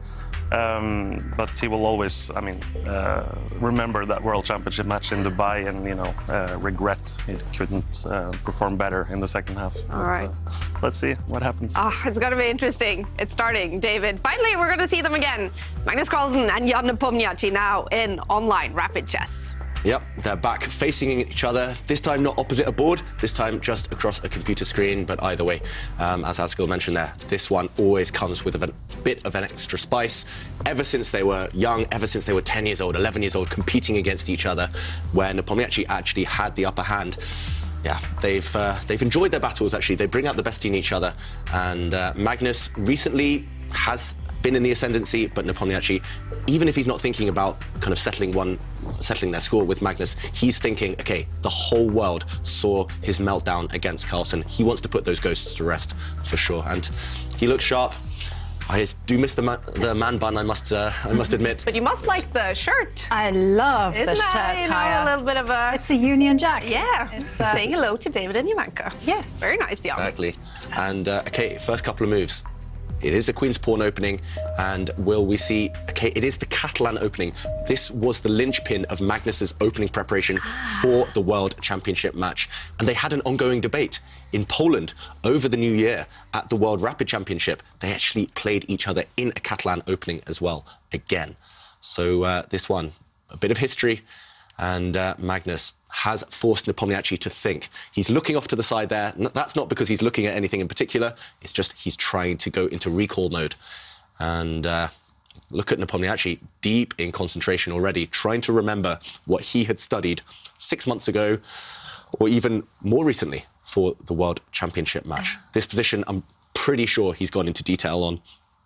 But can he remember? Magnus will have studied it this morning, most likely. So it's going to be fresher in his mind. And the mind games have begun. Yeah. How is Magnus sort of feeling now and doing now, and what is on the back of his head after a bad loss against Esipenko in the last round? Yeah, it's going to be hard for him, but he is known as the king of bouncing back. Yeah. Nearly never see Magnus lose 2 games in a row. True. One, it happens to everyone, but Magnus is great and very strong psychologically. He'll be quite philosophical. He'll say, okay, he lost in the last round, but he came up against Esipenko, who was inspired, who just played a great game. Life goes on. It's still the prelim stage. And he'll be trying to refocus. I have to say, one thing is that I recently spoke to Henrik Carlsen in an interview, and he gave a real insight into how Magnus's mentality is after a loss. He is just basically focused on the next target. He's like, it's okay, move on to the next game, the end. Yeah. It's easy to say, but hard to do, and Magnus does it very, very well. And meanwhile, the game has continued. There have been some exchanges. So White sacrificed a pawn a few moves ago. He hasn't regained that pawn yet. Now he does have the opportunity to do that. We do see White's queen on the c-file can just step up 2 squares, capture a black pawn, but that would allow Black's knight that has just moved, the one highlighted in orange there, to swing across to the left, attack the White queen, and attack one of White's remaining pawns. And I'm trying to recall if this is exactly the course of Magnus Carlsen against Anish Giri from Vaikanze. I think it might be very similar. I'm not sure if it's exactly the same game. Exactly. It's the same game. Yeah, and that one, Magnus beat Anish Giri. Yeah, so Magnus has fond memories of this position, but for sure, Nepomniachtchi will have gone and studied that game. I think all of the top players, when they see big new opening ideas from their rivals, they go away, they study those positions just in case it crops up in their own game. So Magnus there, bringing his rook across, and Nepomniachtchi, what's he going to do? Is he going to move his knight? Is he going to push a pawn? No, he centralises his bishop instead. And this is Nepomniachtchi's new move, because in the Giri game, he actually picked up his a-pawn and moved it 1 square. And instead, he has moved his bishop to overprotect the pawn that was under attack. And the big idea is that once White threatens to push his pawn 2 squares forward, the e-pawn that is, Nepomniachtchi just ignores it and just moves his rook to the c-line, getting ready for the pawn break along that line. OK, so has this been played before, Ivanka? No. Never? No. So this last move is new, or the last couple of moves? The last couple of moves, the bishop moving to the d5 square is totally new. And this idea, also incredibly novel. OK, wow, so fresh territory for the 2 players. It's going to be interesting who continues to play quickly. Up to this point, they've both actually gained time on the clock. They've got more time than they started the game with. Magnus slightly frowning as well. Maybe he's confused by Nepomniachtchi's quick moves. And to be honest, I am as well. It feels like Black has lost a bit of time, especially with the Black bishop. Black's bishop kind of zigzagged its way into the game, then it stepped forward to the centre, now it stepped back. He's provoked White into gaining space in the centre with the White pawns. Look at those 2 White central pawns. But those pawns might be a strength. Yes, they could be a target as well, but Magnus now retreating his knight. He's going after Black's extra pawn on the c4 square. You know what, David? I'm just looking at the bar. Okay. And my first thought was that this must be a novel idea by Nepomniachtchi, again, provoking the centre. Looking at the bar hates it. But, yeah. I don't think this is in any shape or form preparation. This is just Nepomniachtchi perhaps being caught off guard and, like you say, freestyling. Yep. Possibly Nepomniachtchi freestyling, or possibly he just maybe mixed up his move orders. These types of positions, often you know the ideas, you want to bring your rook across, you want to park your bishop in the centre, but often if you mix it up, if you get it in the wrong order, the consequences might be dire. And right now, Black's pawn was doomed, and now he's offering it up for free, or seemingly so. He has ideas in mind if White captures this pawn that has just advanced. Let's check out the repercussions. If White does go for the most natural move and take this pawn, just to show as well, this position, this pawn is doomed. The White knight is just simply going to capture it next move anyway, and there's no way to defend it. So the pawn does push. If White takes, then suddenly this pawn on the side, which does look a bit irrelevant, can be captured. The White queen no longer protecting it. Black would capture with the bishop, and I still love White's position, to be honest. White has these central pawns. White has the 2 bishops. Later on, these bishops are going to be fantastic along these diagonals once the position opens up. But Black is temporarily a pawn up. So maybe the most simple move, or at least the first move that comes to my mind, is not to capture this pawn, is simply to move the White knight back even further. not to its start square. Remember, this knight actually originated on the other side of the board, on the G1 square, but somehow it zigzagged its way to the start square of its other knight. And next move, it's just going to capture on C3 and restore material parity. And there we see the head-to-head temporarily of the two players. Magnus slightly ahead in last season's Champions Chess Tour.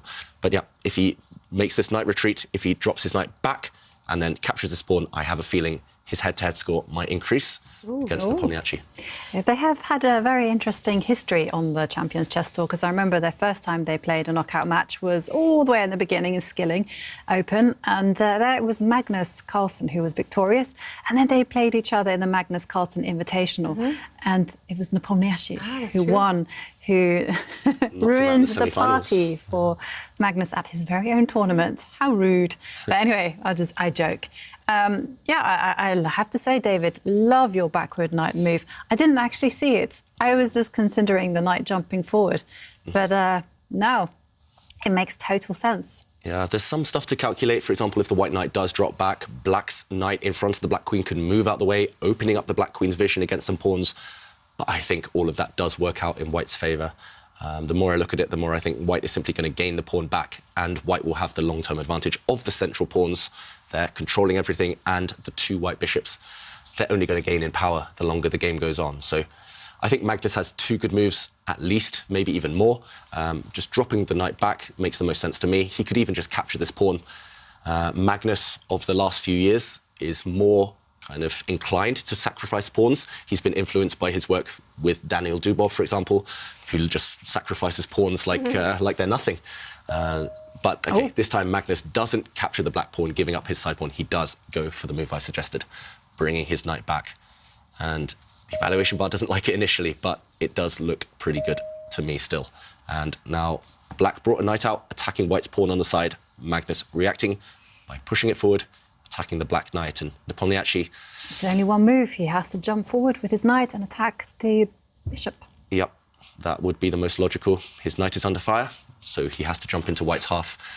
You could potentially make an argument for jumping it the other way, maybe the the black knight to the edge of the board, to the A4 square, but that looks so wrong. Looks so unnatural, putting a knight on the edge. But and on a square where it will never get out as well. Exactly, so, trapping your own knight. But yeah, I agree with you. Just instinct-wise, bring the black knight in towards the centre, to the C4 square, and at least try and trade off some pieces. That's the key normally. If you're suffering in terms of space, if your opponent has the pawn centre, like white does here, just try and trade pieces off, because then you have more breathing space. You don't want too many pieces on the board, because then you'll just get suffocated. Your pieces will fight for the same squares, and long-term, that won't work out for you. So trading pieces is normally the key. There is a pressing question, though, that Magnus has to answer once the black knight does jump into the C4 square, attacking the bishop, and that is what's going to happen with the pawn in the middle of the board. That's unprise. Yeah. Are we going to give it up, or is white going to do something else? Maybe go on the counter-attack? Yeah, that's a very good question, actually. And just to show the ideas that we've been discussing while Nepomniachtchi has his first real think of the game, we see that black's knight is under attack from a mere pawn. It has to run away. I mentioned this knight move, which looks so unnatural, putting it on the edge of the board where it is trapped. I don't think we'll see that. It's so kind of counterintuitive. Instead, the most natural move mentioned by Jovanka is to bring the knight to this square, and two moves come into... Okay, he's gone for the one we didn't expect. It was on my radar, but I just thought, okay, it will never happen. It's so ugly, that move. Just to explain this one, if the knight had jumped forward to this square, Magnus has options. He could save his bishop, or he, for example, bring it forward one square, just tempting the black queen to come and capture a pawn, but then he would drop back, take this pawn, and once the queen moves, for example, black would now lose a piece after bishop takes knight. This knight is loose and will drop off. This looked very, very strong for Magnus. I was going to say the other option is just to capture this pawn with the white queen, take this pawn, and after this trade, white is still doing very, very well due to these pawns. But Nepomniachtchi, maybe just seeing this type of position and not liking it, he's gone for something even riskier, which could backfire. This knight attacked, he's parked it on the edge of the board. And, okay, Magnus doesn't try to trap this knight, he just takes a pawn. Very simple play. And now, if the knights come off, White is better because of this pawn center still rock solid, and these bishops are just fantastic. Nepomniachtchi's gone for a riskier approach. He's taken this pawn, but this looks so dangerous. Black's queen is defending this knight on the edge of the board. The bishop is as well. So Black's position he's not losing anything yet, but it's hanging by a thread. For example, if the white knight moves, I think White is doing well. I'm trying to work out the consequences of pushing this pawn forward, partly attacking this knight, partly trying to get rid of this bishop, which is a defender of Black's knight on this side, remember. But suddenly it's becoming a bit chaotic, as we see by all the arrows, and Magnus doesn't want the chaos. He just trades off on this square, after queen takes pawn, he just takes this knight, and after the black queen recaptures, suddenly I was about to say, I think Magnus is still doing pretty well, but suddenly he is a pawn down. Black has a 3 versus 2 advantage here, and these doubled pawns are troubled pawns for White. These doubled pawns, not necessarily great either. So, okay, Magnus maybe just rushing and missing an opportunity there. Just if we backtrack, the move I said is complicated. Maybe Magnus should have at least invested 2 or 3 minutes working out the consequences there. I think he would have been doing quite well. Suddenly, Nepomniachtchi, I mentioned he took a risk. It's worked out for him because after knight takes knight, the queens have left the board, but Black is a pawn up and White doesn't have the best structure in the world. Jovanka, surprised? Or?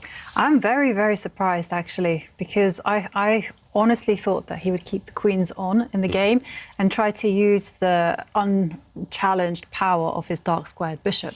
Yeah. Even if it cost him 2 extra pawns, that bishop could have been a nuisance. It's not going to... Yeah, the dark-square bishop there. And, especially on the long diagonal, and we saw some lines there where it was a real menace towards the black king. And just to trade off into an endgame, especially when White has such a poor pawn structure, well, I'm going to... It's the perfect opportunity to share with you some more lines and rhymes that our Twitterverse have come forward, and it goes... Okay, so we do have a move. The bishop has retreated onto the long diagonal. And, oh no, one of them, the double pawns are going to disappear off the board, so I should say the rhymes very quickly. Get it in quickly, Jovanka. Before they disappear. Okay, so Duke says, pawns in a column are uglier than Gollum. Very nice. Very good. And Miguel Rodriguez says, okay, White's just tucked the bishop to a better diagonal. Double pawns are ready to... Sorry, my double pawns are ready to mow your lawns. Ooh, clever. Yeah. Yes. And female nurse says, double pawns easily haunt.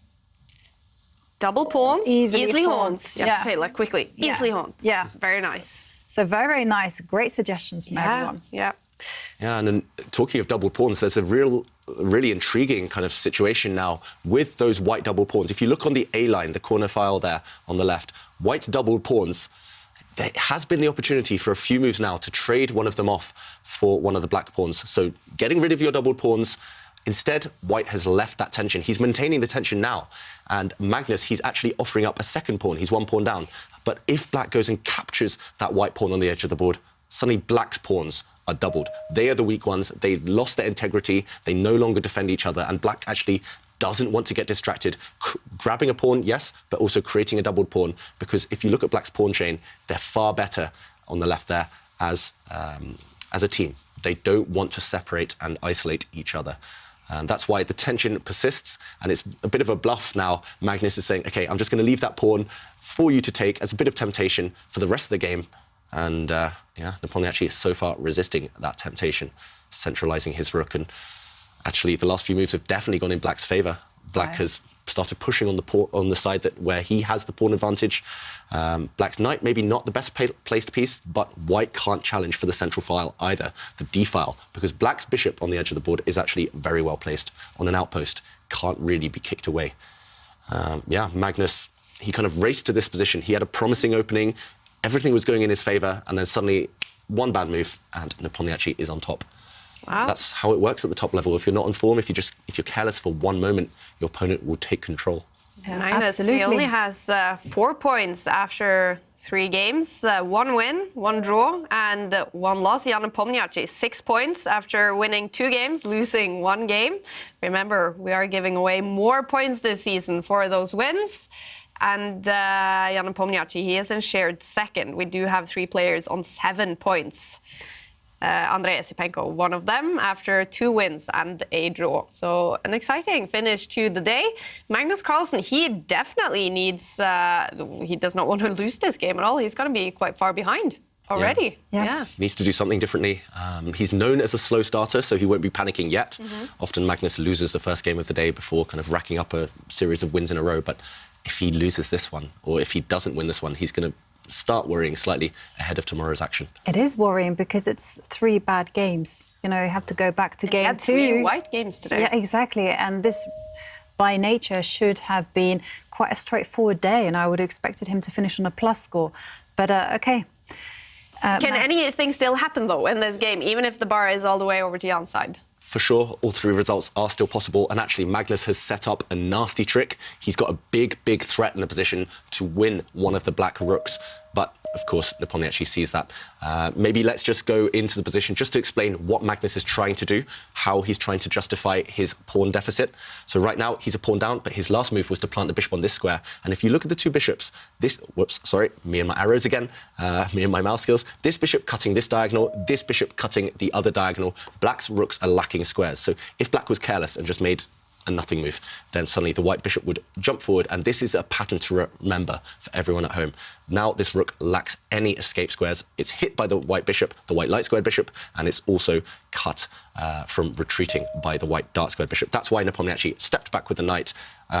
In this position, he stepped back with the knight, attacking white's bishop in the center. There was no time to attack the black rook. The white bishop had to retreat, had to move, and now it was kicked back even further.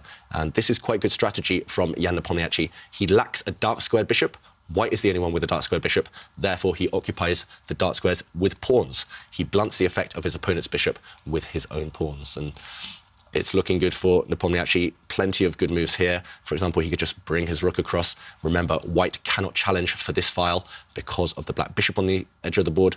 He can bring this rook across. Oh, whoops, sorry, not there. He can just bring it across one square. He can bring his knight back, reroute the black knight, but he does go for this move. And black's just a pawn up. It's that simple. And that's why the evaluation bar is going between 0, between 1 for black. And it's just looking very, very good for Nepomniachtchi right now. White, meanwhile, bringing the rook across. And remember, the other thing that we mentioned, the double pawns, yes, they still exist, but black doesn't want to take himself, because now these double pawns will be troubled. And this only helps white open up the rook later on. So, in the current position, winning chances for black, Ivanka, do you think they're quite high? Do you think they're better than white's drawing chances? I think... I would say that white's drawing chances are maybe 40%, and black's winning chances are maybe 55%. I know the numbers are not my forte, but white winning chances 5%. There you go. If something really wrong happens for black. Yeah, but Magnus, you can see on his face, he's just not feeling. He's not in love with his position right now. Nepomniachtchi. Just reroutes his knight. This is a great move, because I was thinking, the superpower of a knight is to plonk itself in the center, and if it can do that and it's supported by its pawns, then and if it can't be attacked, it's an outpost. This is the best type of knight. So it made sense for me for Nepomniachtchi to reroute the knight. It's heading to the d4 square. Yep, the knight can use both colour complexes to jump in, and it's going to jump into the centre. Magnus really unhappy with his position. I mean, it's bad. Understandably, though. But he's... OK, he decides rather than sit passively and wait for black to continue improving the position, he's trying to initiate, or at least trying to open up some lines. He's offering a pawn trade here. To be honest, black can probably just ignore that, but black can fortify his pawn centre. He can push his own pawn to defend the black central pawn. Even if black trades off here, I think Nepomniachtchi is doing very well. Personally, I wouldn't want to trade these set of pawns, because then white's bishops might come to life again. But, either way. Magnus, I do like his last move, just from a kind of psychological standpoint. He's showing that it's not going to be one-way traffic. He does have some active ideas of his own. And I think that's just a good tip for everyone at home. If you're struggling, and you're bound to be struggling at some point in some games, then just activate your own pieces, at least create your own ideas, and scare your opponent if possible.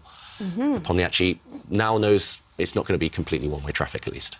All right, well, maybe a little bit of trouble for Magnus Carlsen in this game. So far, bars in most of the games are, towards the middle, but I'm noticing Levon Aronian had so far had a great day. I think the bar is slightly over to Hans Niemann's side in that game, so that could be interesting. And also, Vincent Keimer, another 17-year-old who seems to be doing great in Game 4 against the great Shakhriyar Mamedyarov. So again, we're probably going to have some fantastic fighting chess and great result. Anish Giri, the bar also going up in his game against Alexander Kostenyuk.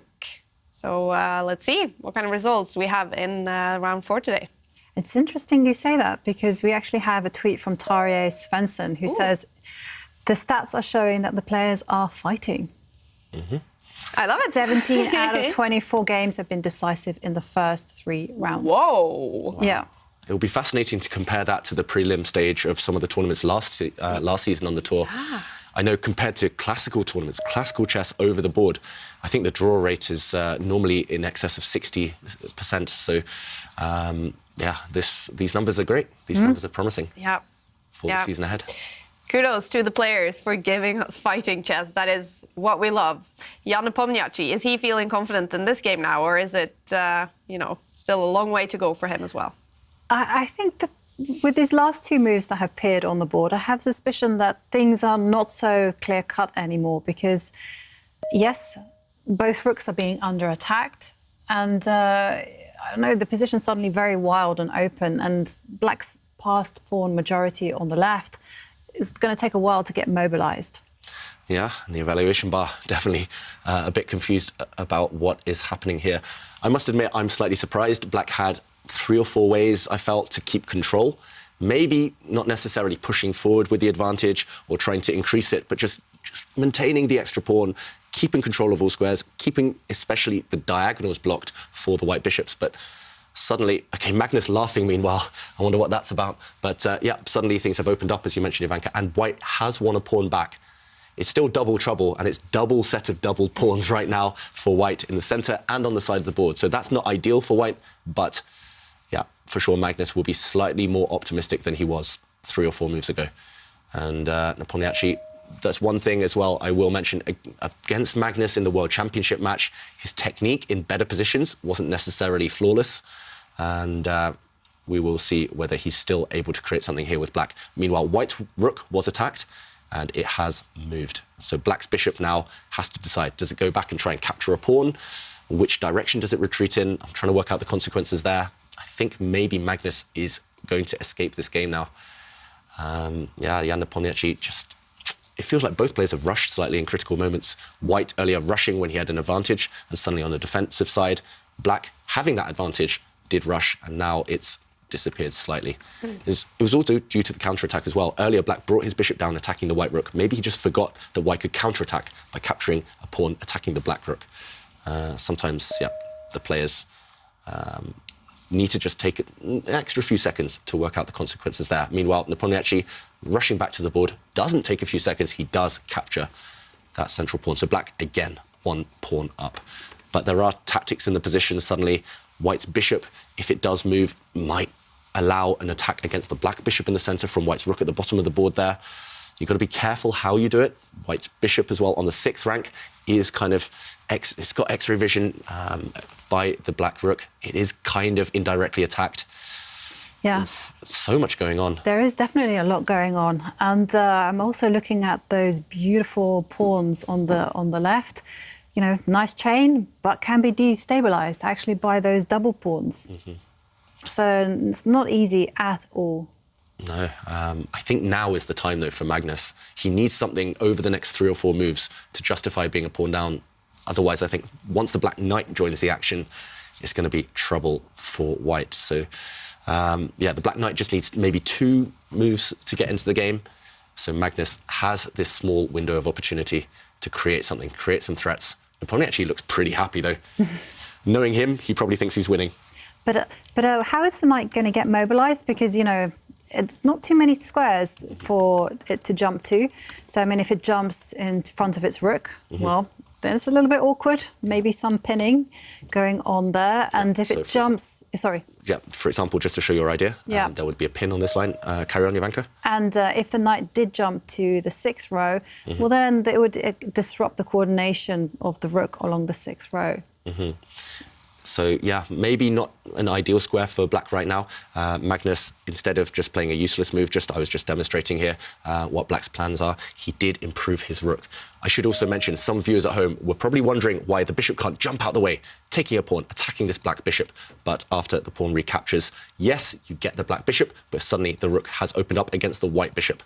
And at the very end, black would emerge with an extra knight. So that is why Magnus couldn't go for that tactic. It doesn't quite work. That's why we also always look one move extra, one move further, in case we've missed anything. He brings his rook across one square.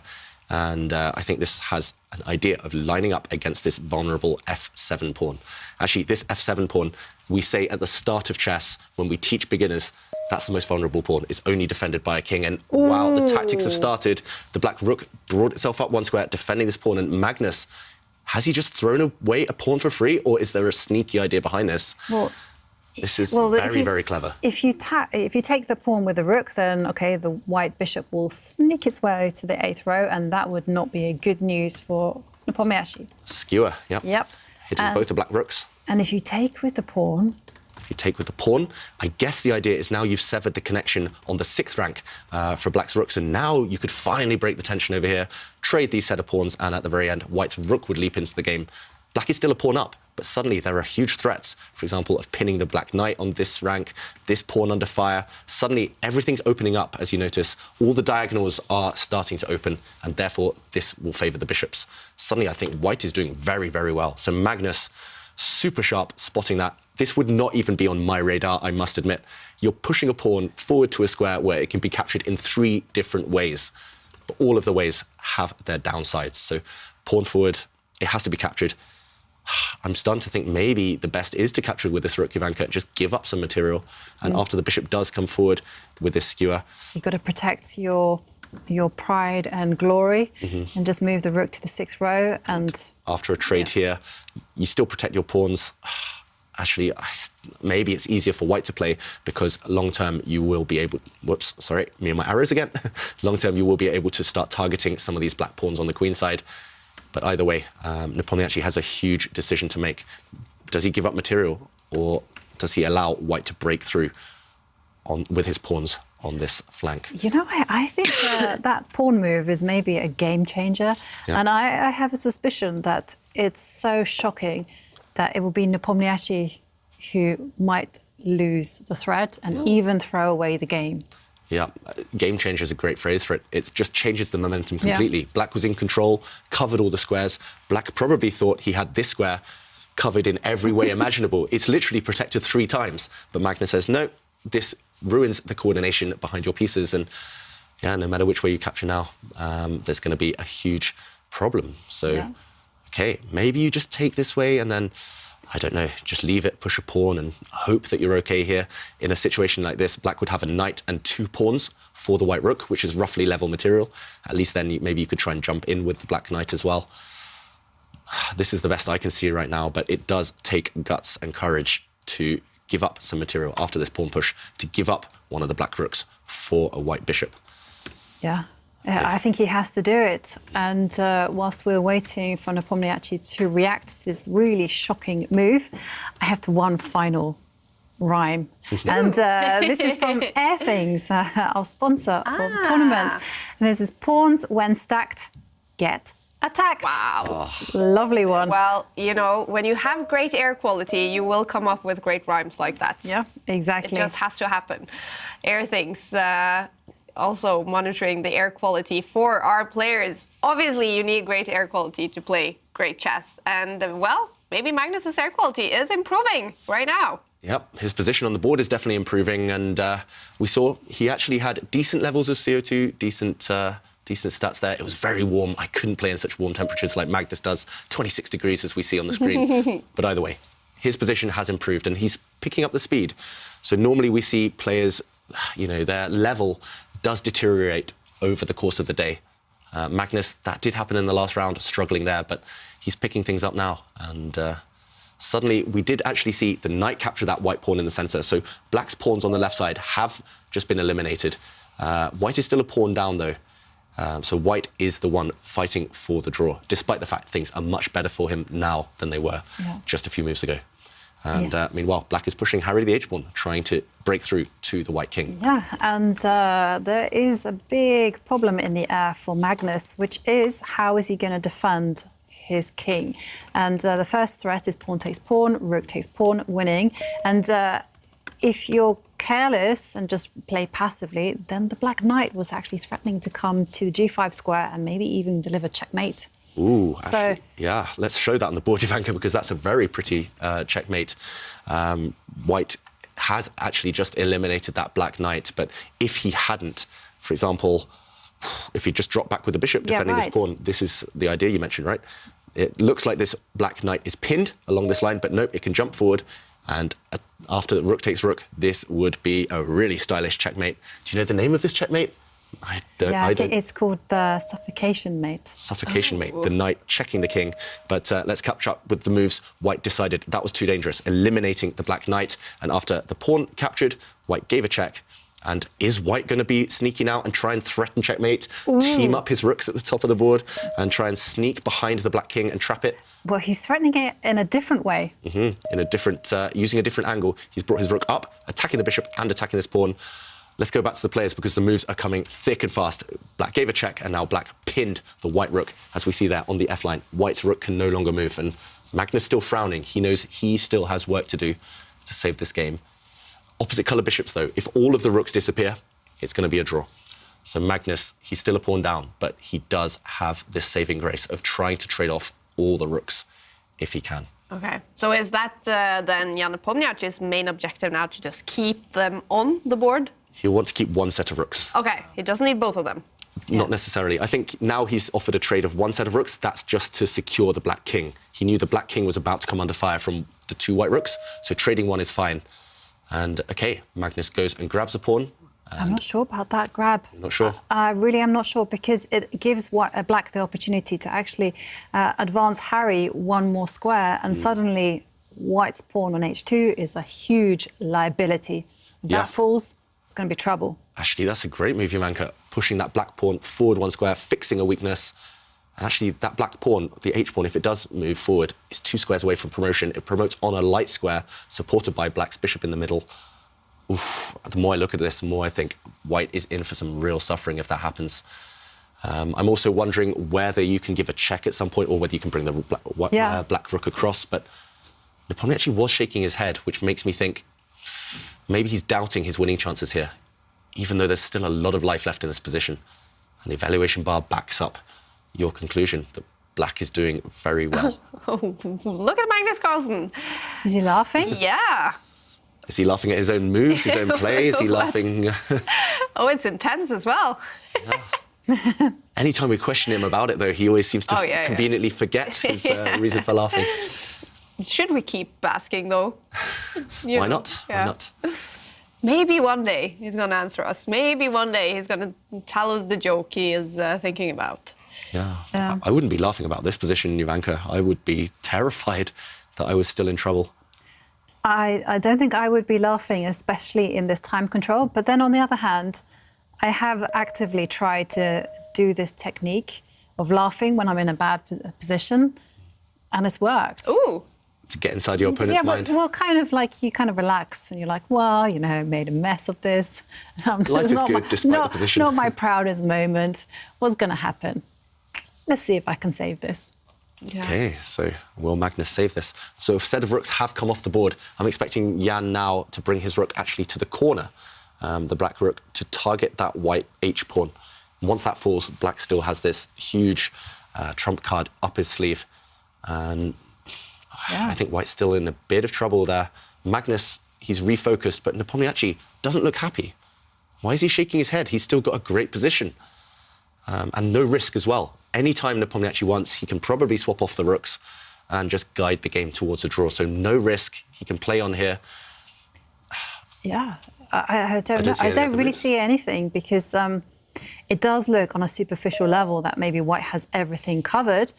But, you know, once the black pawn gets to h3, you know, there's going to be a little bit of a barrier to white's defence along the second row.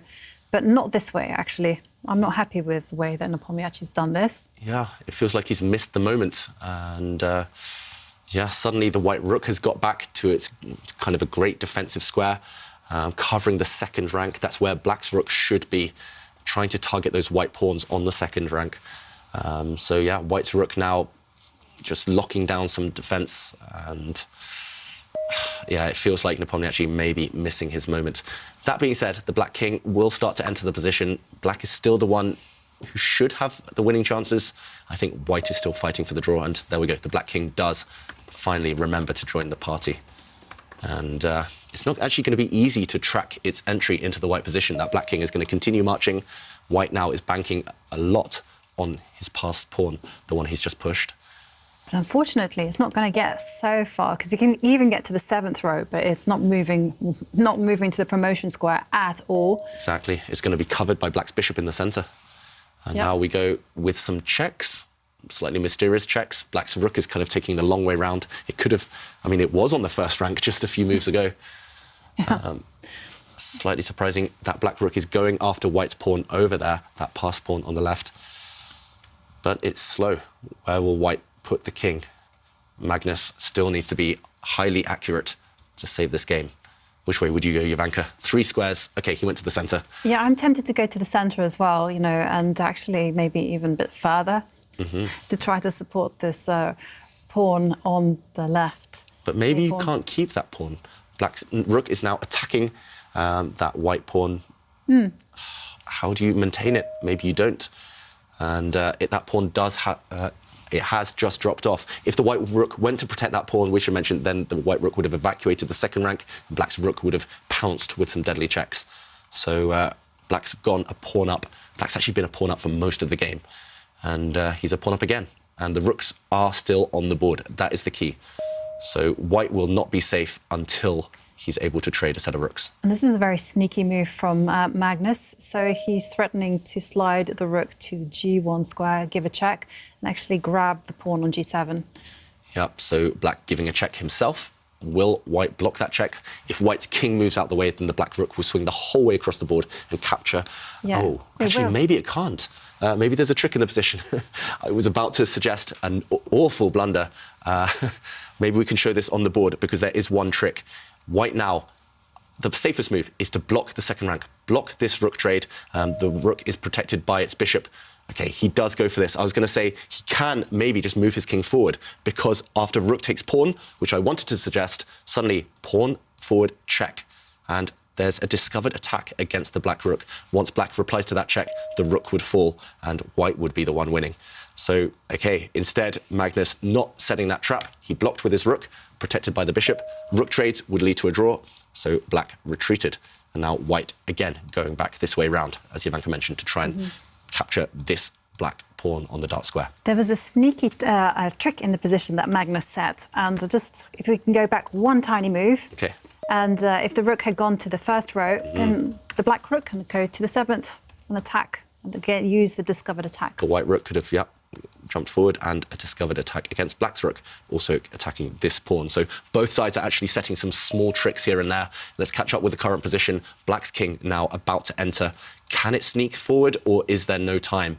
Maybe white needs to stop this advance of the black king. Bring the white rook across, not fear ghosts of a discovered check here. He's done it, because if the black bishop moves with a discovered check, as it has done, this is a check, the white king just moves out the way, and still awkward for white. Look at this rook, blocked in now by black's bishop, but suddenly this white pawn is pretty safe. It's going to be nigh on impossible to actually attack this pawn. White is going to hold everything on the dark squares. And, OK, wow, risky move by white. I would be scared of rook takes bishop now, and then bring the king in, but maybe it's all under control. Let's go back to the players. We're going to see a manoeuvring stage. White, if he wants to hold this game, if Magnus wants to hold the draw, is still going to have to defend for a long, long time. 57 moves. Do you think we'll see 100, Jovanka? No, I don't think. I think Nepomniachtchi has maybe not played it so accurately, because Magnus actually has the idea of re-centralising the bishop to the e5 square and the rook actually coming to the 7th row. You can even give up the pawn because the black king is so awkwardly placed. Possibly. Yeah, so maybe we'll see that move now by white. That would require some calculation. Black's pawn maybe pushing forward.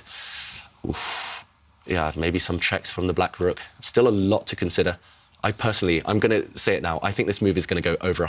This game is going to go over 100 moves. Or at least it would if I was playing. Well, we know these two can play long games as well. Longest game in World Championship history. Game 6 in Dubai. Yeah, what was it? 130? 8. 130 something moves. Yeah, 7 hours and 45 minutes. I should remember that, yeah. I mean, that was a long day. We were here for 9 hours in the studio. Yeah. What a crazy day. Oh, up until the time control with 40 moves, so dramatic, and then... Yeah, black was better, then white was better, then it was just a draw for the next 50 moves, and then Magnus finally wore down his opponent. Okay, the rook does come across. Okay, but this does allow black to give a check with the rook. Yeah. And allow the black king to enter. Yeah, so will we see Nepomniachtchi, once he returns, give a check with the black rook? The alternative would be to once again block the white rook by bringing the black bishop down in front of it. So, yeah, black now can just kind of maneuver, kind of go round and round in circles, hoping for a mistake. And as the clocks tick down, the more likely it will become that Magnus does eventually slip up. We should mention that there is a big trap in the position. Huge danger. There's a threat. There is a threat, and it's a checkmating threat, my favourite thing. And if Nepomniachtchi is really careless and maybe just picks up the pawn, moves it one square. It's attacked. Yep. Yeah, the rook will come to give a deadly check on the g5 square, and that would be checkmate. Yep, the kiss of death. Yeah, definitely something that Nepomniachtchi won't fall for, so that's why he gives a check. And Magnus steps his king back. So hitting the white king there, the king had to retreat. Has it retreated the right way? That is the question, the white king. This pawn is maybe going to drop off. That's the problem for Nepomniachtchi. The more pawns that disappear, the closer white will get to the draw. There's no real way to save it. You can save it by putting the bishop back to the blockading square. Okay, but then I guess the bishop will just capture this pawn potentially. Yeah, and then it will be a trade. It will be a trade, and black does have 1+ pawn, so still some glimmer of hope. Nepomniachtchi, meanwhile, chose a different option. In this position, he just pushed it forward 1 square, and now Magnus does have the option, if he wants, of giving a check. But I don't think black would actually capture this pawn. Maybe he could, but maybe he'll just march into the position with his king. Actually, okay, we'll find out now. We'll find out. He does march in with his king, and now the white bishop is attacked, the white pawn is attacked. Where is the bishop going to go? You've got to be really careful. If you go to the centre now, I just have a feeling that things are going to start to crumble. Black's rook will come and try and target this vital pawn. It's actually all about this guy, right, Ivanka? Yeah. If this pawn falls, black will win. Black has this pawn 2 squares away. So, Magnus, what is he going to do with this bishop? Aside from dropping it all the way back. I mean, this is ugly, but is it necessary, maybe, to just guard this pawn long term? I mean, could he have any dirty tricks up his sleeve? So, for instance, if he puts his bishop in the middle of the board... Black rook, say it steps across. Yeah, it steps across.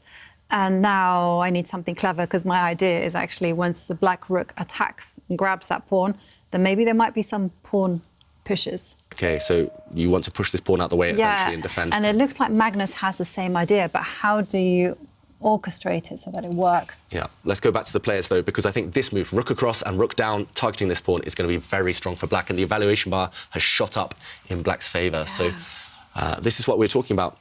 Objectively, this endgame might be a draw, but it requires such precision, and it's nearly impossible in a rapid game with 2 minutes on your clock to find the best moves every time. Clocks are ticking. Look at that, Jan Nepomniachtchi down to 3 minutes on the clock. Ding Liren and Liemle have finished their game. Ding Liren winning that one, so Ding, he is now on top of the table with 10 points, 3 wins today for Ding Liren. Amazing. Yeah, and he's earned his night of sleep. It's, what is it, nearly 5 a.m. now in China? It's so late. Impressive stuff. He has had quite an easy start to the tournament with a few of the lower-rated players in the tournament. But nevertheless, fantastic first day for Ding Liren. Currently on top of the table.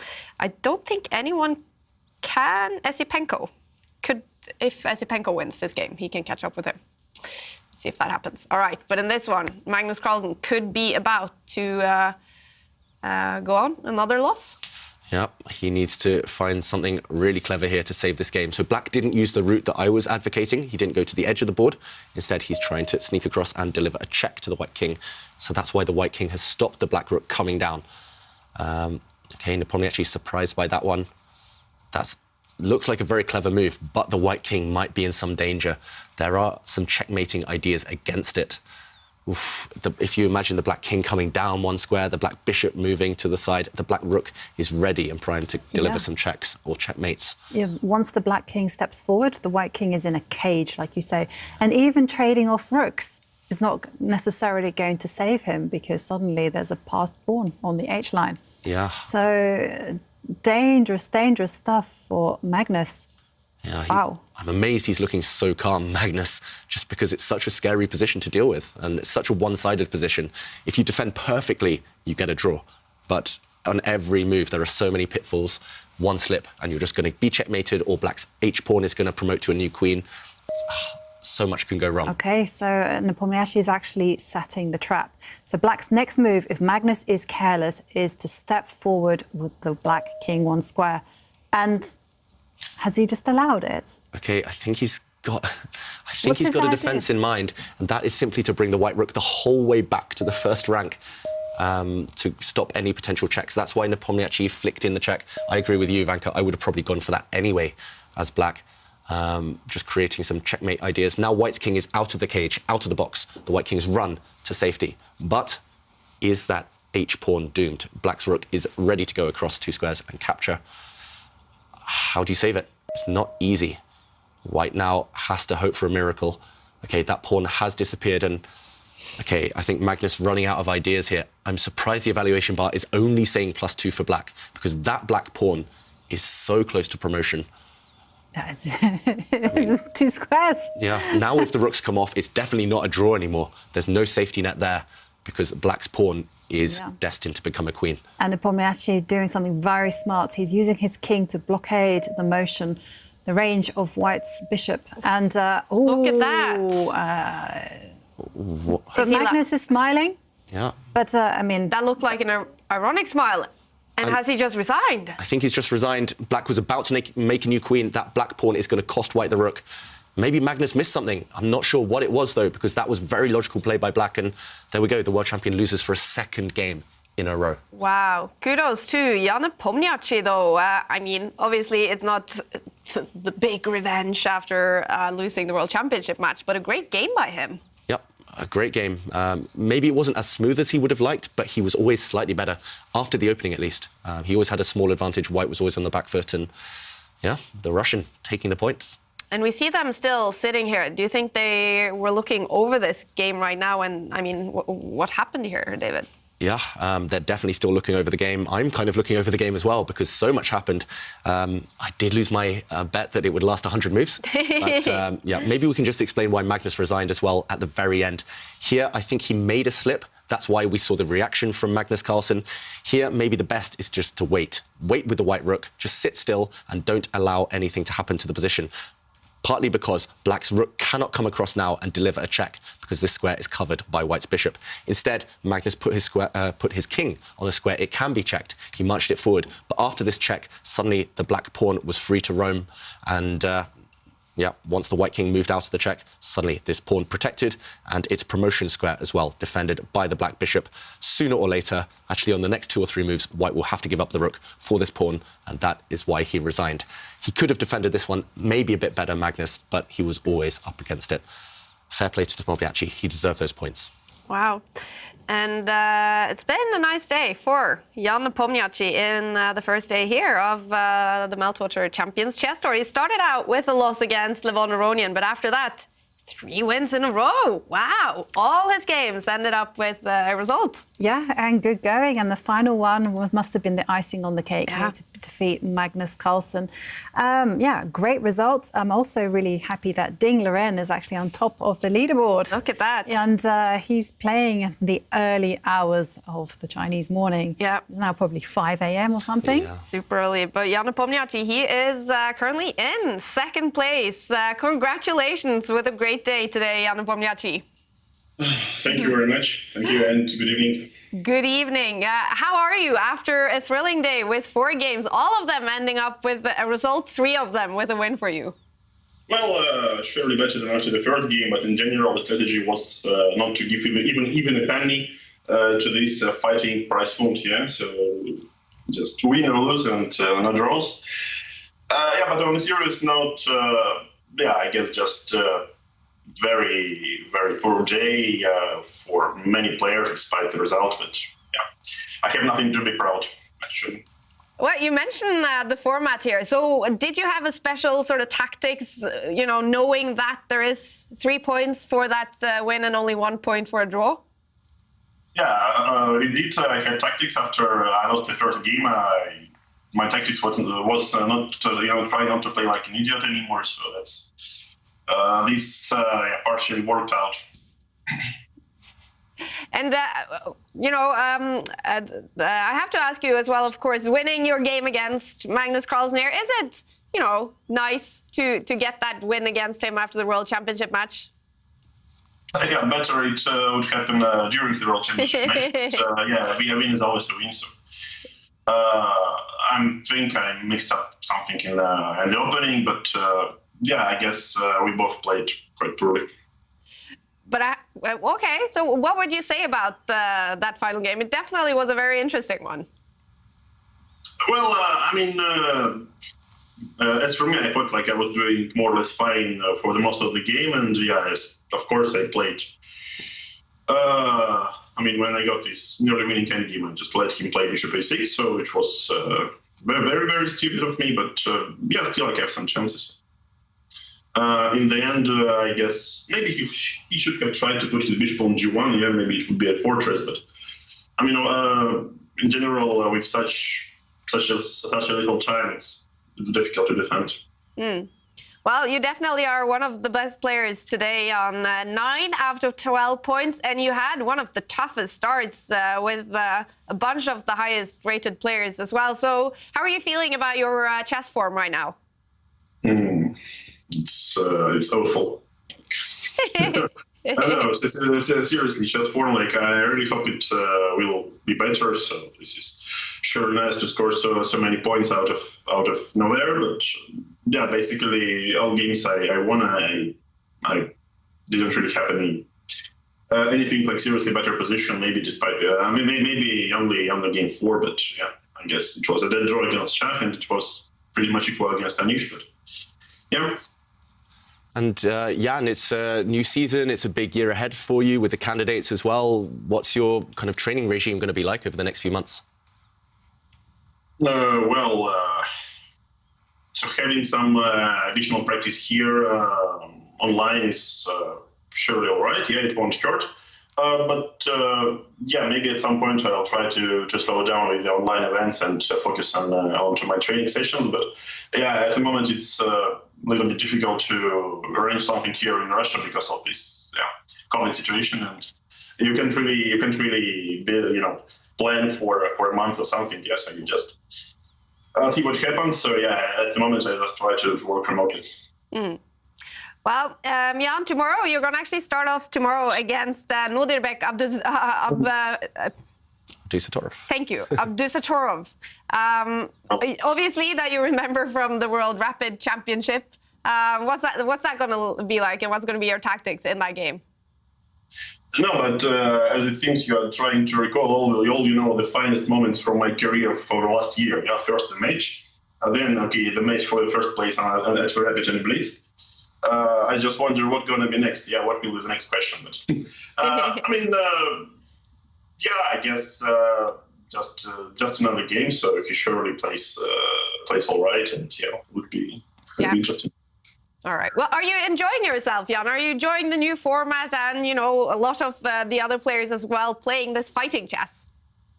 Well, it depends. It depends on the result. Yeah. So for now, I'm more or less enjoying, but any moment it can change to the opposite. Yeah. All right. So let's enjoy until we can. Definitely. And I was just going to ask one question. Do you have any Farah supporters cheering you on? So I'm thinking of your dog and your cat. Ooh. Yeah, a lot of, but many thanks to Dogs and Cat.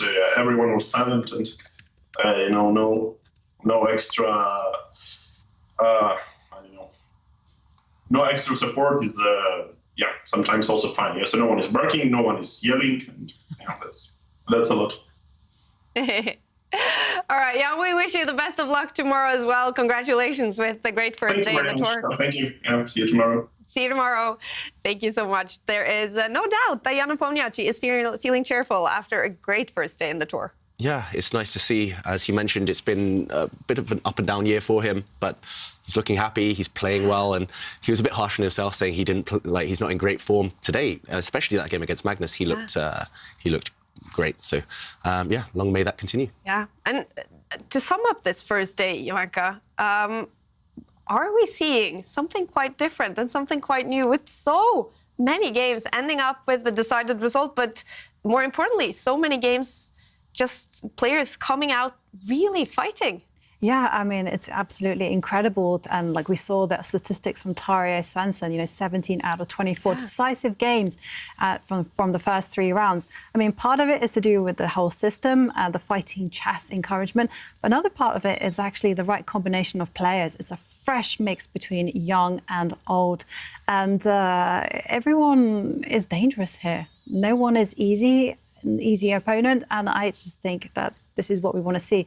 And I have to say, I really did like Jan Nepomniachtchi's self-deprecating humour. What was your resolve? Not to play like an idiot. Okay. Easier said than done in my case. Yeah, chess players, we normally big ourselves up, but it's nice and refreshing to see the opposite. And I've just been counting. I think there were only 9 draws today out of 32 games. That's pretty much unheard of at this level. So that shows we're doing something right on the tour, and hopefully that continues for the next few days. Wow. And I guess, so obviously the format and the incentives, a big reason, but also the mix of players that you mentioned, David. The young, the hungry, the fighting players. Yeah, we saw it in the games, for example, with Magnus against those young rivals, those potential heirs to his throne. Esipenko beat him. Esipenko had some decisive games. Abdusatorov, refreshing, just energetic chess. We didn't see some of the other players. Vincent Keimer, Pragnananda, Hans Niemann, they're all still in their teens and they're out for blood. They want to beat their more established rivals. And I think that mix, we've seen it before in tournaments like Vaikanze, that mix always brings out the best in everyone. Yeah.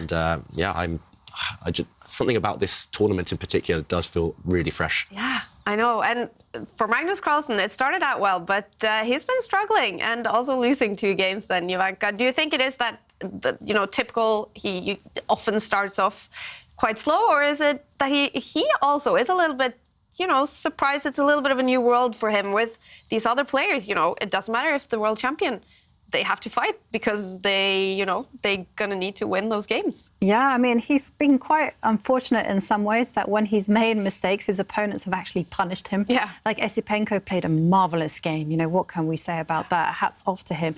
And Nepomniachtchi, again, outplayed Magnus from an equal position and even maybe slightly worse opening. These guys are in great form. So Magnus slightly unfortunate, but I'm sure, this is maybe his worst start ever on the tour. So I think he will come back tomorrow, and he's known for bouncing back, and it's going to be a different day tomorrow. Yeah, definitely. What will it be about for Magnus tomorrow, first of all, then, David? It'll just be about changing gears. It feels like he's the type of player who can get those clutch victories if he really needs to when, the points are on the line, when qualification is on the line. But so far, he's been stuck in first gear, stuck in second gear, unable to get motoring, unable to find his rhythm. He started on a high. He won a nice game against Artemiev, but since then, he's just been stalling. And yeah, especially when all of your opponents are in great form, especially when they're the young opponents who don't fear him like the older ones do, when they aren't afraid of taking risks in this type of format. It's not going to be easy. And I wouldn't bank on Magnus necessarily reaching top form tomorrow, but maybe on the 3rd day, on the 4th day, on the final day of the prelims, maybe then he'll get those results when it matters. It would be a huge shock, maybe one of the biggest shocks in chess history if he didn't qualify from the prelims. So yeah, he needs to do something different. I'm not sure what, but I'm sure we'll see a better Magnus Carlsen tomorrow. All right. We're joined by another player, you guys, who had a great finish to the day. Oh, who had a great day. Hi, Andrei Esipenko, and congratulations, first of all, with your win against Magnus in Game 3. Thank you. Thank you. What was this experience like? First day in the Meltwater Champions Chess Tour. It was great, of course. And this game against Magnus, just amazing. But I didn't feel as good as I beat him first time. But it's still good. And what has been sort of your tactics today? Because with this new format where you do get more points for a win, did you have a special tactics today to just go for the wins? What was your tactics today? No, I didn't have any strategy. I just wanted to, to play and try not to lose.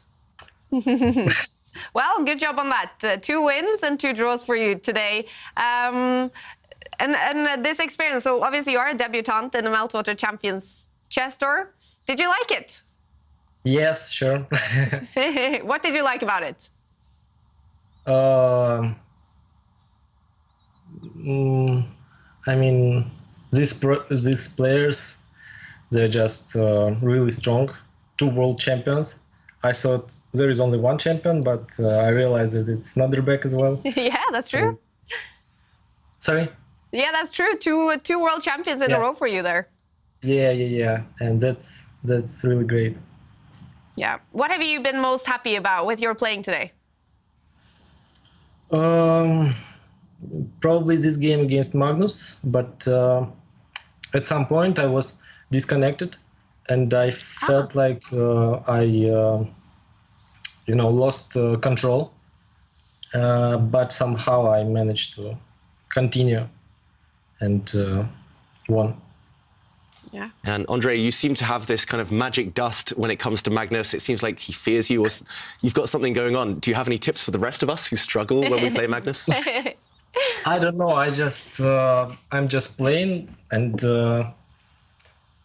I don't know. It's like against me, Magnus plays a little bit worse than against others. Because when I played against him in Waken there, after the opening, he got a very bad position.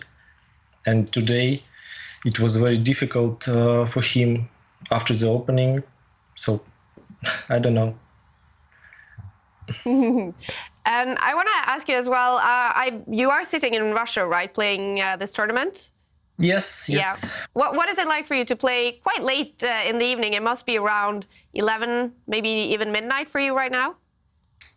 It's actually not late for me because there is so many football matches this time. So. How did it go for your fantasy Premier League team today? I think I saw that you had Mohamed Salah as your captain. Yes, I tripled captain Salah. Wow. And Magnus did actually. Yeah. Well, because he scored as well, didn't he, in his Liverpool game? Yeah, he scored, but he had like 10 or more chances to score. All right, we've been talking a little bit about your fantasy Premier League battle with Magnus Carlsen today. Have you checked already if you've taken a few points on him in your Grandmaster League battle? I didn't check it yet, but I don't think it's going well. Because I saw that Man City lost to Tottenham, and I have 2 defenders from Man City, so it's bad for me. All right. Yeah. Well, I just want one question. You have a lot of trophies in the background. Are these all your chess trophies? Yeah. Yes, it's all chess trophies. Which one's your favorite? Favorite? All of them probably. I don't have preference. No preference. All right. Your favorite can be the next one, Andre. Exactly. Do you have ambitions in the Airthings Masters? Are you sort of thinking about winning, for example, the whole tournament? I don't know. I just want to qualify, to get this top 8, right? And we will see then. All right. Well, congratulations on a great first day, and thank you so much for joining us. Thank you. Thank you, and best of luck tomorrow as well, Andre. Thank you. Thank you. All right. He's logging off to check his fantasy Premier League team. What do you think he's going to be most happy about today? Fantasy Premier League or winning against Magnus Carlsen? I mean, you don't win against a world champion every day. But then again, I know how much the players care about their fantasy football. It's a badge of honor. Yeah, it is. All right, you guys, it's that time of day to check the results from round 4 and to also see the standings in the tournament. As we've mentioned, so many games are ending up with winners so far in the tournament. Ding Liren won his game against Liam Le. Jan-Krzysztof Duda, a great win for him against Pragnananda. Hans Niemann, look at that. The American beating his now fellow American, Levon Aronian. Vincent Keimer getting a win against the great Shakhriyar Mamedyarov, who struggled a little bit today. Anish Giri, a win for him against Alexander Kostenyuk. And as we saw, Jan Nepomniachtchi getting a little bit of a revenge against Magnus Carlsen. 2 losses in a row for the world champion. And these are the standings, you guys. After 4 rounds in the Airthings Masters, we do have Ding Liren in sole lead. He's earned $2,500 so far today. And then we have Jan Nepomniachtchi in second, $2,250. And look at that, Andrei Esipenko. He's a debutant in the tour, and he's in 3rd place. Magnus Carlsen, we have to go all the way down to 11th place. We have seen him struggle on first days. Have we seen it been this bad? I'm not so sure. There was one event last season on the tour where he struggled up until the last game to qualify for the knockouts. But in terms of general chess, in terms of general play, today has been one of his worst. And if the preliminary stage ended now, Anish Giri, Magnus Carlsen, they wouldn't qualify, 2 of the biggest favourites for the tour. That shows how close this tournament is. Do you expect Magnus to come with a different strategy tomorrow, maybe, Ivanka? He has to, right? I mean, you don't keep repeating the same mistakes. So I think tomorrow we're probably going to see him laid back, and he'll just be focusing on maybe playing a little bit more sharper in those opening stages. Yeah. All right. I bet maybe if the players are not checking Fantasy Premier League, maybe they are now running onto the internet to check for the first time their tour rating. Wow, tour ratings. Yes. Drum roll, Kaja. Drum roll for the first time, you guys. We're going to check the tour rating. So we started out today, all the players started out with their classical rating, but it's been going up and down all day. And Magnus Carlsen is no longer world #1 in the tour rating. He's been going down a lot. Wow. Yeah. He's been overtaken by Ding, who is one of the best players in the world in classical chess, but who would have guessed that? Magnus has such a big lead in classical chess, and that could disappear just with a few bad results. That shows, and especially with our tour ratings, that's going to fluctuate even more. It's going to be fascinating to watch these numbers and see how much they change over the next 2 or 3 days. And one that kind of really jumps out to me is Vincent Keimer, 17 years old, 27.07 so far on the tour rating. That's an impressive number. Yeah, 2,700 is the golden mark. That shows the elite. And to see some of the young players like Esipenko, like Vincent Keimer, climbing up into the 2,700s, very impressive. Wow, yeah, this is cool. Of course, we're going to keep a close eye on the tour ratings, you guys, throughout the tournament, throughout the whole Meltwater Champions Chess Tour season.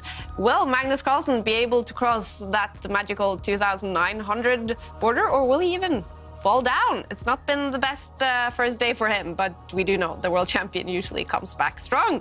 Let's take a look finally now at the matchups. We're going to start out with tomorrow, round 5. Starting tomorrow, Andrei Esipenko, he is in 3rd place, and he's going to face Vladislav Artemiev. All Russian encounter between 2 young Russians there. Jan Nepomniachtchi, a great first day. He's going to face Nudirbek Abdusattorov.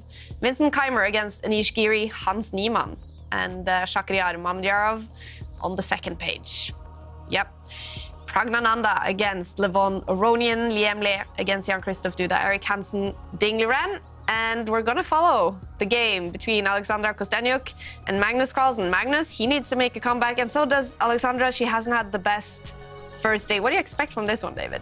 I think there will be some surprises. Kostenyuk, the chess queen as she calls herself, she is dangerous, especially when things are going against her. I've seen it before in many tournaments, the World Cup, the Women's World Rapping Championship. She doesn't necessarily have things all her way, but she is a dangerous opponent. And if Magnus goes into the wrong type of position, if she's allowed to attack, she will not hold back. She will go for him. She has no fear. Yeah. She's beaten Magnus before. Aha, okay. In a blitz game. So yeah, it's possible. It's possible. Yeah. Yeah. Oh, I'm already looking forward to tomorrow. What a fantastic first day, you guys. It was incredible, right? It's been fun. Couldn't have asked for more fireworks. Definitely. And the players delivered. Yeah. Absolutely. Yeah. Well, more fun coming up tomorrow, you guys. No doubt about it. The Meltwater Champions Chess Tour 2022, it has finally started. Day 1 is finished, but day 2 is coming up tomorrow. As always, we start at 5:45 CET, actually. So not as always. We're starting at 5:45 CET. Hope you'll be back with us again tomorrow. Bye for now.